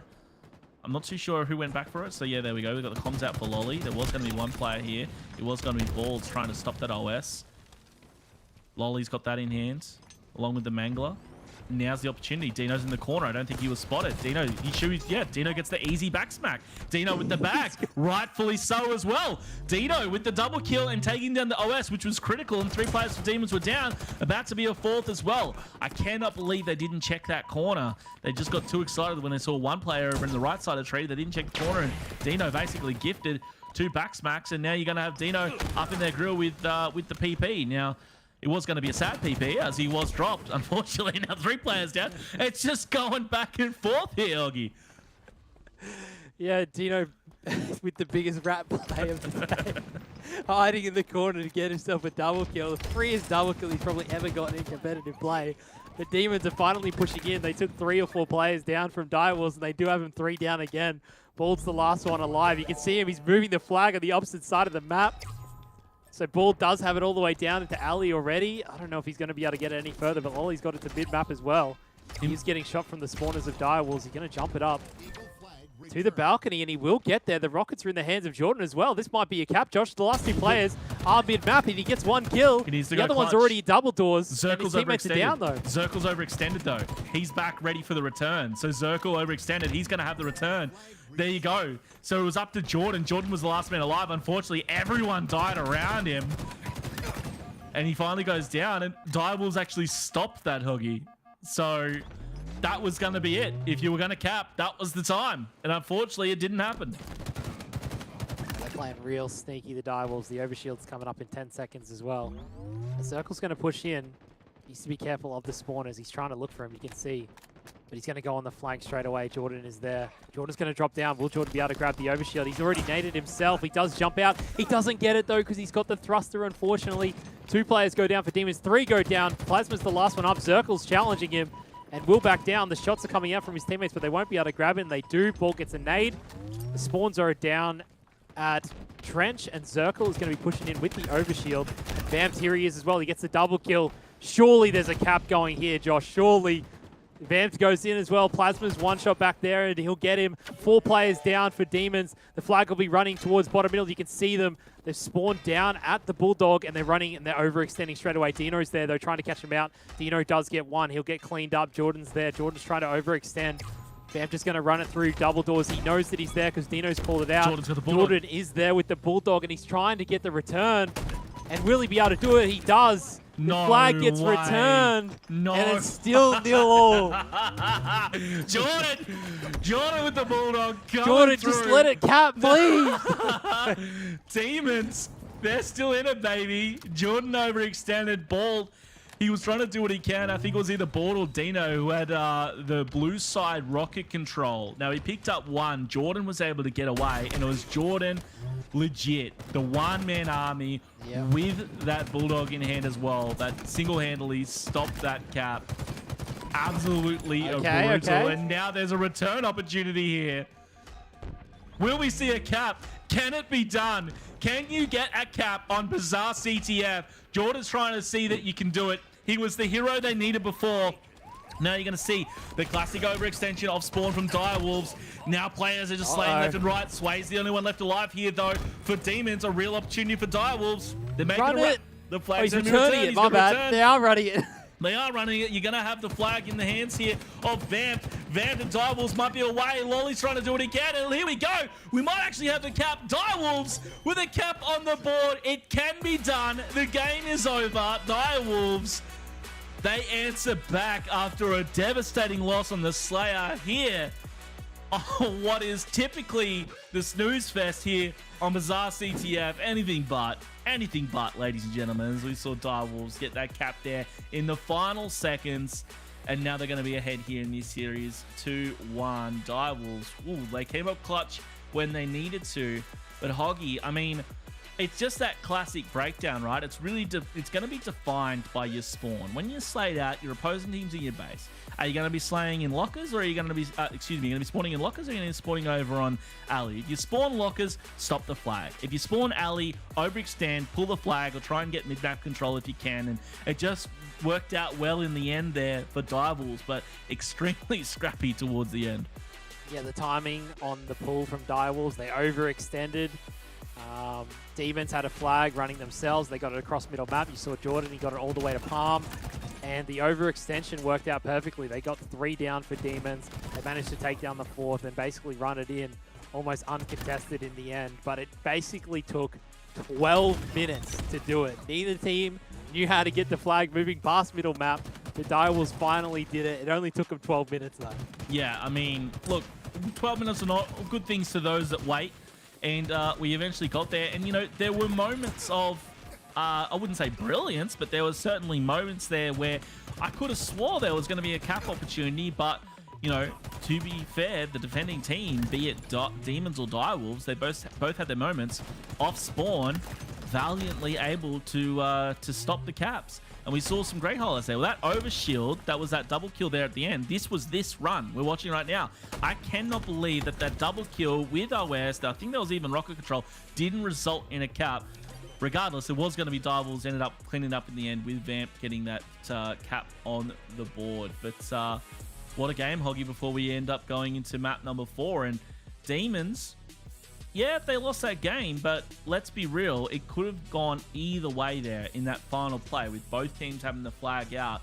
And it just shows how close Demons are to Direwolves. You know, they dominated in that Slayer. And as we kind of said, or at least I know I pointed it out at the end of the Slayer, Direwolves need to wrap it up now through these 2 objectives. I'm worried about them if we go to that final Slayer. Yeah, no, definitely. It's definitely a problem if we get the Slayer. So Direwolves do want to be winning this next map. And that map was obviously super close. Both teams could have capped it multiple points throughout the game, but every time that someone needed to go clutch, they went clutch, especially Jordan. In the end, they didn't win, but the fact that he's going clutch, you know, shows that they're just bringing that sort of Slayer momentum into that game. But man, just back and forth, 1 cap at the end. It took 12 minutes to get there, but we got there. At least the team got there at the regulation time. Yeah, I mean, that's right. We didn't need an overtime. So, you know, grats to Direwolves for being able to get that map. They're now 1 map away from taking our winners bracket final and clutching our first spot into the ANZ Super, where again, over $50,000, the largest prize pool in ANZ Halo history, is there waiting for them to play for, where they'll be meeting 4 already qualified teams from Raleigh and Points. So keen to see how this is going to unfold. We will be seeing map number 4 shortly, Strongholds on Streets, and if we go the distance, if we do see a comeback here from Demons, they will be going into Slayer. Now here's the thing, to get to game 5, Demons obviously need to win, Hoggy, and if they win game number 4, then going into a Slayer after what we saw was a 50-32 or something like that, 50-30, whatever it was, dominating fashion, surely they'll have the momentum behind them and we may just see a Demons victory. Yeah, exactly. The Direwolves do not want to go to game 5. You do not want to be going to game 5, especially when you just won 50-49 against Immunity before as well. So they don't want to get there because they don't want to have to go 50-49 again. And we've already seen Demons clearly have their number in Slayer. Obviously, it's live fire, different map to Aquarius. You could say that anything could happen in that, but it's clear that Direwolves are better at the objective. Obviously, only just though, because even in the Oddball, it was super close. Bazaar was just 1 cap. But the Slayer is clearly in favor of Demons, so Direwolves need to win this game. It's just that Direwolves are hot and cold, and, you know, they've got those star players that pop off. You know, like Dino has his time in the light where he really pops off, and then out of nowhere you'll have Vamped completely going off as well. It's just they need to try to bring it all together at once, and who knows, you know, I believe Stronghold, although it was a Slayer, I believe Strongholds was the map where they got the 50-49 victory over Immunity. So I don't know, maybe it's a spiritual home for Direwolves, and maybe they'll wrap it up here. Demons might have something to say about that as we're on with Jordan off the rip. Rockets already in the hand of Sways, Hoggy. Yeah, he's got away with what felt like almost for free. He was almost one shot, but he managed to get out pretty cleanly, it seems, as he was already out very fast over to Pink Street. Sways sends 2 rockets across map, neither of them connect, and he does go down. It's a player down for either team. Plasma drops as well. Jordan's there to clean up a kill. 3 down for Demons. Lolly's the last one up, taking a fight with Zirkle. He won't be able to take him down. And Direwolves will start getting the points. They'll get themselves B, and they already had C control, but Lolly's going to have to back down, wait for his teammates to spawn, and try to push into B. Lolly here, just maintaining this B control, trying to contest if he can. Obviously, B and C in control here of Direwolves, and now there was an opportunity to push in, but Balls, unfortunately, made his way up the street through red and was able to challenge. A couple of shots here from Zirkle with that Stalker rifle. He does get the assist, so that was Plasma falling. A couple of players here in tires. Just when he picks up the Bulldog, he was going to be dropped. Now off to Dino. Saw that C was safe. A lot of action taking place over at B. Goes into defend. Nice little shield drop by Sways. Wasn't going to be enough as they traded out. And now the reset coming in from Dino to push out of C. And this is fantastic positioning from him. He was able to get the defensive control over on A. Lolly's going to be spotted. Should clean that up. And he does. C, meanwhile, has been capped by the spawners. from from Demons. But this is going to allow Bald over to A, get control of it, and now they're going to be racking up the points once again. 40-4 your score off the break. Yeah, Jordan's on the flank, and he does take down one. He's already in tires. He's weak, though. Bald will challenge him to clean him up. Bald's trying to play his life. It was 3 down for Demons. Sways was the last one alive, and that was him at the back of A. They will get themselves A, but as I say, that Direwolves have spawned up at C. They've grabbed it. Sways has no competition at B. Surely he can jump onto this, get his teammate to come over and help him. Lolly is there to watch his B stairs, and they will grab themselves B and get the point. Rockets in the hands here of Zirkle, picks up a double with one and then decides to kill himself with the other. I think it might have actually been a nade there, but look, we'll let it pass. You get 2 kills with Rockets. It's a pass in my books. Dino now, he's going to have that Sentinel beam in hand, and it is just a ferocious weapon in the right hands. If you can control it, which I know I can't. Dino, meanwhile, can, though. He gets a lot of damage out, picks up a kill on Plasma, able to get another kill there. It's actually Zirkle who cleans that one up. And now points still being racked up. And in fact, they go for a triple because why not, Hoggy? There's Direwolves in front here, 79 points and climbing. Now challenged over on A. There's going to be one player here. They do have control of C, but it's being capped by the spawners. And now this greed might have got to them, as it looked like they lost C and B for a moment. C being capped here by Sways, who we're on board with. A now capped. And it looks like throughout this whole exchange, they've just played a little bit of swap season. It's still Direwolves in control. Yeah, there was a momentary chance there for Direwolves to get themselves a trip cap with the side of Demons spawning over at Cafe, but they weren't able to catch them out on spawn. So it did mean that Demons were able to get out, get themselves A. They were able to contest, get C, and they were able to contest A, but they weren't able to grab that for themselves. Dino with a nice defense. But if we look at the scoreboard, Josh, Lolly is still on 0 kills. Yeah, look, that's rough. That's not how you want to play, but you know, we'll see him come back. Maybe it's the cold time of night for him. Hopefully he'll warm back up. 0-2 and 7 kind of stats that you want in Direwolves. You know, I think it's just that they can smell victory, despite how close some of these games have been. You know, and even the blowout that was that Slayer. As we've talked about, Hoggy, they know they can't let this get to another Slayer. And they're showing they mean business here in this one. 122 points and climbing. B now finally being contested, but rocks are up. But oh no, Vamp just misses out on using that. So there's an opportunity here for Demons if they get control of that power weapon and can use them effectively. Bald has the Bulldog though. Dino will clean up the kill. Zirkle gets another as well. So Bald is kind of here a little bit on his lonesome over at B, but he's trying to defend it. Players of Demons have jumped into A. The rocket slings out across the map from Zirkle, and it does get the kill. He stocks the capture right as it's about to finish. They get the reset. They'll take B, and they'll keep getting the points. They're up by 100 points now. The fact that Vamped ran in for those rockets, wasn't able to grab them. Zirkle somehow grabbed them for himself. I don't know if there was 1 or 2 left in them. Oh, he had 2 in them. He's still got 1 left in it now. See if he can put them to use. They are up by 100 points, and they do have A and B in their control. Demons still have C, and they're all spawning down at C, but it looks like his teammates tried to push in. He's going to find 1 on B stairs. He's got another 1 on driveway that will take him out. And Jordan has the Bulldog in hand, but he's got no help. See if he can survive here over in red. He's just copping nades from the front, from the rear, all sides, able to stay alive. And he's still getting tagged up. I think either they know he's there or it's just the preemptive nades coming out. He may try and push out. He finally can make a move. Ball's going to be spotted there. He picks him up with the perfect shots as well. Able to challenge B as well. Zirkle's going to chase. Good use of the Bulldog with the support there from Sways as well. And now they might be able to answer back and get some kind of control. They are finally rack up the points after what felt like an eternity here, Hoggy. Yeah, and we can quickly mention that Jordan stayed alive in Red Room, right? And 3 of his teammates went down, but he still pushed out. He still cleaned up a kill. Sways helped him out off respawn, and all because of that, they have the B point now. And finally, they're getting a decent chunk of points in their favor. And Jordan has been on this life for quite a while now, and he's going to jump into A. The players of Direwolves are spawning over at Cafe. He will go down. So Dino stops the trip cap for the time being. But that was all on Jordan. Jordan staying alive in Red Room, coming out, Sways helping him out. And that's the reason why they had these 2 caps.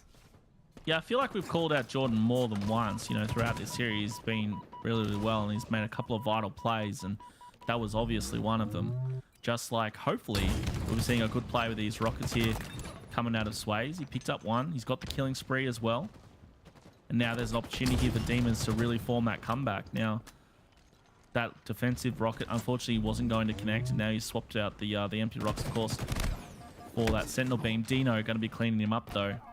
Direwolves doing what they can to answer back, but looks like the Demons should be reaching triple-digit territory and catching up to Direwolves, who are just over a minute ahead.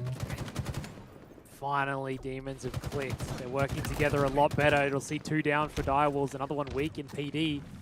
And they are taking A, but Direwolves have managed to grab C, and they will get that to stop it from being a trip cap for the time being. But Demons have got full control of this map, and they're sort of just pushing Direwolves around where they want them. So Demons are not out of it just yet, right? If they win this game, they can take it to the Slayer. It's not exactly what Direwolves want, but Demons have sort of stepped up after they realize, oh man, we cannot be losing this game. I can't believe the comeback that I've seen out of Demons after the start that Direwolves had. There's now about 30 points separating these teams. Direwolves doing what they can to push in. You've got Plasma here. Excellent defense. He's shooting the players coming around, shooting the one on B stairs, and he didn't get the kills, but he might have put out enough damage to stop the push. Unfortunately not, though, as all 4 players of Demons go down. And now we should actually be seeing a triple cap. Spawning out of C, you're going to be seeing Demons. Now there's a triple cap there just for a second. Direwolves in front, and now if they get these rockets, this might be it. You can see there's actually going to be Zirkle, who pushed over into C. Very aggressive, trying to get these spawners. And now they need these rockets. He wasn't able to get them. Shots springing out now. He does pick up Jordan. Sway's now trying to push in for the rocks himself, and he does not get away with it. Now swapping out, does have the rockets. Now, I mean, I don't mind that. He was kind of forcing their position. Was going to be able to trade out there, and desperately trying to get that last rocket was going to be Zirkle, but he does get cleaned up. Direwolves here, still in control, but now you've got A and C both moving between these two teams. A is going to be captured by Demons. C, though, returning serve is going to be Direwolves, and they're still picking up the kills, Huggy. Still picking up the points, Huggy. Yeah, before those rockets came up, Direwolves had control. They had 4 players down from Demons, but they were very uncoordinated in the push that they attempted on C, and they didn't really work too well together. Dino was there to try to get the shots out for Zirkle, but Zirkle got taken down, and then Balls ran in there and got taken out. They lost B. It's a triple kill for Vamped, as his teammates are all dead, and Swayze is the last one up. It's a 1v1. But Swayze is going to jump into C and try to get the points in their favor, but they're going to lose A. I want to go back to that play that you just called out, Hoggy, because when Direwolves had A and B control, they decided just to fly into C, which is that uncoordinated push to him out. I don't know why they needed to do that. If they just defended B straight and rockets were coming up, there was a massive opportunity for them just to hang on to that, and they took an unnecessary risk. Yeah, they're in front. Yeah, it's 220 to 154, but I just didn't think it was necessary, and who knows where this game's going to end up as Demons are back in control and getting points. Yeah, Demons are trying to grab B as well to get a trip cap going. Gold is in PD. I don't think this side of Demons knows yet. Zirkle's there as well to get a few shots out. Direwolves will manage to get A to stop the trip cap for the time being. But can they actually get in there to get any sort of kills? I think it's 10 seconds on the rockets as well. Vamped will go down next to Zirkle. Zirkle's trying to back down. Rockets are about to spawn in 2 seconds, but Vamped is already down. Zirkle's moving all the way around to grab the Bulldog. The rockets have already been grabbed by Demons. The Demons are out with those rockets. The rockets are over on B side somewhere. Zirkle will get a double kill though. And Swayze is the last one up. He uses those rockets to get a kill, and he does, but they will be able to take B back in their favor surely as Zirkle grabs the rockets for himself. And he's got a Bulldog in his back pocket as well. There's only 20 points to difference, essentially. Perfect rocket from Zirkle. There's another player here in Red Room. He tries to push him. He does make him one shot and stays alive. He sticks him, gets the killing spree. Zirkle is on a tear. They have A and B in their control. The side of Demons do not have anyone in A yet, and the side of Direwolves have jumped into C. There's only 10 seconds remaining for them to win this. They are going to capture C. Only 11 seconds. Zirkle has been playing out of his mind in the last 30 seconds. He gets another kill. How is he still alive? There's only 4 seconds left. Can the side of Demons get into the hill? They won't be able to. Direwolves will take them down, and they will move on to the Super Tournament. Absolutely unreal scenes coming out of Zirkle at the end there. He was on a tear. I know he was in the killing spree. He was probably on his way to a frenzy, and they will, of course, be the first team in the qualifiers to punch their ticket to the Super event, and there's a whole lot of dollars waiting for them there, Luke.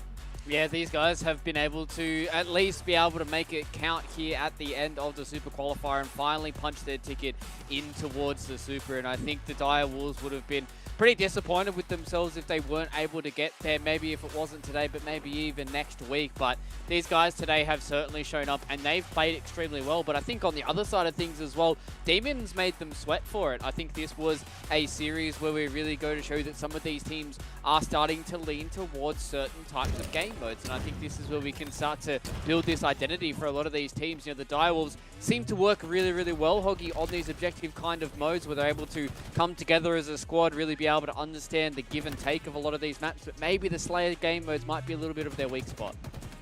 Yeah, I think the fact that they have something to sort of work towards as a team probably helps them out in terms of the objective, because there's not really too many things to work towards in a Slayer besides getting kills, but when you're playing in objective mode, you sort of know where you need to go based on the objective and your teammates.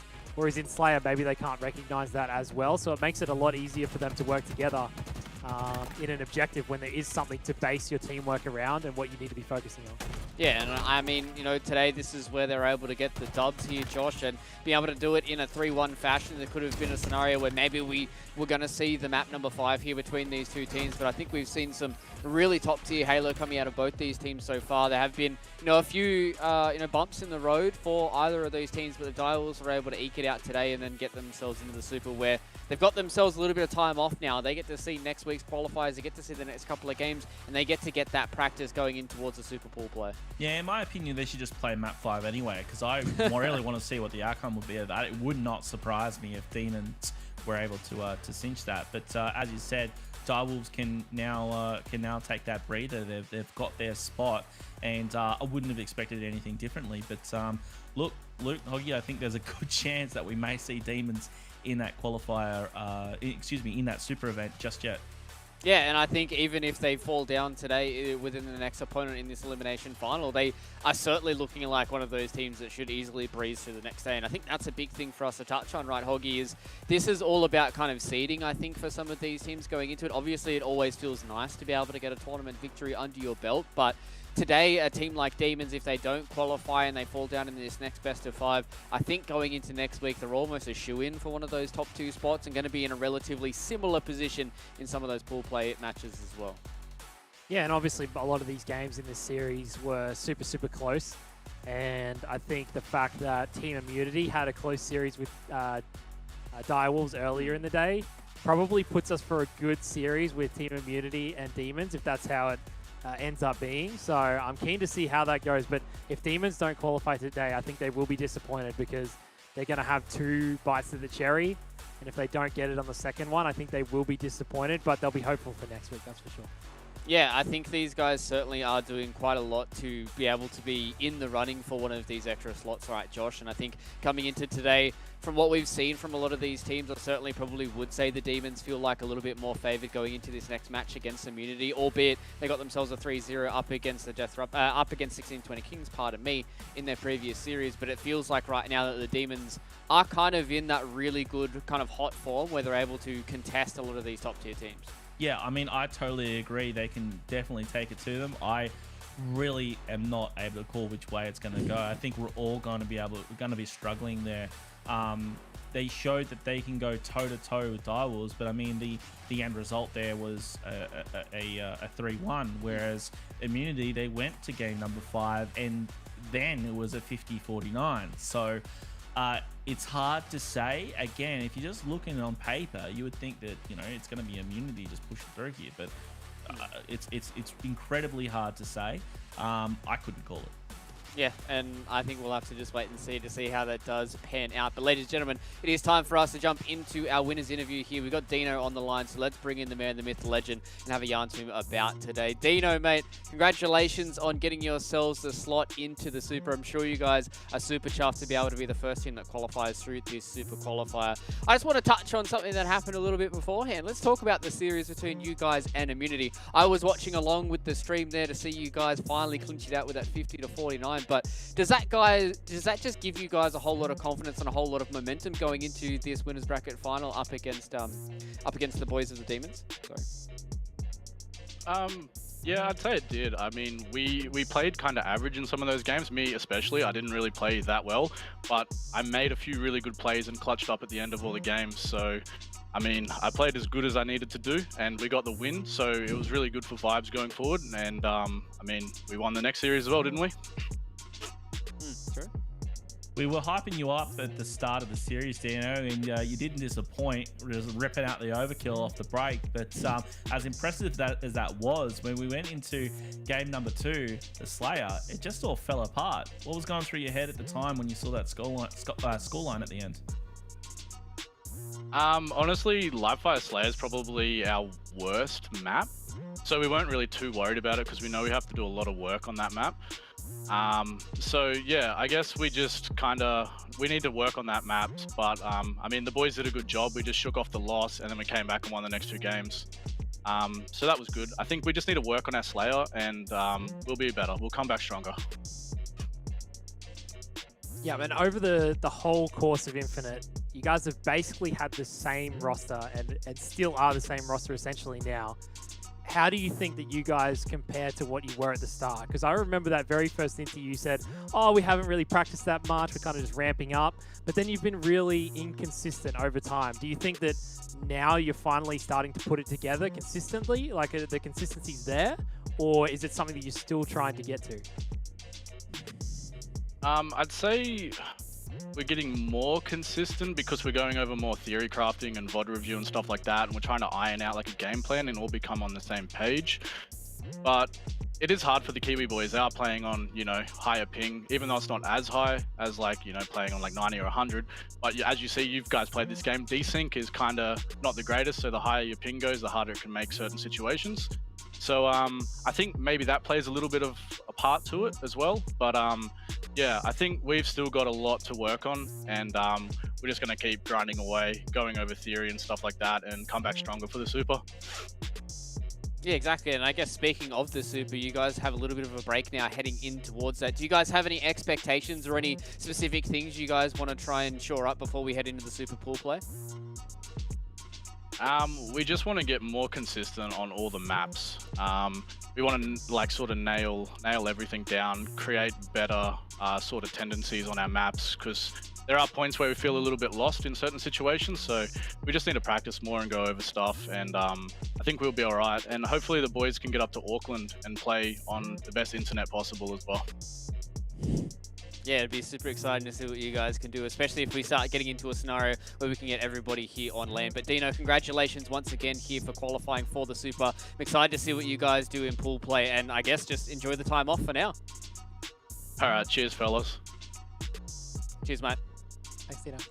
Hearing from the Direwolves lads, they obviously have these ideas about what they want to do moving forward, and it's exciting to see that they're able to acknowledge some of their issues that they've got going forward, and even these Slayer game modes might be something that they might need to pan up here. But I think across the entirety of the Direwolves, these guys have been able to perform today, and I think our AMD power performance certainly is going to be able to show that, ladies and gentlemen, because it is going to be one of these Direwolves members. It is going to be Vamped, who comes in here with a nice little KD of 1.21. Average kills per game, 23.5 here, Josh. This man seems to be able to slay, and I think every time we talk to these Direwolves guys, a lot of people do talk about Vant being one of their main slayers here for the Direwolves. Yeah, when I think of Vant, I just think of his slaying ability. He's always absolutely popped off. There was a couple of games where we said that, oh, Vant is going slow, and then next minute he's got the highest damage in the game. I think that was the Slayer where he lost that we pointed out. So no surprises here that Vant is living up to his reputation. Yeah, especially here with the AMD power performance, just being able to put up some big numbers in this series and being able to make sure that the Direwolves punch their ticket nice and fast here in towards the Super. And I'm just excited to see what these next couple of weeks do for a lot of these teams. Obviously, our top 4 teams that got invited, Direwolves are the next drop after that top 4 here, Hoggy. And these guys are really starting to find a bit of that form. And I think if they're able to unlock players like Vamped, even if they're able to allow Dino to do what he did today, these guys can certainly start to make a little bit of rumbles here in the Super. Yeah, I think you put it perfectly. They're finding form at the right time.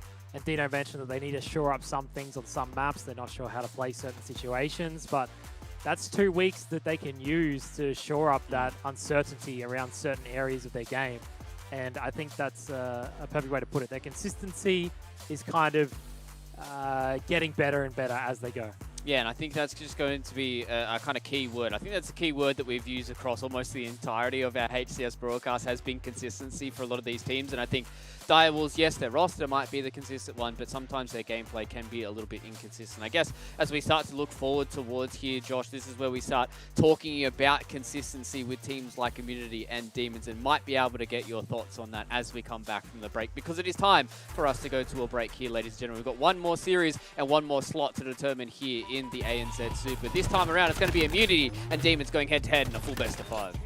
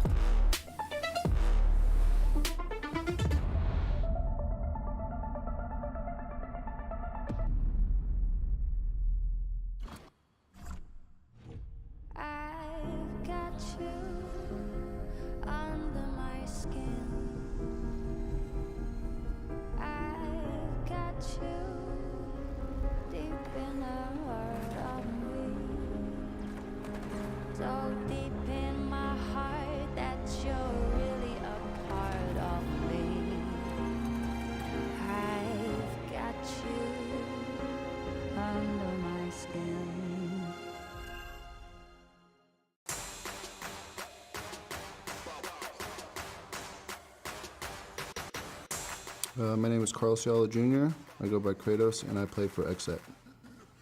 To 0, they get a reset onto B, so all of a sudden it looks a little bit different here. Immediately convert 50 points and counting for this team. Now Kratos can do it again with Renegade. Takes a double for it, and that's the type of play you need to see from this man. I think Cloud9 has been winning because I wasn't on a top team yet, and now that I've put a roster together, I think now we can have some competition towards them. I think I'm really good at getting under my opponent's skin because I just don't talk to anyone. I'm not friends with anyone. I don't want to, I think everything's kind of weird when you're like in this sort of competition where it's, winner takes all. Like, why am I telling you good luck? Like, why am I wishing you the best? It's like, no, I don't.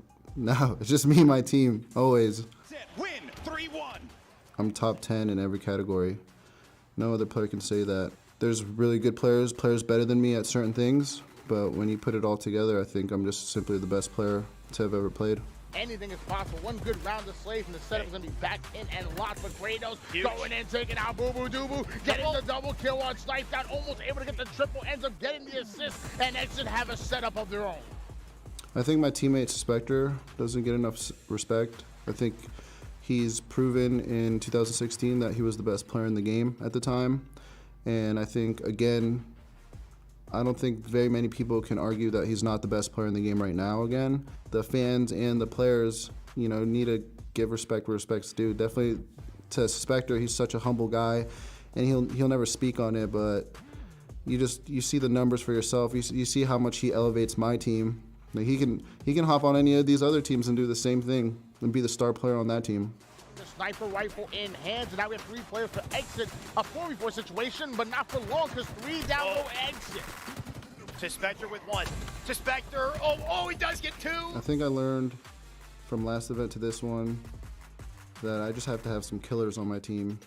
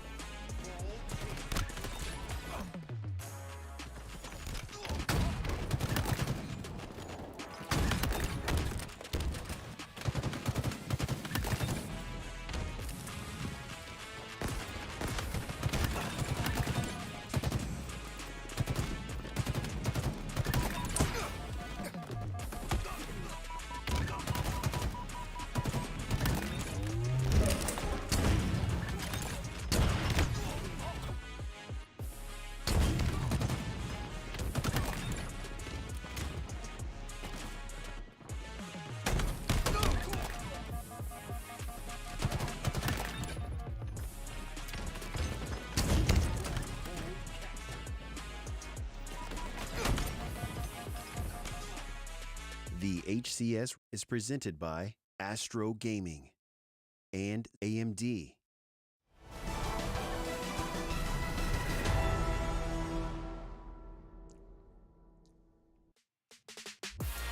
Hello Halo fans, welcome back here. HCS Super Qualifier is almost at its conclusion. We've got 1 slot to go. 1 slot has been taken already by the Dire Wolves in our upper bracket final. Now we pit 2 more teams up against each other. This time around it is the Demons and Team Immunity who are going head to head here in a full best of 5, Josh, and I think both of these teams are super deserving of this slot today.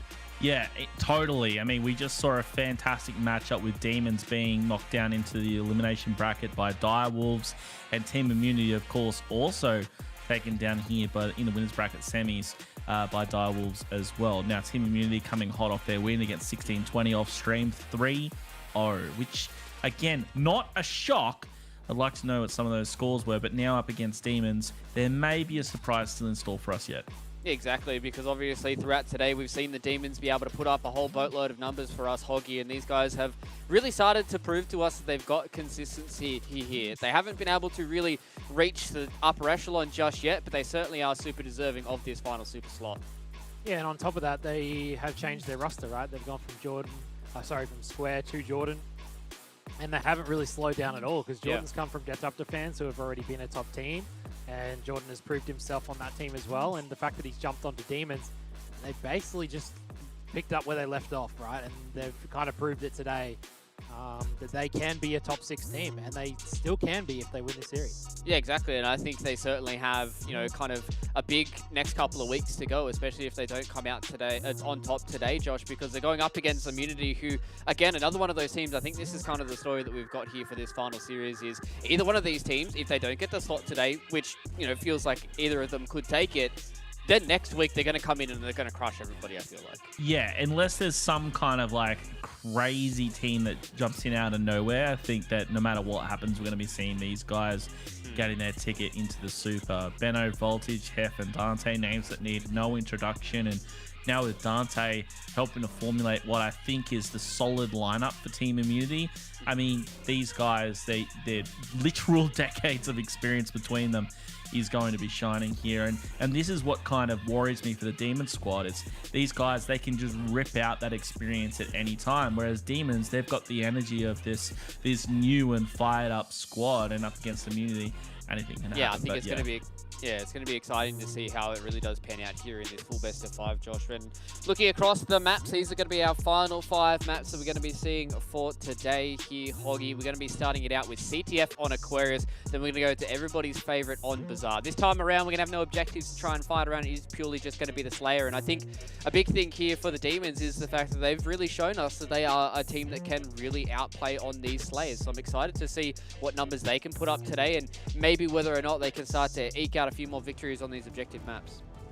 No, most definitely. And CTF on Aquarius is a map that you can really ease into. So it's a great map to start on. Exactly. And speaking of starting on, let's get into it. Lower bracket finals is underway here. Final slot for the Super is up for grabs. Let's jump into it with the Maniac and Hoggy.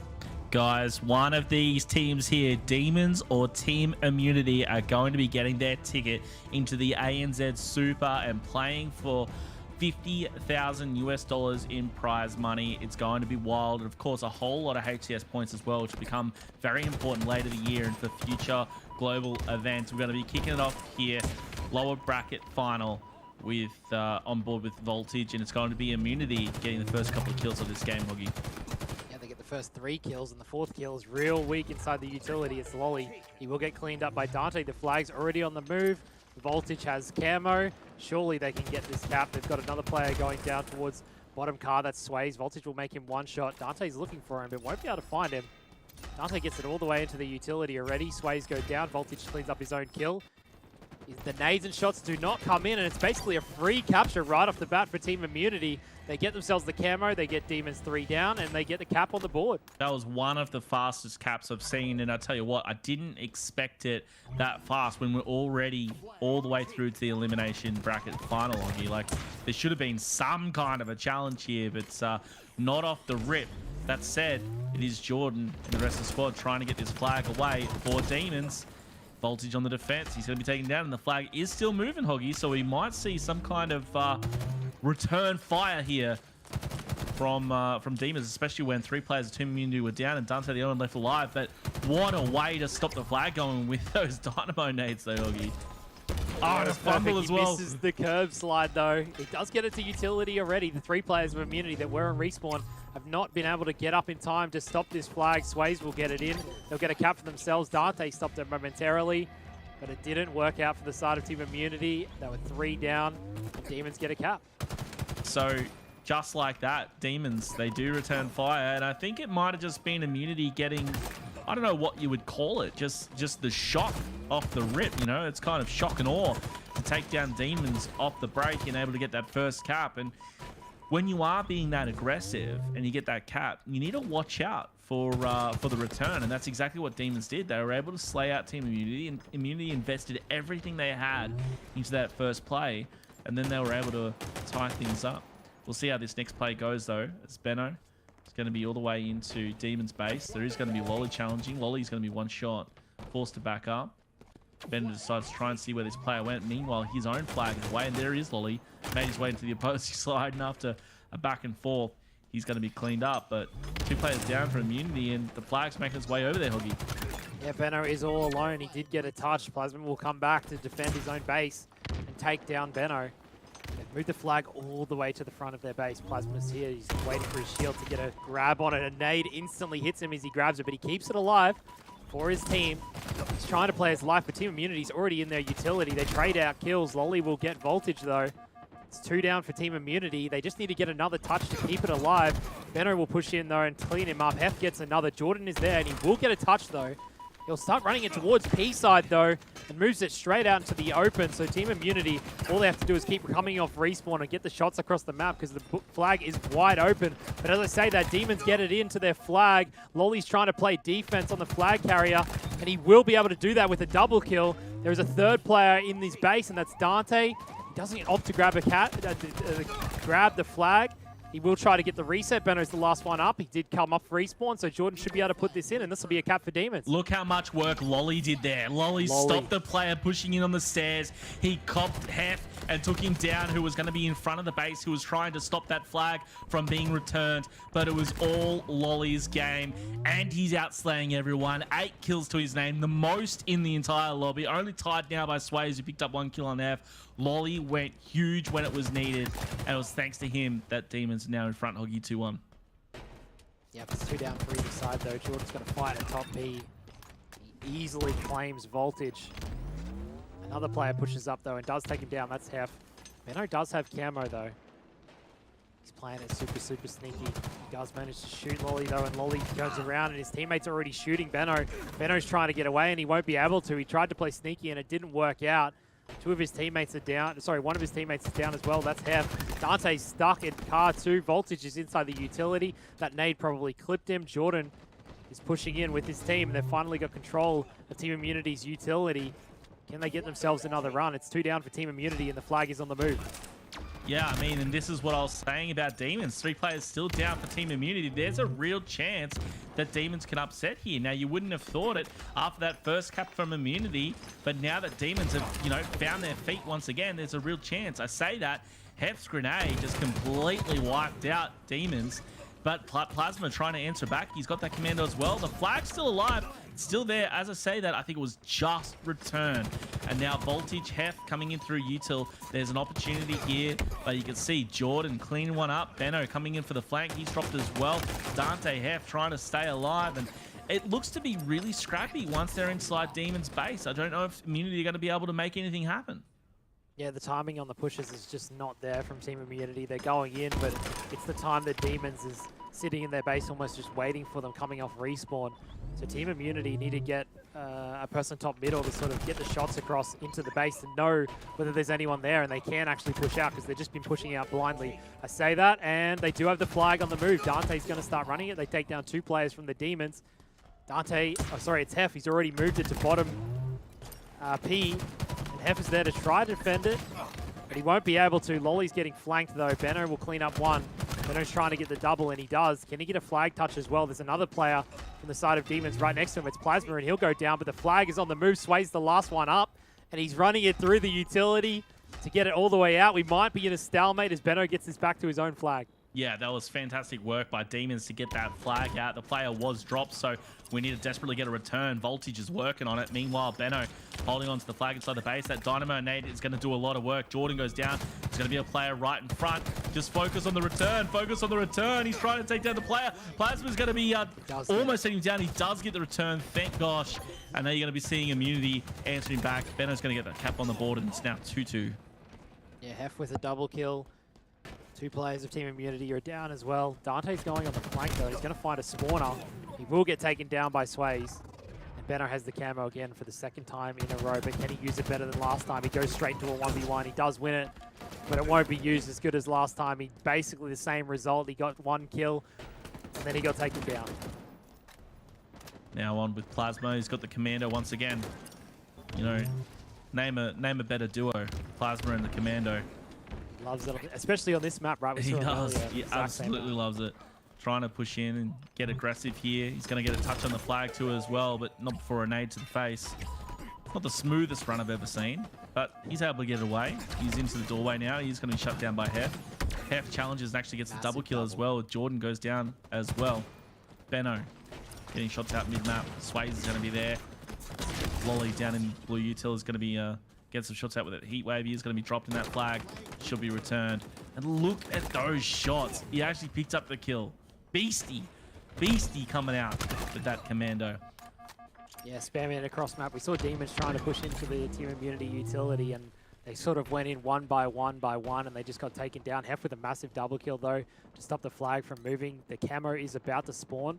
Hef has the heat wave. There's 2-3 players top middle for Demons. They're trying to get that camo. It looks like they do manage to get it and get away with it, I think. The player of the Demons does have the camo. 2 players of Immunity go down. 3 go down. Dante's the last one up top middle. He's trying to look for this camo player, but he won't be able to spot him.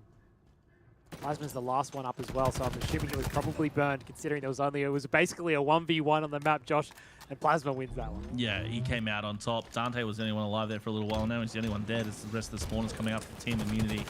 And this game, you know, about as close as we expected it could have been. 2-2, flag being pulled right now. Benno trying to make a run with it. He's got it all the way. Got him here at the moment. Now he's going to be taken down. That was a nade coming in from Jordan. And the front of the blue base is going to be Plasma. Plasma might be able to make a pull. No, he's picking up the commando. What a surprise! He takes down Voltage, spots Hef. Hef goes down as well. Nice little double kill. He's on a killing spree. Opportunity here as well. Dante to his left. Might even get a triple kill here. Wingman gets the assist and he's still alive. Might be cleaned up. He's actually going to get the flag out before he does. Finally goes down, Hoggy, but what an effort. Yeah, he tried his hardest to get the flag out. He did throw it out, but he did also manage to get a couple of kills to sort of keep Immunity back in their base.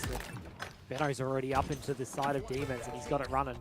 He's going towards bottom middle. There's only 2 down for the Demons, so it's not the perfectly ideal situation for Team Immunity, but Benno gets it all the way to bottom middle.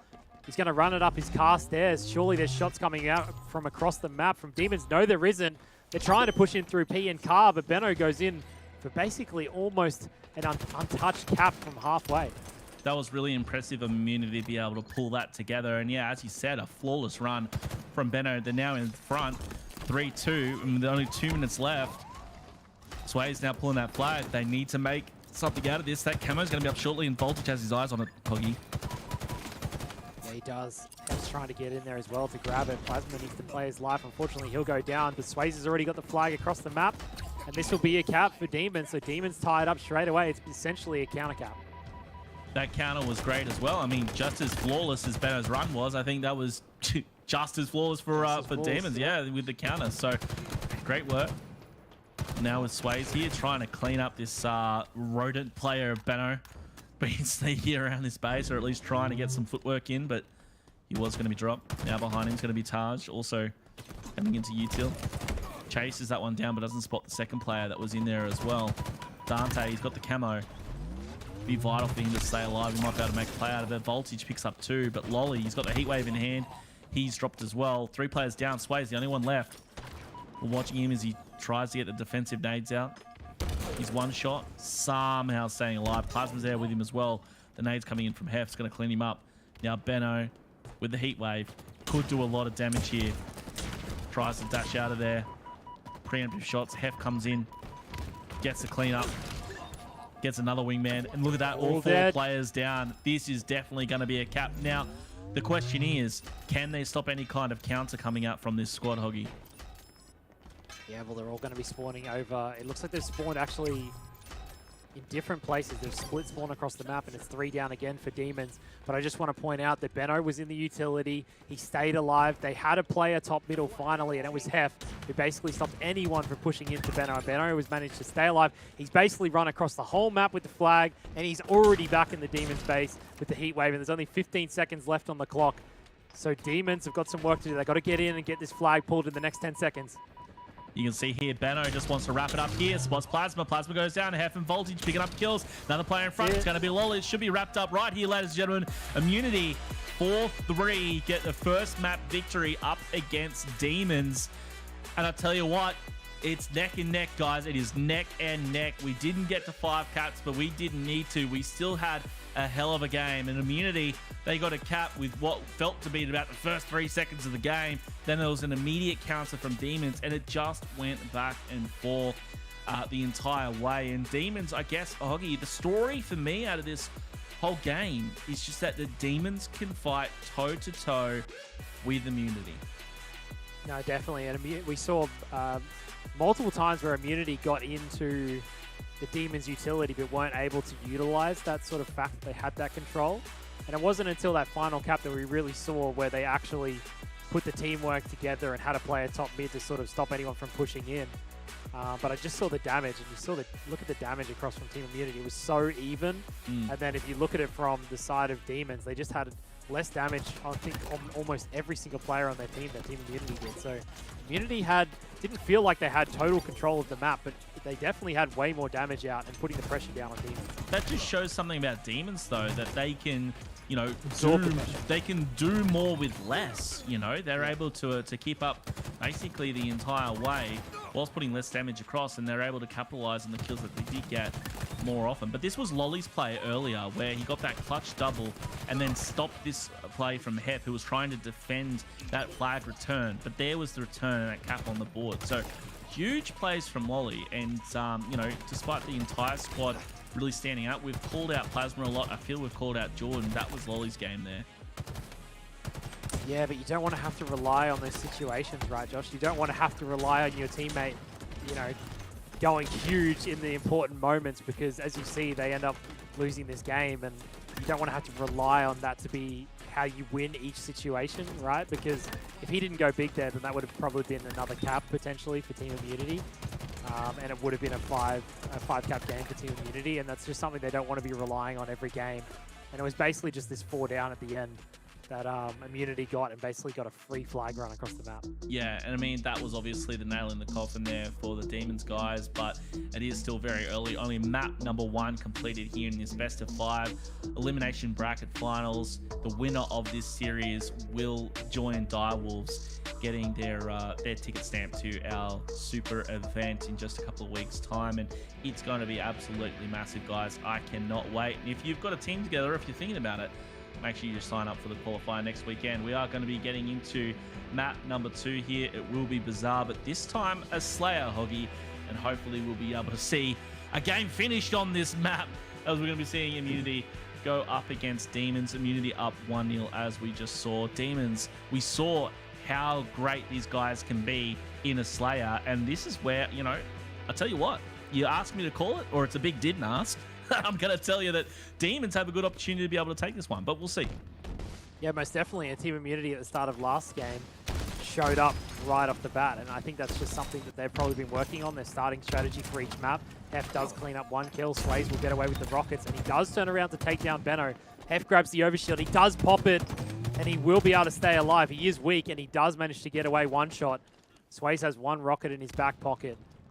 Few kills traded out at the start, but nothing too crazy. Middle map control is sort of in Team Immunity's favor, but Sways does have a rocket. Yeah, I just want him to resist the urge to just madly fire across map. Yeah. Hef's going to be down in mark, and I think he might know that. Now, either that's from the call-out or just awareness. Now, you can see that, unfortunately, he wasn't going to be able to connect, but he does clean it up, so we'll count that as a kill. And now, early in this game, it's 5-3. Your scores, Voltage and Hef both pick up a couple of kills here for Team Immunity. Now, Jordan, unfortunately, getting a lot of shots in the back, somehow able to get away. I say that. Benno gets the call out and cleans him up from over top rocket. Now getting some shots here into tree. Gonna have to back up, so smart moves from Hef here as Demons backed into a corner and just trying to make their way out. Great positioning here from Dante, just behind the fence here on balcony. He and the rest of Immunity pushing in and, you know, really putting the hurt on here. Might be eating my words. 10-6 is your score, and just look at the aggression from Team Immunity on here. Yeah, I love that play, the way Benno sort of went on that flank, got himself a double kill. I don't know if he cleaned up some shots that other players got out, but he managed to get a double kill, maybe use the Bulldog to his advantage. But I also love the fact that Hef got into lockers, managed to stay alive, take down a kill. He backed down to grab the Dynamo nades to then push back with his team, but his teammates had already taken him out, so it didn't matter too much in the end. But I love that play from Hef as well, and they're probably going to get this overshield if Hef is sitting on it. Let's hope they can do that, at least for Immunity's sake. He's going to be sitting on that. You can see there, 2 players down from Demons, Sways and Lolly. That OS will be up now. It should have gone in the hands of Dante, I believe. So we'll see that in just a moment. We are on with Dante, and he did get it, and now he's got the Bulldog as well. 15-9. Your score, pushing the tree, getting aggressive, picks up 1. That's Lolly falling. Still got a little bit of OS as well. Going to be a player dancing around him, trying to spot where they went. Going to be 1 above him. Jordan gets some shots out. And Dante just trying to play his life. Pretty slow start for Dante, 2-1, but you know, that's double positive, Hoggy. 3 assists too. Yeah, so. Yeah, exactly. And on top of that, this is the 3rd time they've grabbed the Dynamo nades in a row. So the side of Team Immunity have full control of middle map. They're just pushing in when they feel like it's needed to, and when they have them weak, they don't try to be too rash about the pushes that they have. The game is still really, really close, but Team Immunity have taken control of this middle map pretty handily, and they've managed to grab the Dynamos 3 times in a row. Rockets are about to spawn. Voltage has tried to grab those, but they've been taken away by the grapple hook of Plasma, I think. And Plasma stays alive. It was the grapple hook of Hef who grabbed it, and Hef's jumped down bottom middle. He has wasted one. He still has another, and he's only got himself a Mangler and a Rocket, Josh. Yeah, I mean, what kind of, you wouldn't want any other kind of weapon combo, right? That's what I dream of right there. He looks up top. He might be able to get some good use out of that rocket. No. Not even Hef can do good rockets, I'm telling you. He's got a Mangler in hand now. Needs to pick up a BR when he can. Spots Lolly in front of him. Oh, a couple of nice shots of Mangler out now. Will his teammates come and clean that up? Unfortunately not. He tries to switch out to the empty rockets. That wasn't going to do anything anyway. You can see here Sways now with that Bulldog in hand. He's got a grapple as well. OS up in 10. Get some cross-map shots over on Voltage, allowing Plasma to stay there uncontested. Picks up some more grapple as well. Dante, unfortunately, is going to have his number. 23-18 your score, so still plenty of life left in Demon's squad, especially when they're picking up OS here as well, Huggy. Yeah, they've got OS, he's got the Dynamo Nades. The 2 players with immunity have spawned up down the trench. He's going to help out to try to take down Benno, but Benno trying to be real sneaky. Plasma does get him in the end to trade out the kill. He's got the Mangler in hand. He's going to jump straight up into the bar, and he will take down Dante. It's a killing spree for Plasma, so Plasma's been on a bit of a tear on this life. He does play his life and get out. Benno's jumped down to try find him, but he's not there anymore. They're going to push into the tree. Hef's there as well. There's 2 players of Team Immunity just in there. The pings are coming out from Lolly. He's telling his team that they're all over inside this base. They do take down 2 of them. Dante and Voltage are the last 2 up, and one is right above Plasma, and he does grapple up to get the kill. His teammate cleans it up. And they've brought it back, Josh. They're only 1 kill down. Team Immunity's had majority control of the middle map, but Demons, they've wrangled it back. Yeah, and as I said, there's a real opportunity they could win this, but we'll see. We're halfway, as you pointed out, and now getting aggressive. You're going to have Plasma. Going to get the call-outs from the teammates. He's got Mangler in hand. Misses the shot. Doesn't matter because the slap on the head with that Mangler is going to hurt, and Dante goes down. Quick double on Hef is going to be there as well. Voltage mid-map. Doesn't spot him though. He does eventually get the flank on him, picks it up, not quick enough for the triple, but regardless, still going to be picking up 3 very big kills. And it is going to be Demons in front now, Hoogie, by 3. Yeah, Demons are in front. They're ahead by 3. Team Immunity look like they had full control of this game, but Demons have flipped it on its head. The overshield's coming up in 21 seconds. They've just trapped them in each base. Benno's finally been able to get out. Demons don't know he's here yet, and Benno does take down Plasma. Is that their chance to get out of the base? Sways is here as well. Rockets are up in 9 seconds as well. It's the 6-minute mark. It's the crucial point in the game. See there, Hef's going to be set up, ready to go for that OS. It's popped up now. Does duck away with it. Hef should be able to pop it. That jump might have been bad, but no, he's able to get away with it. Not too sure where the Rockets end up. Looks like Voltage got him as he picked up a kill on Lolly as well. So Immunity is going to have all the toys. Dante picks up Plasma. 34, 35, and 31 right here. As you can see, Demons still in front. Despite Team Immunity getting the OS and the Rockets, Demons fared themselves very well, Huggy. And they're in front by 5 here as we're on with Jordan.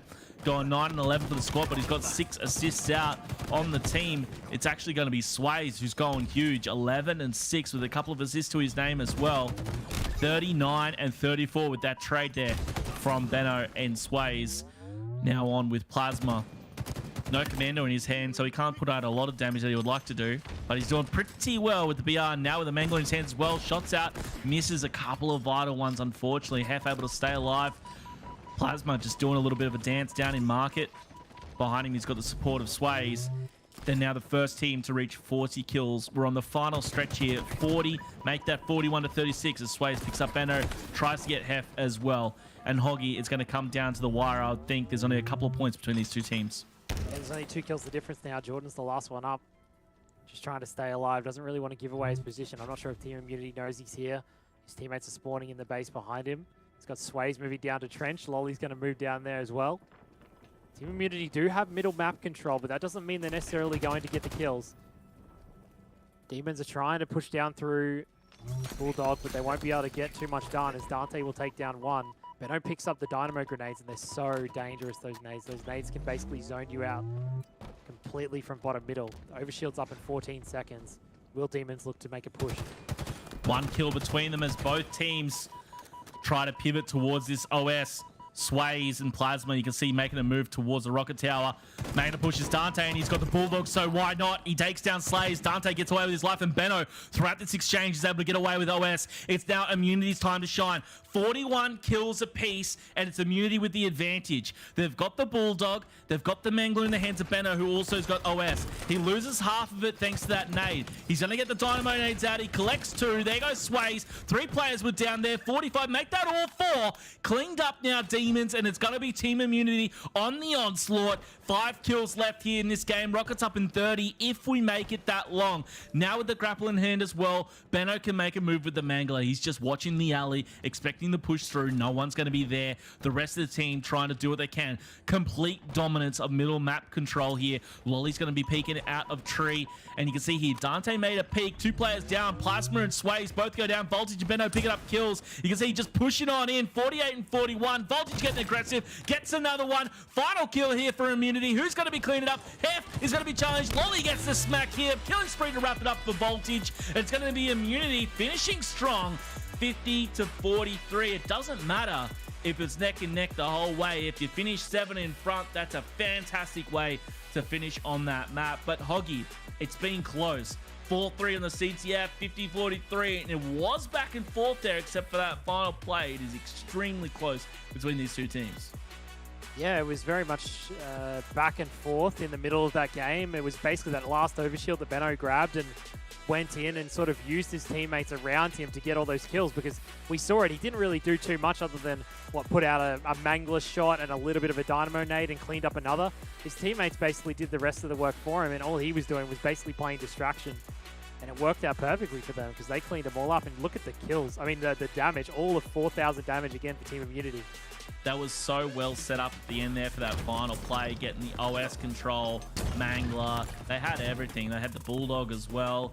And throughout the whole game, you know, I think that both teams did extremely well. And unfortunately, it was just Demons just couldn't hang on enough until the end. And it honestly, Hoggy, it came down to really one final set of plays. It was Immunity that had middle map control at the end. But they kind of took turns having control, right? We saw Demons multiple times have Rockets and OS, and Immunity went down by, we saw, I think it was by maybe 3 or 4 points there at one stage. So it was really just about timing, about when the ebbs and flows of these kills happened, and the timing just didn't work for Demons, and it was Immunity able to clutch up the end here. We see it's Dante. He and Team Immunity were able to wrap this up. The final kill came in there from Voltage for that killing spree. So could have went either way in my opinion. But 50-43, it is going to be Immunity taking out map number 2, which of course, in a best of 5, means we're only 1 map away from Team Immunity getting that second of 2 spots today that we're giving out for the ANZ Super in just a couple of weeks. And, you know, we talked about Immunity, that surely they're going to be there one way or another, but looking like to get their ticket now, Hoggy. No, for sure. They really going to want to win this game number 3. Obviously, they were pretty dominant in that Slayer, I think. In the periods that they were in the lead, they felt like they were dominating more than the side of Demons when they were sort of in the lead and they was trying to bring it back. It didn't feel like they were dominating as much. But the fact that they brought the game back, and it really came down to probably that last overshield and the teamwork from Team Immunity right at the end to sort of get themselves ahead and trap Demons. There's nothing that Demons can really be upset about in that game. I think they just need to brush that to the side and jump into game number 3, because you know that they are going to be very disappointed if they don't bring themselves back and put up a contest in this series, because they had a strong fight against Direwolves, and they'll be disappointed if they don't show another strong fight here. Yeah, it's going to be absolutely brutal if Demons do lose this next map, because obviously you went the distance. You got to the winners bracket final, and although a valiant effort, 3-1 lost there at Direwolves, you're now down in the elimination bracket and you're up against no other than Immunity. It would be extremely rough if they lost this one in a 3-0 fashion. But look, let's not count them out just yet. There could be a comeback. We're up to Strongholds and Recharge next. Massive opportunity here for Demons to come back. And, you know, from what we've seen of them today, Hoggy, we know they've got the skills. We know they've got that cohesion, that ability to get their team shot. We saw that game where the damage was like 100 or 200 between them. We know that they can do this. It's just about bringing it together and ensuring that they're not demoralized after that loss there on a Bazaar, and maybe they can bring it back. Yeah, it's game number 3. We got Strongholds on recharge. Can Team Immunity take down Demons, or will Demons bring it back and punch their ticket into, you know, at least the next game and keep themselves in the running to get to the Super? Let's hope they can. Voltage and the rest of the Team Immunity might have something to say about that. We'll see what he can do. Camo's still up at this early stage of the game. Sways here, one shot in Whirlpool, going to be cleaned up by Voltage. This Camo should be able to be picked up here by Team Immunity. In fact, I don't know who got away with it, but I do know that it is Voltage able to get that Mangler. So Hef with that Camo as well is going to be handy. Early days, but we do see a nice quick little triple cap to Team Immunity as C captured back by Demons. Yeah, Jordan gets a double. Dante will come around though and clean up the players off C. And they'll grab themselves C and A momentarily. They do have a 10-point lead. They've got out to an early quick lead on top of Demons, but the Demons do take B to stop the points, stop the triple cap. And Team Immunity have started pretty strong, Josh, considering the way they sort of ended the Slayer. They're just picking up where they left off, basically. Yeah, I mean, they've done extremely well to have such a great start, but as we say that, it is going to be Demons getting their first, well, potentially only point so far on the map. Nope, they are going to get control against B of B once again, so racking up the points here. So again, a dominating start from Immunity, but this reminds me a little bit, maybe not in the same way, reminds me a little bit of that CTF Aquarius where they were able to get a cap in, like, you know, the first 30 seconds. Off to a lightning start, but Demons answered back. And look, it really is much the same. Now you got to have Demons in front here on the Stronghold. Yeah, you can see Sways over at top gold. They basically have almost a perfect setup going, but Plasma's going to have to back down. He won't be able to help out his teammates, and Hef will come in to clean him up. Sways, he's got the shock rifle in hand. He's going to try to get some shots out. He does hit Dante and make him weak, but he is getting challenged by Voltage, and then Benno comes in to clean him up. He had a perfect position to stop them from pushing over towards his teammates at A, but he wasn't able to stop it, and it looks like they will lose B. Benno jumped in it, and he will grab it.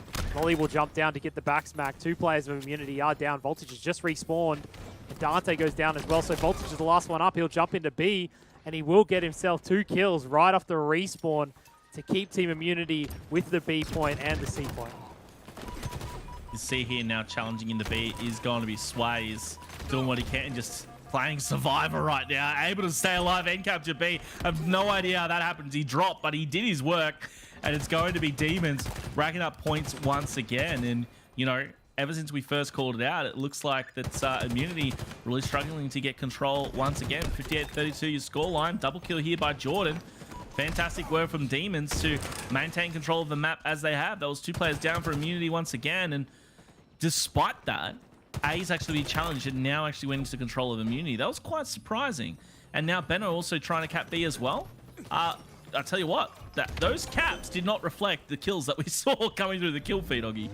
Yeah, all because Hef managed to get into A, get a kill. He turns the players of Demons around. Benno spawns up, heads into B, and he manages to cap it to get a quick trip cap going.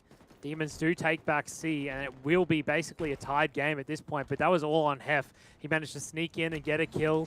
He basically first forced the players of Demons to turn around and allowed his team to come through and help him out to get a trip cap. They do have A and B, and they're going to try and get the trip cap again as Benno's moving into C. He stopped shooting Plasma. He thought he was dead, but he does get him in the end. It's 2 players down for either team. I think Demons were momentarily 3 dead. Sway's the last one up at A. Lolly spawned up, though, and he's headed straight to C to stop Benno, but he won't be able to. Benno will back down, get C for the team of Immunity, and stay alive. Benno still has this shock rifle. The camo's just come out. Oh my gosh. He had a split second to get that shot and he connected. Benno looking darn good with that as well. And he's got the assist and now he's going to be dropping it down. Knows that there's a player trying to get away. It's going to be Jordan. Jordan does clean him up. You can see there B and C though in control of Team Immunity and racking up the points once again. Now challenging into C will be Jordan. Looks like there's not going to be anyone around to contest, but I can see a blue name. That's going to be Hef. Over challenge over on A, and Dante with that camo as well. Mangler in hand is going to be helping Hef, who just picked up A. So A and B now in control of Immunity. Still racking up points despite Demon's best efforts. Now let's see what Lolly can do with this sword in hand again, Huggy. Yeah, he's got 2 of his teammates down. He's found 2 players of Immunity right in front of him. Unfortunately, he didn't have the sword out, but he does whip it back out to get himself another kill. He tries to stay alive, but Dante will find him. Jordan will take over A, though, but he'll get fought straight away by Taj. So Taj is going to jump up on towards A. Benno's trying to defend it so that Plasma can't get any shots across the map. Sways will jump into B to claim B, but Team Immunity has taken A already. Demons have jumped into C as well, so Demons will get a little bit of points going. Immunity's got to sort of group up and get a push going because they had 2 players down. Hef goes in, and his teammate gets the shots across the map to keep him alive. Benno with the headshot. Can he get the double? He won't be able to, but his teammate comes in for the melee. That's Dante. And they're going to jump onto C and potentially go for the triple cap. There was only 1 left on the side of Demons.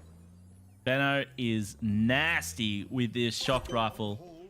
Let's see if he can continue to put it to work as they've got a triple cap and complete control here on recharge. You can see there's Sways and Jordan both pushing up here. Jordan's going to be at the jump up. He's cleaned up here by Hef. Now trying to challenge C and break this triple cap is going to be Plasma. Benno, he still has that shock rifle. Hef is going to be cleaning up the kill before he needs it though. Benno, let's see if he can put it to work. Immediately lasers in on A. Does get the shot. The perfect hit there. Killing spree. Spots Lolly as well. Will he ring out here? You can see here shots ringing out. Kill assist. Plasma cross map. If he connected, I would have absolutely lost it. He still has some ammo. Finally drops. But Benno going unbelievable. 14 and 6. The shock rifle work was insane. He's their nightmare. He's the player that Demons, they wake up halfway through the night crying to their parents and need a warm milk and sent back to bed because he's just been a nightmare player for the squad throughout this game. He does get cleaned up there off the spawn from Sways, but what a performance so far from Immunity. 175 points and climbing, and it's going to be a hell of a run here for Demons to come back from this deficit. Yeah, Benno proving why he is the GOAT of ANZ. He does not want to play next weekend, so he is stepping up for his team to get this win, and it's probably the reason why they are up by almost over 100 points now. If you remember back, Josh, the score was 70 all, I'm pretty sure. So the fact that Team Immunity have basically dumped 120 points on the board is all due to Benno. It is indeed all due to Benno. Let's see if he can continue putting the work in. We'll see in a moment. Voltage is doing work over here as well. Don't forget the Dinosaur. Killing spree out, and he's going to be cap and C as well. And yet again, another triple cap here for Team Immunity. They just, look, they spotted a weakness, and now they're capitalizing it. And they're going to be going huge right here. Assist coming out here from Voltage. Look, the Dinosaur's too heavy for the Repulsor. He's going to be jumping up anyway to the cuts here into gold. And he's going to be just sniffing out and hunting down his prey. He spots Jordan as well. Shots ringing out, backing up there. Benno should be able to clean that one up. It's actually Hef picking up the kill here, and we should be finishing strong, ladies and gentlemen. Triple cap still in hand. They got a bit of a tickle, but it's not going to be enough. Team Immunity are going to be wrapping up the Strongholds right here, 250 to 72. 3-0 in our elimination bracket, and they've got their ticket to the ANZ Super. What a way to do it. Team Immunity proving why they are one of the best in the region and have been since you were in nappies, Luke. I think that might be a little bit of a stretch too far here, Josh, but either way, these guys have certainly been able to prove to us now in Halo Infinite they're also here to party, and I think it seems like so far that Immunity have been able to really solidify this 4-man roster and really start to crack in towards that top 6. And they've done a good job here today. And I think this is the storyline that we had coming into this series, Hoggy, was the fact that both of these teams deserved a slot going into the Super, and both of these teams are going to be able to crack into the Super no matter what. But right now, it really does feel like Immunity are on that pain train, and they gave it right now to the Demons. Yeah, there's no doubt that both of these teams want it. And in the interview with Taj before, he was just worried about whether they were doing well or not.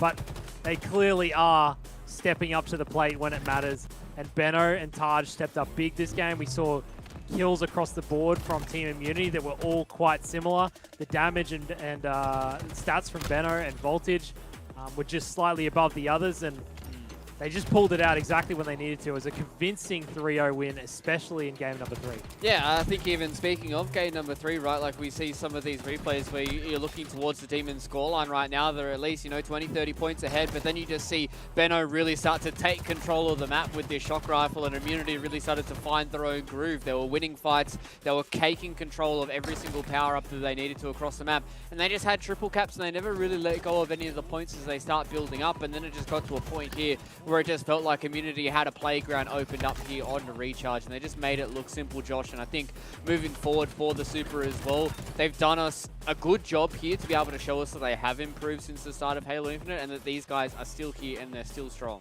The thing for me, though, Luke, is that they can't rest on their laurels, because look at the scorelines here of these maps.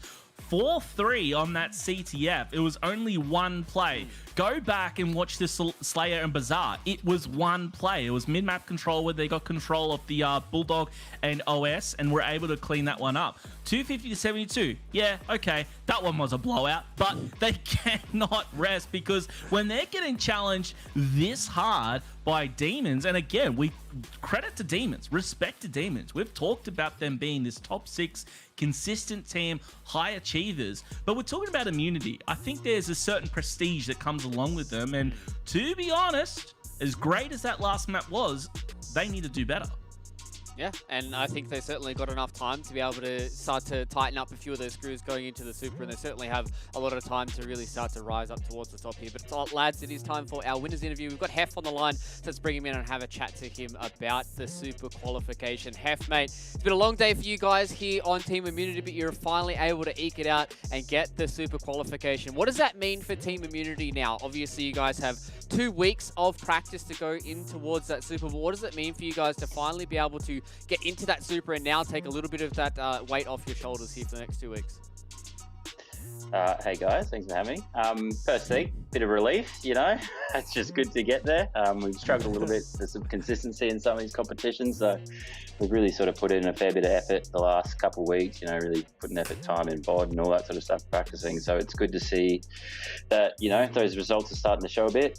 We're a bit, I guess, slow off the mark early today, particularly in our Direwolf series. We just sort of didn't have the energy there, and Benno gave us a bit of a razzle up, and so we stepped it up and sort of brought that energy and so it's good, feeling good. I think Benno gave us all a bit of a razzle, Hef, especially in that final game when he was popping off that shock rifle. But look, I'm stoked to see you guys through. I do have a question for you though, Hef, and what mine is that I've seen you guys perform completely off the chain at times. Other times it seems to be a little inconsistent. Now you've got this fourth in Dante. Can you just comment on how he's been fitting in with the team and how you've been feeling with this fourth? Because I know that, especially early on in Halo Infinite's life cycle, is hard with all of you with real life commitments, but particularly that fourth spot. How do you feel things are now gelling with Dante? Yeah, things are starting to sort of move all in the right direction, trending in the right direction. Obviously it's always going to take a bit of time, but we've known Luke for forever, and he's actually pretty cracked at this game, which is really good. So that's kind of what we're looking for. But, we're all really good friends inside and outside the game, and so that really helps, to sort of balance that, with busyness and that Halo and keeping the fun in it all. And yeah, like I said, we're all sort of still working together to get on the same page. It's not just Luke, it's all of us, to be honest, all just learning this game. And it's actually probably a big gap for me as well, from going from pretty much not playing Halo 5 to this new sort of play style. So I'm still adjusting to that too. So it's all sort of a bit of an adjustment period for all of us, if I'm being honest. But yeah, we seem to be heading in the right direction. Yeah, no, definitely, and that's a totally fair point. I just want to look forward to where you guys are going now, which is to the Super. You've qualified essentially in the top 6, so basically as good as you guys can do, considering the fact that you guys didn't have many points, you didn't get to go to Raleigh. What is the preparation going to be like for you guys? Because I'm pretty confident that you guys have been playing a lot more recently than you probably have at the start. So what's the preparation for that, and how do you think that you guys will actually go? How do you think you guys can stack up? So unfortunately, this week's actually not going to be very good because of the timing of it. Benno actually has to move house, so it's just one of those things where it lines up, and so prep's not going to be that great this week. But I think we actually put in a lot of effort doing other things like VOD, and I'm sure we'll fit in a scrim there. So keep going as we can. Probably take a bit of time this week and spend some time with the other people in our lives. Shout out to the girlfriends and stuff, and get some quality time in there. And Luke's got a kid and everything, so balance that all out and sort of regroup and come back at it. As in terms of placing, we'd be disappointed without top two. To be honest, realistically, we think we can be there. We've had scrims with a lot of these top teams, and the results sort of point towards that could be definitely possible. Chiefs is sort of still hanging out there. We'd have to really bring our A game and really step it up in these next couple of weeks, but that's always the goal. Yeah, I think that's the goal for everyone here at ANZ. See if we can start getting some challenges towards the Chiefs here. But Hef, it has been an insane day from you guys here at Immunity, and I'm super excited that we finally get to see you guys in the Super as well, and excited to see what you guys can really do when you do reach your ceiling as well. So enjoy the time off here, Hef, and I'm excited to see what you guys do in the Super as well. Thanks very much, guys. You guys did a great job casting today. Cheers, mate. Thanks, Hef. It's always good to hear the little bit of the responses there from the players, and Josh, being able to hear from players like Hef and Voltage and all these kind of guys that have been around for absolute years now. It is always exciting to see that they're still putting a whole lot of time into this game and really being able to reach towards the top. And I think the entire day coming out from Immunity right now, they did show us kind of a whole lot of glimpses of the fact of being able to come back from some of those negative kind of scenarios. Obviously, the 3-2 against Direwolves is something that really sticks out to me, but really came back in this elimination bracket and kind of blew everybody out of the water. Yeah, well, Hef could have said absolutely anything, and I would have got the warm and fuzzies just from seeing him and talking to him again. Hef was around with the very first event I casted back in 2009, which is insane. He was playing for a long time before that. But no, as you're saying, it's really cool to see that despite that early loss in the in the winners bracket, and how they're able to come back, and that kind of determination and that kind of drive that they have, and hearing from someone so experienced and talking about the balance that they have as a squad to move forward and what some realistic and objective goals are, it's refreshing to hear. Yeah, it is always good to be able to have those cool, calm, collected heads and really be able to come at it with a different angle. But speaking of that elimination bracket, let's have a quick recap of it for today here, Honky. There was insane series across the entirety of today, and I think, there's a few big caveats that come out of this. I think, just looking across Immunity's run here, really kind of blowing people, only losing one map out of this entire elimination bracket is kind of insane for me to look at. But I think as we start to set our attention a little bit deeper in towards, the next week's qualifiers, we're looking at some of these teams like that haven't qualified out today, Demons 1620 Kings. They're really going to start to make that play next week. Yeah, for sure. And for the side of Demons and 1620 Kings, they are probably going to want to get those 2 top placings for next weekend, right? Because those 2 top placings guarantee you into the pool play, which then allows you to potentially get a higher seed than you would have necessarily been given to begin with. So that those 2 teams are going to want to come back stronger next week. There's Deathruptor fans as well that we can throw in the mix. They could be anywhere in there as well. So they'll have to come back next week and duke it out. But that those 3 teams have proven that they're going to be vying for that spot. Exactly, and speaking of next week, this is how it's all going to pan out for us here on the desk, ladies and gentlemen, and everybody at home as well. You guys can still sign up to the ANZ HCS Super Open. There still is 4 slots available for everyone to come here and enjoy the super party that we're going to be having for the next 3 days across March. And I'm excited for us to see how this does pan out, Josh, because as Hoggy did say, top 2 are going to go directly into pool play, but then we've still got 2 more slots to hand out. 3rd and 4th are going to go into the championship bracket in that lower round 1. So they still get to play in the Super, but they don't get to have the same amount of experience, the same amount of practice as you do as you get into the pool play.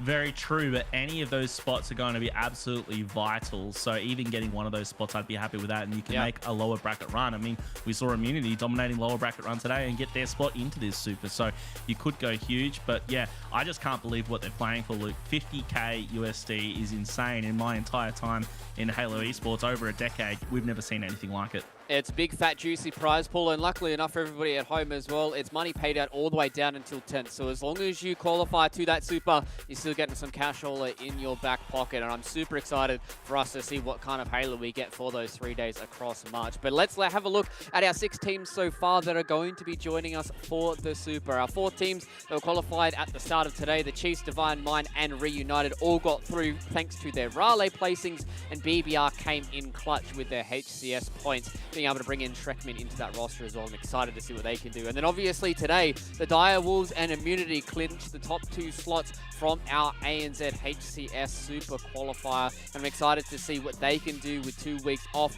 understanding what they did today, Hoggy, and what they need to do going into the Super Pools as well. Yeah, just looking at this top 6, this basically looks like the top 6 in the region. Yeah. You could maybe sub out Reunited for Demons at this point, but you don't know. They're a bit of an unknown. We'll be able to see them in the Super itself, but this is like the most dominant top 6 that I think we have, and there is a gap to the people underneath them. Yeah, I think it's going to be interesting for us to see what it's going to be like when we bring in teams, kind of out of that top 8, our 9th, 10th teams that do come through next weekend's Super Open, to see what kind of teams that we've got and what kind of things they can do, especially considering that we've got 2 teams that are going to be going directly into that championship bracket. So I just want to see what everyone's going to be like when we do get towards that Super. But speaking of the Super, it's a little bit of a time away for us here, Josh, so we've got a little bit of time to collect our thoughts, and we've got another tournament before we get even into the Super. So I guess before we start to say goodnight to everybody here in the audience, do you have any final thoughts or any shout-outs or anything special you want to say, Josh, before we head in towards the Super? Final thoughts I've got is let's keep an eye out when we finally get there for BBR with Schreckman in there as well. He's an animal, and I think that's going to completely revitalize that squad. And also, watch out for Demons. They're going to be through next week. You'll see them go through to the Super, and they're going to go nuts. And if teams, the established teams, the teams who have already made it, don't really watch their back for them, they could cause an upset. Yeah, I think it's going to be an insane set of days for us to go through. It's going to be 3 full days of Halo Infinite as well. I think that's just going to be super exciting for us to bring it to everybody's screens. But ladies and gentlemen, I think with that, it is perfect time for us to say goodbye and good night for tonight. It has been a wonderful qualifier for us here. We're able to give 6 teams a spot in the Super, but it is going to be still 2 weeks until we get to sink our teeth into that wonderful Super. Next week is going to be the Super Open qualifier, so make sure everybody does sign up for that. You can get your spot in the Super for 50,000 USD. It has been an amazing night for us here in ANZ, and I hope you guys join us next week for even more Halo Infinite. I've been Fluke, and as always, stay safe, and we'll see you guys for the next one.